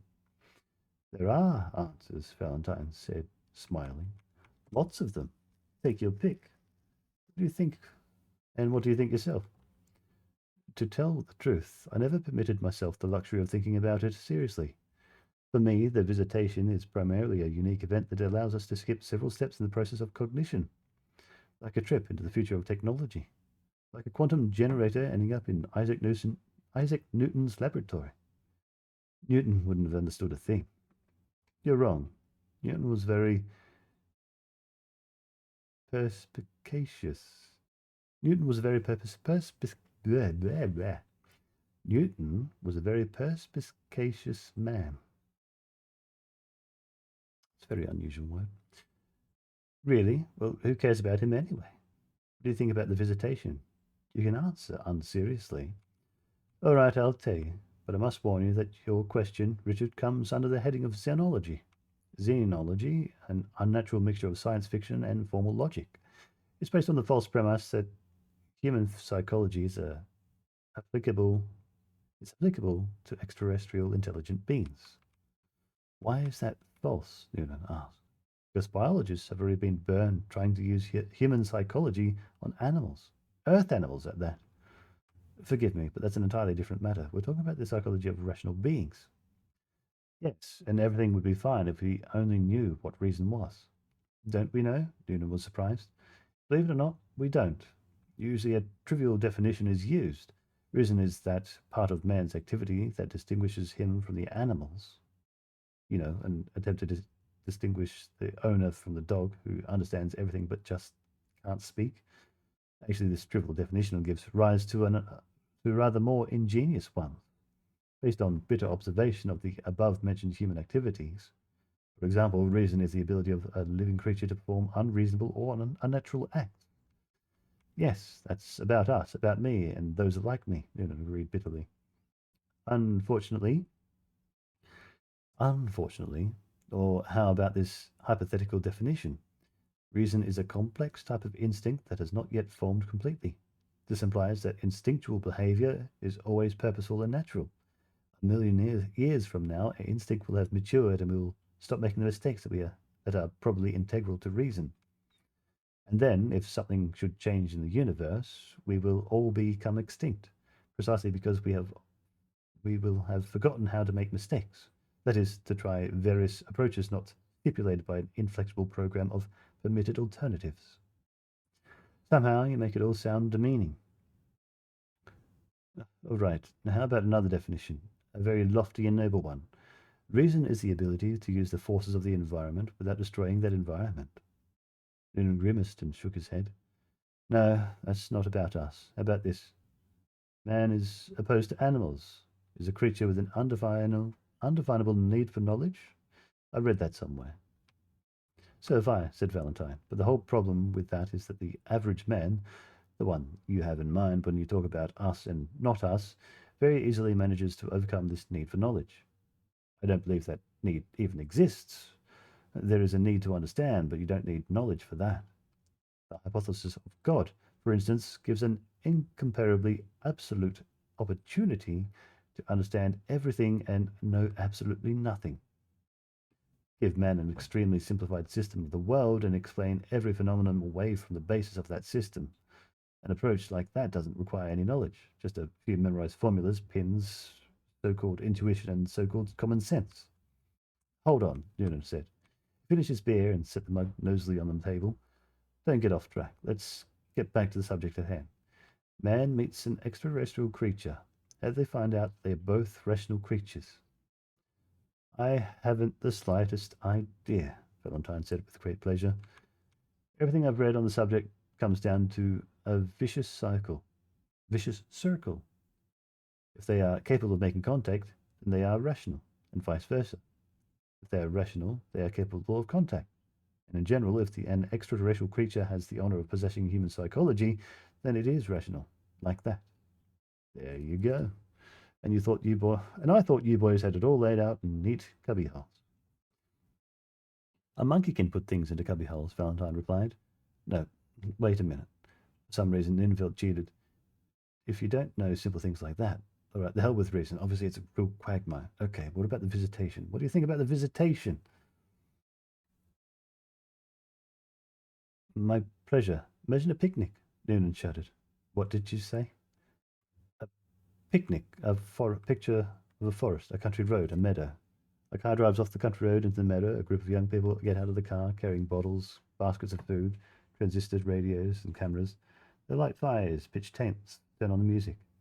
In the morning they leave. The animals, birds, and insects that watched in horror through the night creep out from their hiding places. What do you see? Gasoline oil spilled on the grass, old spark plugs and old filters strewn around, rags, burnt out bulbs, and a monkey wrench left behind, oil slicks in the pond, and of course the usual mess, apple cores, candy wrappers, charred remains of the campfire, cans, bottles, somebody's handkerchief, somebody's penknife, torn newspapers, coins, faded flowers picked in another meadow. I see. A roadside picnic. Precisely. A roadside picnic. On some road in the cosmos. And you ask if they will come back. Let me have a smoke. God damn this pseudoscience. Somehow I imagined it all differently. That's you're right. Does that mean they've never even noticed us? Why? Well, anyway, they didn't pay any attention to us. You know, I wouldn't be upset if I were you. Noonan inhaled, coughed, and threw away the cigarette. I don't care, he said suddenly. It can't be. Damn you scientists. Where do you get your contempt for man? What are you always trying to put mankind down? Wait a minute, Valentine said. Listen, you asked me what makes man great, he quoted. That he recreated nature, that he has harnessed cosmic forces, that in a brief time he conquered the planet and opened a window to the universe? No.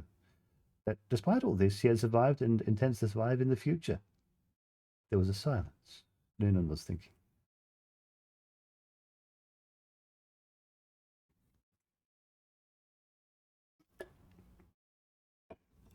Like that my mouth opens up when I go for a sip. Don't get depressed, Valentine said kindly. The picnic is my own theory. Not even a theory, just a picture. The serious xenologists are working on much more solid and flattering versions for human vanity. For example, that there has been no visitation yet, that it is to come. The original culture through containers with artifacts of its civilization onto Earth. They expect us to study the artifacts, make a giant technological leap, and send a signal in response that will show that we are ready for contact. How do you like that one?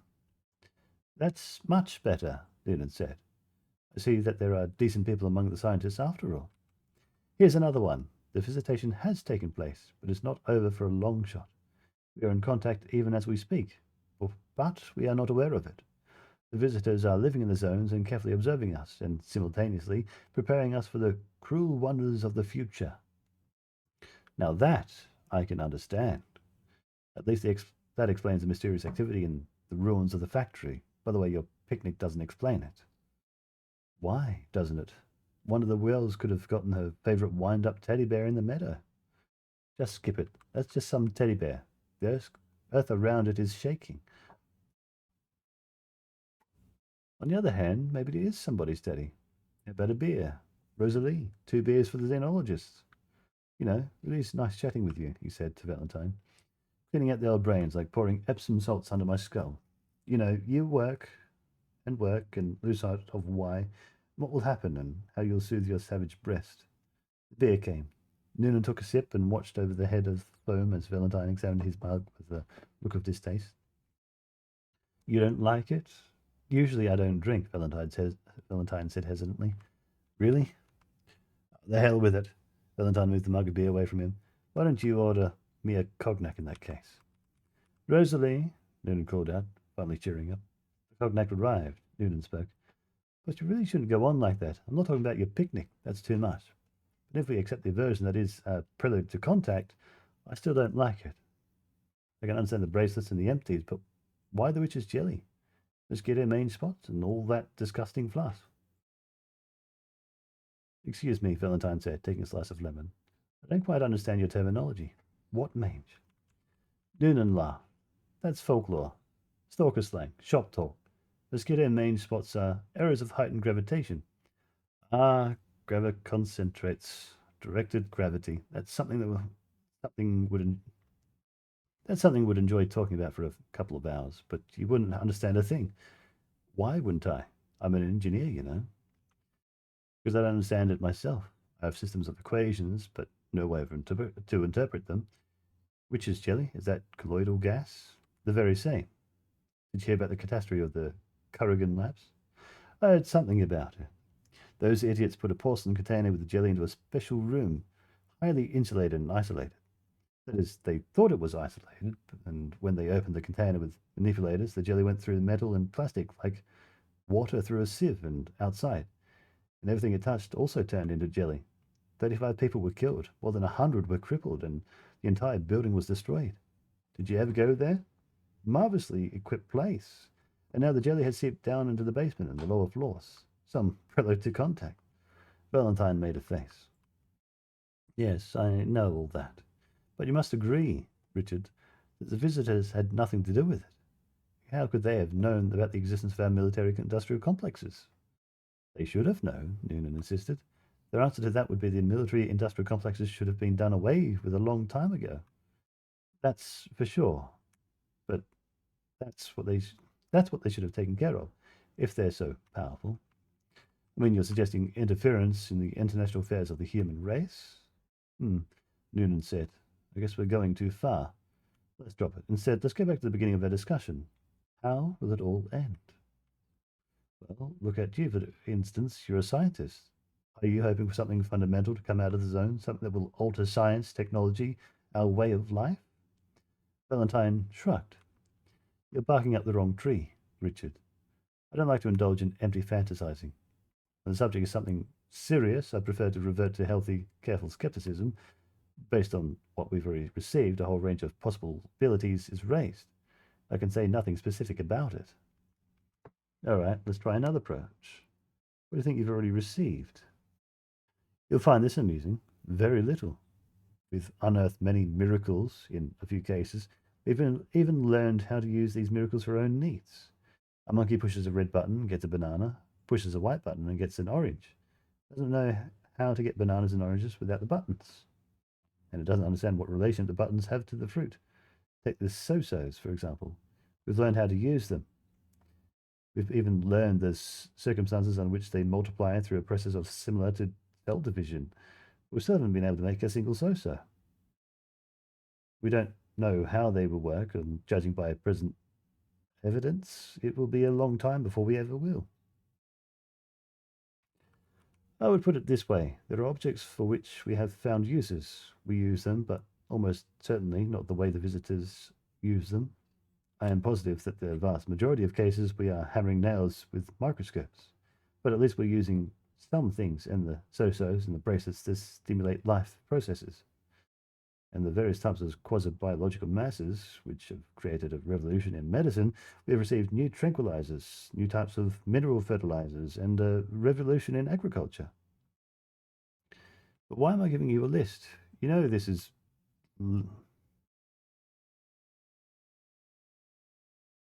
this is at least as well as I notice you wear a bracelet. Let's call this group of objects beneficial. It can be said that mankind has benefited from them in some degree, even though it should never be forgotten that our Euclidean world, every stick has two ends. That in our Euclidean world,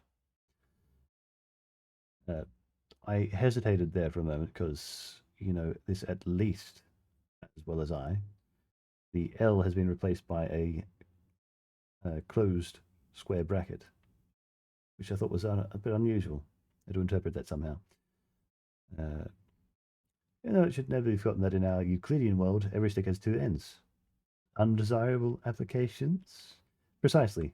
Say the use of so-sos in the defense industry. That's not what I'm talking about. The action of every beneficial object has been more or less studied and more or less explained. Our technology is holding us up. In 50 years or so, we'll know more know how to make them ourselves. And then we can crack nuts to our heart's content. Then we can crack nuts to our heart's content. It's more complicated with the other group of objects, more complicated because we have found no application for them, and their qualities within the framework of our present concepts are definitely not understandable. For instance, the magnetic traps. We know that they're magnetic traps. Parnov has proven it very wittingly, but we don't know the source of such powerful magnetic field and what causes their superstability. We don't understand a thing about them. We can only weave fantastic theories about properties of space that we never suspected before, or the K-23. What do you call it? The pretty black beads that are used for jewelry? Black sprays. That's it, the black sprays. That's a good name. But you know, their properties. If you shine a ray of light onto one of those beads, the transmission of light is delayed, and the delay depends on the bead's weight, size, and several other parameters. The unit of light coming out is always smaller than one entering. What is this? Why? There is a wild theory that black sprays are gigantic expanses of space with properties different from those of our space. They became curled up under the influence of our space. Valentine sighed deeply. In short, the objects in this group have absolutely no applications to human life today, even though from a pure scientific point of view they are of fundamental importance. They are answers. They are answers that have fallen from heaven to questions that we still can't pose. So Isaac wouldn't have figured out lasers, but he would at least have understood that such a thing is possible, and that would have influenced his scientific outlook greatly. I won't go into detail, but the existence of such objects as the magnetic traps, the K-23, and the White Ring invalidated most of our recently developed theories, has brought forth completely new ideas. And there is still a third group. Yes, Noonan said. Witch's jelly and other goodies. No. Those fall either into the first or second category. I'm talking about objects that we know nothing about or have only hearsay information. The things that the stalker stole from under our noses and sold to gods who knows who, or have hidden. The things that they don't talk about, things that have become legends or semi-legends. The Wish Machine, Dick the Tramp, and the Jolly Ghosts. Wait a minute. What are those things? I can figure out the Wish Machine, but Valentine laughed. You see, we have our own shop talk. Shop talk too. You see, we have our own shop talk too. Dick the Tramp, that's the hypothetical wind-up teddy bear wreaking havoc at the old plant. The Jolly Ghost is a type of dangerous turbulence that occurs in some parts of the zone. First I've heard of it. You understand, Richard, that we've been digging around the zone for 20 years, but we don't even know a thousandth of what it contains. If you want to talk to the zones, talk of the effect, zones of... You understand, Richard, that we've been digging through the zone for 20 years, but we don't know even a thousandth of what it contains. Even if you want to talk of the zone's effect on man, by the way, it looks as though we'll have to add another category, the fourth group, not of objects, but of effects. This group has been shamefully neglected, though, even though it's, as far as I'm concerned, there are more than enough facts for research. And you know, sometimes my skin crawls, Richard, when I think of those facts. Zombies, Noonan said. What? Oh, no, that's merely puzzling. How can I put it? At least that's imaginable. I mean, where suddenly, for no reason at all, things start happening, non-physical and non-biological phenomena. I mean, when suddenly, for no reason at all, things start happening, non-physical and non-biological phenomena. A little bit hard to sort of get an idea of how they want to say that one.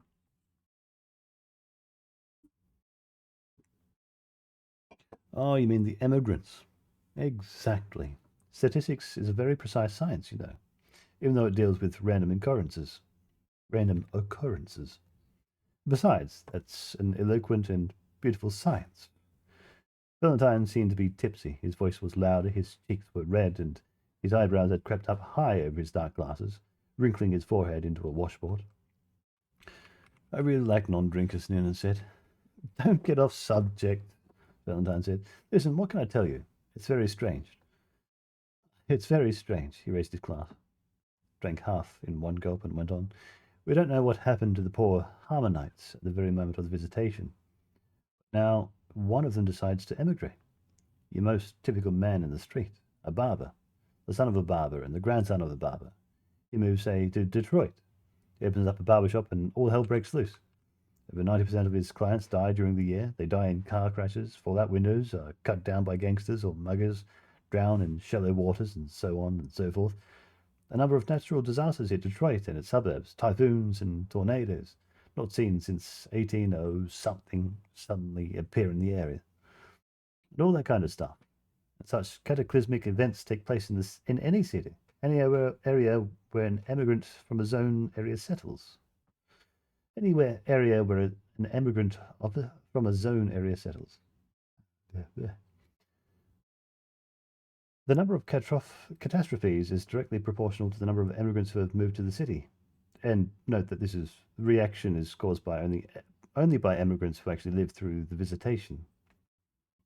Those born after the visitation have no effect on the disaster and accident statistics. You lived here for 10 years, but you moved in after the visitation. It would be safe to relocate you, even in the Vatican. How can this be explained? What should we reject? The statistics or common sense? Valentine grabbed the glass and finished his drink in a gulp. Richard Noonan scratched his head. Yes, of course. I'd heard all that before, but I assumed that it was all, to put it mildly, exaggerated. Really, from the point of view of our highly developed science, or for instance, the mutagen effect of the zone. Valentine interrupted. He removed his glasses and stared at Noonan with his dark, myopic eyes. Everyone who spends enough time in the zone undergoes changes, both the phenotype and genotype. You know what kind of children stalkers can have, and you know what happened to the stalkers themselves. Why? Where is the mutation factor? There is no radiation in the zone. While the air and soil in the zone have their own specific chemical structure, they pose no mutation dangers at all. What should I do under the circumstances? Believe in sorcery? In the evil eye? This isn't a difference from the zone. There's a lot of radiation in the Stalker games. They say here there's no radiation. I sympathize, but frankly, I am much more upset by corpses come to life than by your statistics. Especially since I've never seen the statistics, but I have seen the zombies and smelled them. Valentine waved away this statement. Bah, you're zombies. Richard, you should be ashamed of yourself. You're an educated man, after all. First of all, they are not corpses. They are moulages. Moulages. Like a mirage, but Moulages. Reconstructions on the skeletons, dummies. And I assure you, from the point of view of fundamental principles, your moulages are no more amazing than the eternal batteries. It's just that the so-sos violate the first law of thermodynamics. Blech. The first law of thermodynamics. The moulages violate the second. We're all cavemen in one sense or another. We can't imagine anything scarier than a ghost. But the violation of the law of causality is much more terrifying than But the violation of the laws of causality is much more terrifying than a stampede of ghosts. And all the monsters of Rubinstein and what is it, Wallenstein? Frankenstein. Of course, Frankenstein. Mrs. Shelley, the poet's wife or daughter. He suddenly laughed. Moulages have a curious property. Autonomic life capability. For example, if you cut off some part of their bodies, that part would live on, separately, without any physiological solutions to nourish it. They brought one like that to the Institute recently. A lab assistant from Boy told me about it. Valentine laughed uproariously. Isn't it time we headed for home, Valentine? Noonan asked, glancing at his watch. We'll have some important business. Let's go. Valentine tried hard to insert his face into the glasses and finally had to take the frame with both hands and put them on his nose. Do you have a car? Yes, I'll drive you. They paid the check and headed for the door.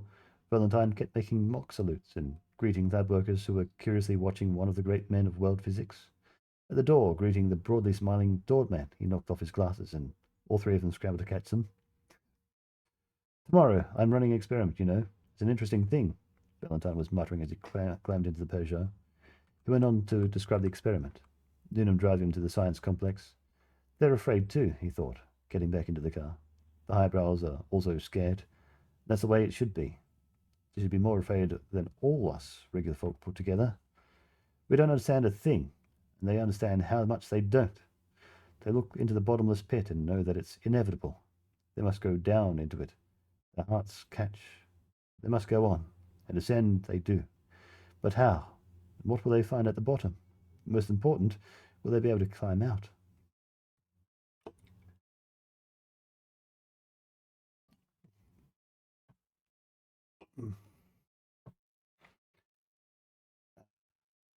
Meanwhile, we mere mortals look the other way, so to speak.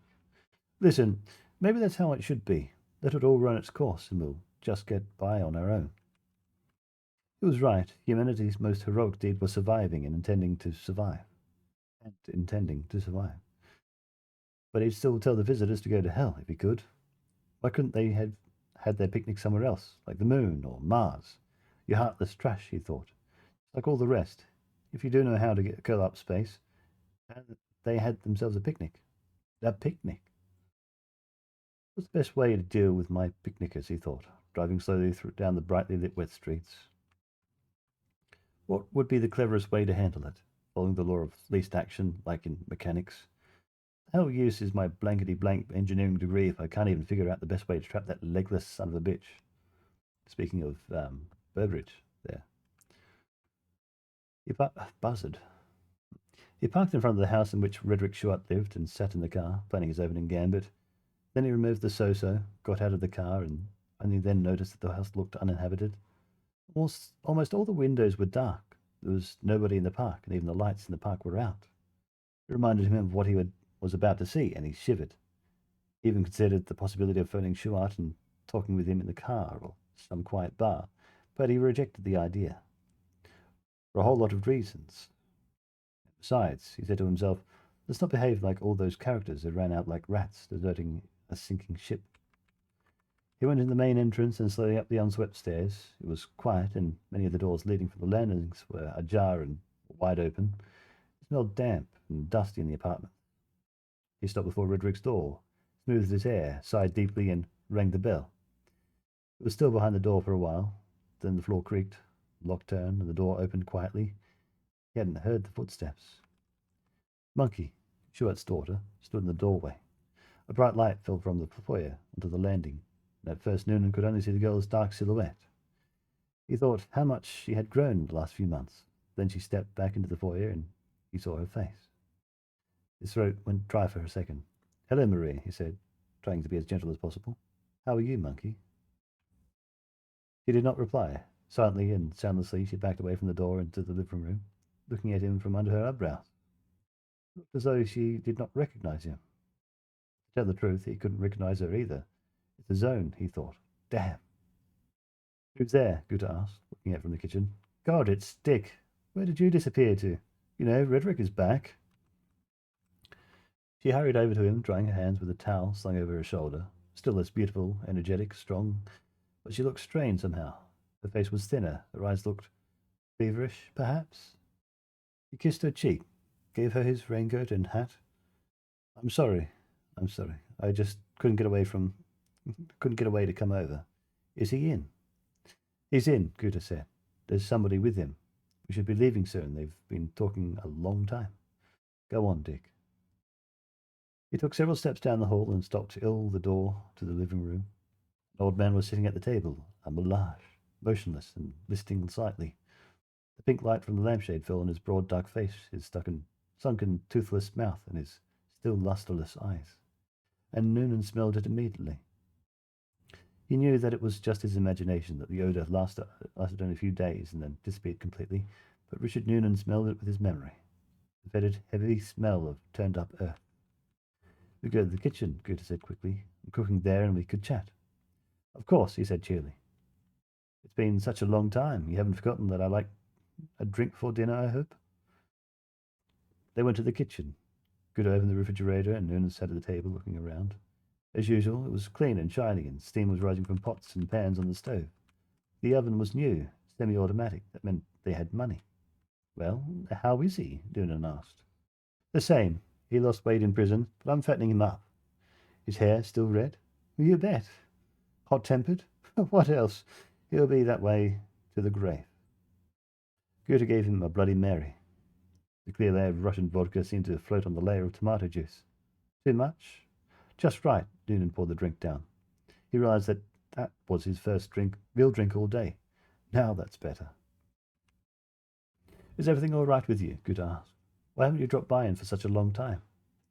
Damn business. Every week I intend to come over, or at least call, but first I had to go to Rexopolis.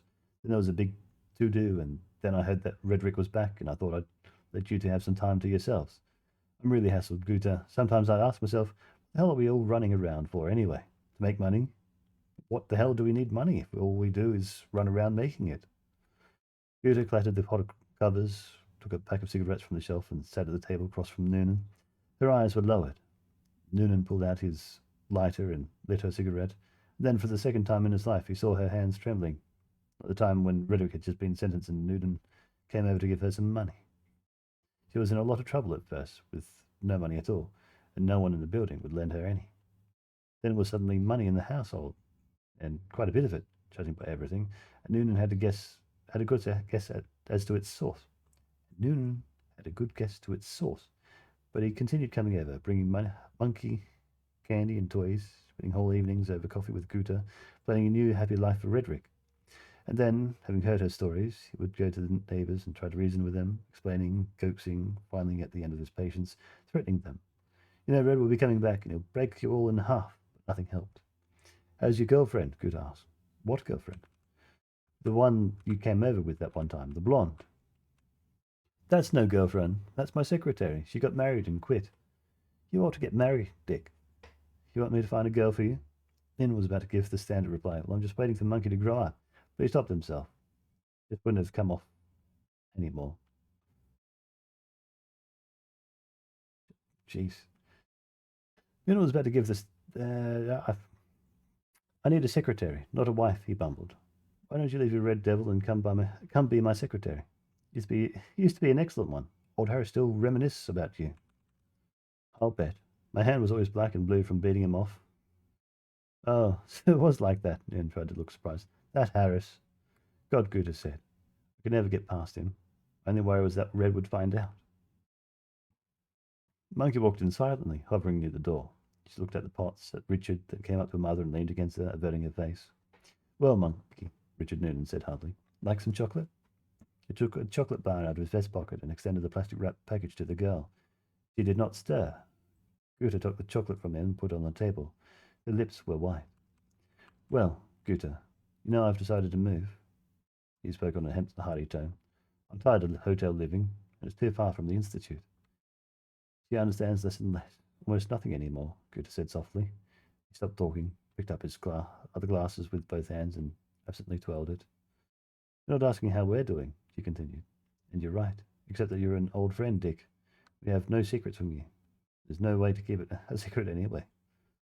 Have you seen a doctor? He asked, without looking up. Yes, they can't do a thing. And one of them said, she stopped talking.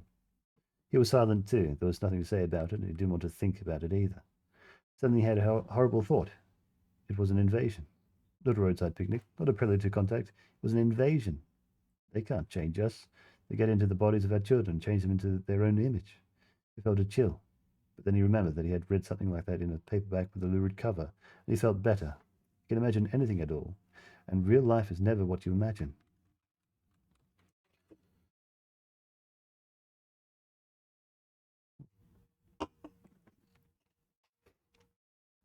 Ninja, hi. One of them said that she's no longer human. Nonsense, Noonan said hollowly. You should go get a real specialist.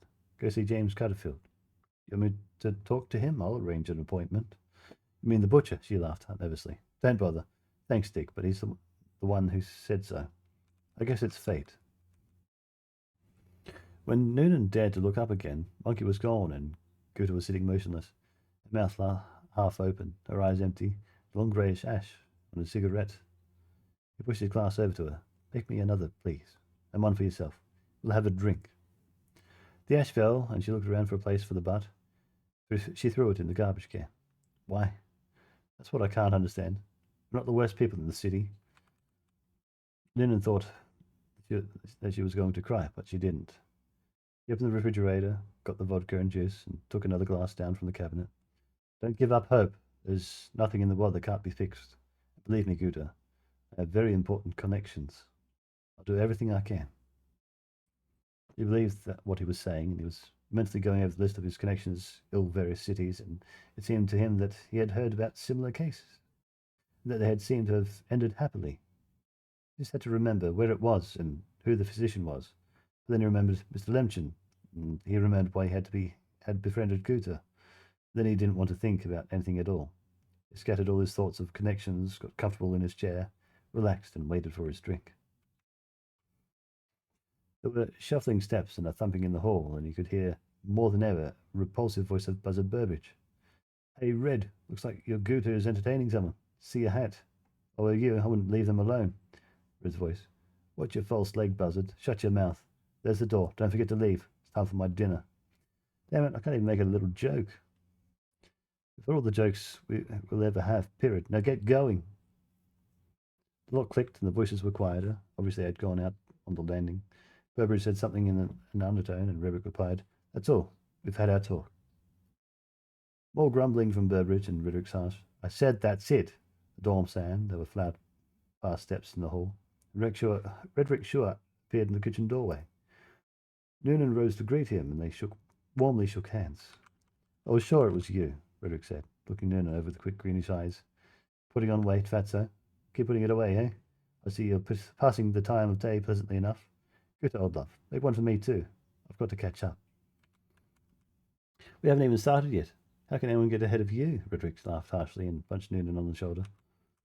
Now we'll see who catches up and who gets ahead. Come on, let's go.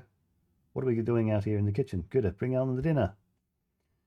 He reached into the refrigerator and came out with a bottle of bright label. We'll have ourselves a feast, he announced. We'll have a treat to our best friend and Richard Noonan royally. We'll have to treat our best friend Richard Noonan royally, for he does not desert his power in the moment of need, even though he's no help whatsoever. Of no help whatsoever. What? My mind keeps on thinking it should be whatsoever, but it's even though he is of no help whatever. Too bad Guitar's not here. Why don't you call him? Noonan suggested. Redrick shook his bright red head. They haven't laid the phone lines to where he is tonight. Let's go. Went into the living room and slammed the bottle on the table. We're going to celebrate Pops, he said to the motionless old man. This here is Richard Noonan, our friend. Dick, this is my pop, Shuart Sr. Richard Noonan, his mind rolled up into an impenetrable ball, grinned from ear to ear, waved and said in the direction of the Millage, Glad to meet you, Mr. Shuart. How are you? You know, we've met before, Red, he said to Shuart Jr., sputtering at the bar. We saw each other once, but very briefly, of course. Sit down, Redrick said to him, indicating the chair opposite the old man. If you're going to talk to him, speak up. He can't hear a thing. He set up the glasses, quickly opened the bottle, and turned to Noonan. You pour. Just a little for Pops. Just cover the bottom. Noonan took his time pouring. The old man sat in the same position, staring at the wall. He did not react when Noonan moved his glasses closer to him. Noonan had already adjusted to the new situation. It was a game, terrible and pathetic. Red was playing the game, and he joined in, as he had always joined other people's games, all his life, terrifying ones, pathetic ones, shameful ones, and ones much more dangerous than his. Redrick raised his glass and said, Well, I guess we're off.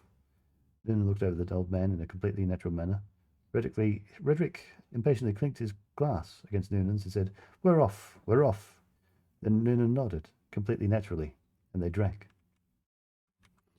Redrick's eyes shining, began to talk in his excited and slightly artificial tone. That's it, brother. Joe will never see me again. If you only knew how good it was to be home. I've the dough, and I picked out a new little cottage for myself, with a garden, as good as Buzzard's place. You know, I had wanted to emigrate. I decided that when I was in jail. I mean, what I was... I'm getting... Bleh. Brain is just... Bleh. I mean, what I was sitting in was this lousy 2-bit town for? I thought. I'd let the whole place drop dead. So I get back, and there's a surprise for me. Immigration has been forbidden. We have suddenly become plague-ridden during the last 2 years. He talked, and Nuna nodded, sipped his whiskey, and interjected sympathetic noises and rhetorical questions. Then he started asking about the cottage. What kind was it? Where was it? What did it cost? Then they argued. Noonan insisted the cottage was expensive and inconveniently located. He took out his address book, flipped through it, and named the locations of abandoned cottages that were being sold for a song. The repairs would be almost free because he could apply for emigration, be turned down, and sue for compensation, which would pay for the repairs. I see that you're involved with non-emigration too. I'm involved in every little thing, Lynn replied with a wink. I know, I've heard all about all your affairs. Noonan put on a wide-eyed look for surprise, raised his finger to his pursed lips, and nodded in the direction of the kitchen. All right, don't worry. Everybody knows about it, Frederick said. Money never stinks, I know that for sure. Getting Mosul to be your manager. I almost fell to the floor laughing when I heard. Letting a bull into a china shop. He's a psyche, you know. I've known him since we were kids. Captain? He fell silent and looked at the old man. A shudder crossed his face, and Noonan was amazed to see the look of real, sincere love and tenderness on that tough, freckled mug of his. Watching him, Noonan remembered what had happened when Boyd's lab workers showed up here for the Molach. There were 2 lab assistants, both strong young men, athletes and all that, and a doctor from the city hospital with 2 orderlies. When the words are cut off between sentences, or you know what I mean. A doctor from the city hospital with 2 orderlies, tough and rough burly guys used to lugging heavy stretchers and overpowering hysterical patients. One of the lab assistants later told him that redhead, at first, didn't seem to understand what was going on, because he let them into the apartment to examine his father.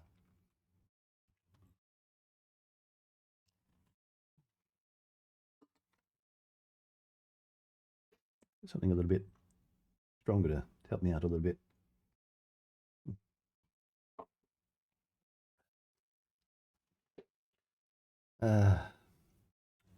Old man in the hospital for observation. But the stupid orderlies. We'll go back a little bit there. One of the lab assistants later told him that redhead, at first, didn't seem to understand what was going on, because they let them into the apartment to examine his father. They probably would have gotten the old man away, because it looked as if Redrick thought they were putting his old man in the hospital for observation. But the stupid orderlies, who had spent their time during the preliminary negotiations, caulking at Guta, washing the kitchen windows, grabbed the old man like a log when they were called in, and dropped him onto the floor. Redrick went crazy. Then the jerk of a doctor volunteered an explanation of what was going on. Redrick listened for a minute or two and suddenly exploded without any warning like a hydrogen bomb. The assistant who told the story did not remember how he ended up on the street. The Red Devil got them all down the stairs. All 5 of them. Not one left under his own power. They all shot out of the foyer like cannonballs. 2 ended up unconscious on the sidewalk, and Redrick chased the other 3 for 4 blocks. Then returned and bashed in all the windows on the Institute car. The driver had made a run for it when he saw what was happening. I learned how to make a new cocktail at this bar, Redrick was saying as he poured in more whiskey. It's called Witch's Jelly. I'll make you one later, after we've eaten. Brother, it's not something that you should have on an empty stomach. It's dangerous to the health. One drink makes your arms and legs numb. I don't care what you say, Dick. I'm going to treat you royally today. We'll remember the good old days and the borscht. Poor old Ernie is still in the cooler, you know. You know that. He drank, wiped his mouth with the back of his hand, and occasionally asked, "What's new at the Institute? Have they tackled Witch's Jelly yet?" You know, I sort of fell behind the science a bit. No, still...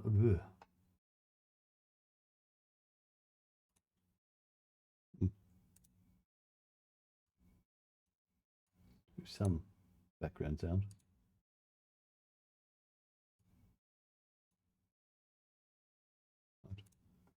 Noonan understood why Redrick was bringing up the topic. He threw his hands into May. Are you kidding? Did you know what happened with that jelly? Have you heard of the Currigan Labs? It was this little private supplier, so they got themselves some jelly.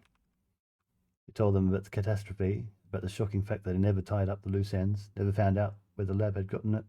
Redrick listened, feigning distraction, clucking his tongue and shaking his head. He decisively splashed more whiskey into their glasses. That's what they deserve, the bloodsuckers. Hope they all choke. They drank. Redrick looked at his father and a shudder crossed his face once more. Guta, he shouted. How are you going to starve us? Are you going to starve us much longer? She's knocking herself out for you. You know, he told Noonan. She wants to make your favourite salad with crab meat. She bought a supply a while ago, just in case you turned up. Well, how are things at the Institute in general? Found anything new? Here you have robots working full force, but not getting too much out of it. Noonan started in on Institute business, and while he was talking, Monkey appeared noiselessly at the table by the old man. She stood there with her hairy paws on the table, and then in a perfectly childlike way, he leaned against the moulage and put her head on his shoulder. Noonan went on chatting, but thought, as he looked at those two horrors born of the zone, my God, what else? What else has to be done to us before we understand? Isn't this enough? But he knew that it wasn't. Knew that millions upon millions of people knew nothing, wanted to know nothing. Even if they found out, who would ooh and ah for 5 minutes and then go back to their own routines. It was time to go, he thought wildly. Hell with Burbridge. Hell with Lemchen. And the hell with his goddamn family. Why are you staring at them for? Redrick asked softly. Don't worry, it won't harm her. They say that they generate good health. Yes, I know, Noonan said and drained his glass. Guta came in, ordered Redrick to set the table, and set a large silver bowl with Noonan's favourite salad on the table. Well, friends, Redrick announced, now we are going to have ourselves a feast. That is the end of chapter 3. It's a lot of dialogue between people there. And we got the reference to the Roadside Picnic.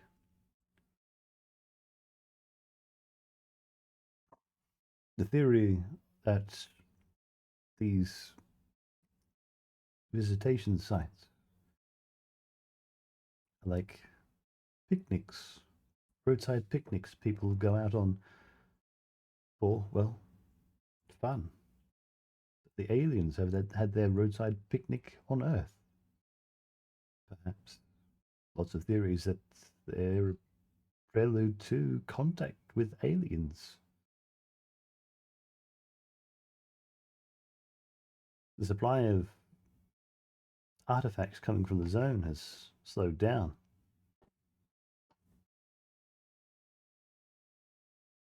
It's interesting.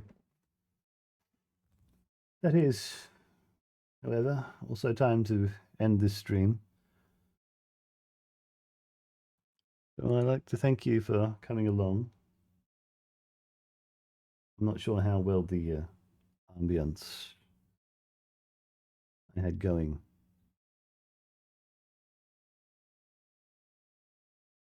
was being caught in the stream. But I know it's there and it's cutting in and out for different ambient sounds. We'll end that and get some music on while we go to ending our stream. That look, I'm not my one.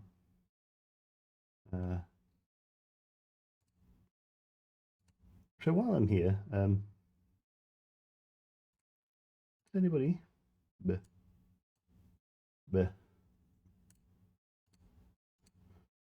have any streams we should go raid?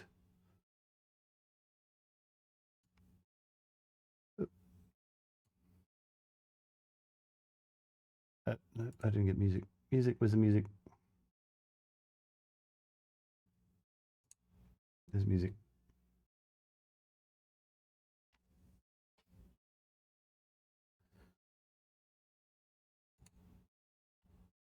You liked it? Very good. Good. Pleasure to be able to read some stuff. I do feel like my reading's not very great, but it's a lot better than it used to be. My lord, is it much better than it used to be? Anyway, so before we go venturing off to another stream, thank you very much for coming along tonight for Monday stream. You are all beautiful, wonderful people. I love every one of you.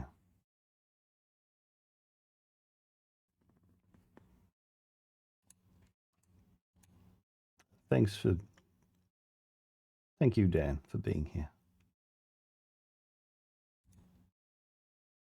I'm glad that I am able to do this with you.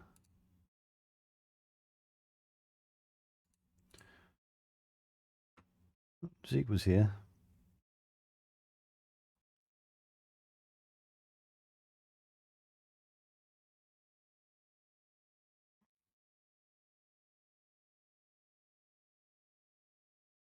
Little witch no better. What do you reckon?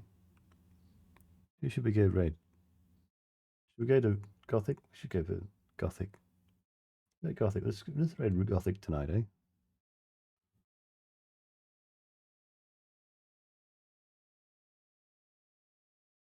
Love you too, Ninja. Love you, Ninja. Love you.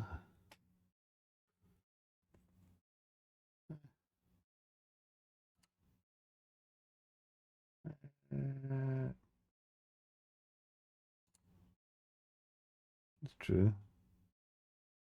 Who's got more? Gothic has more.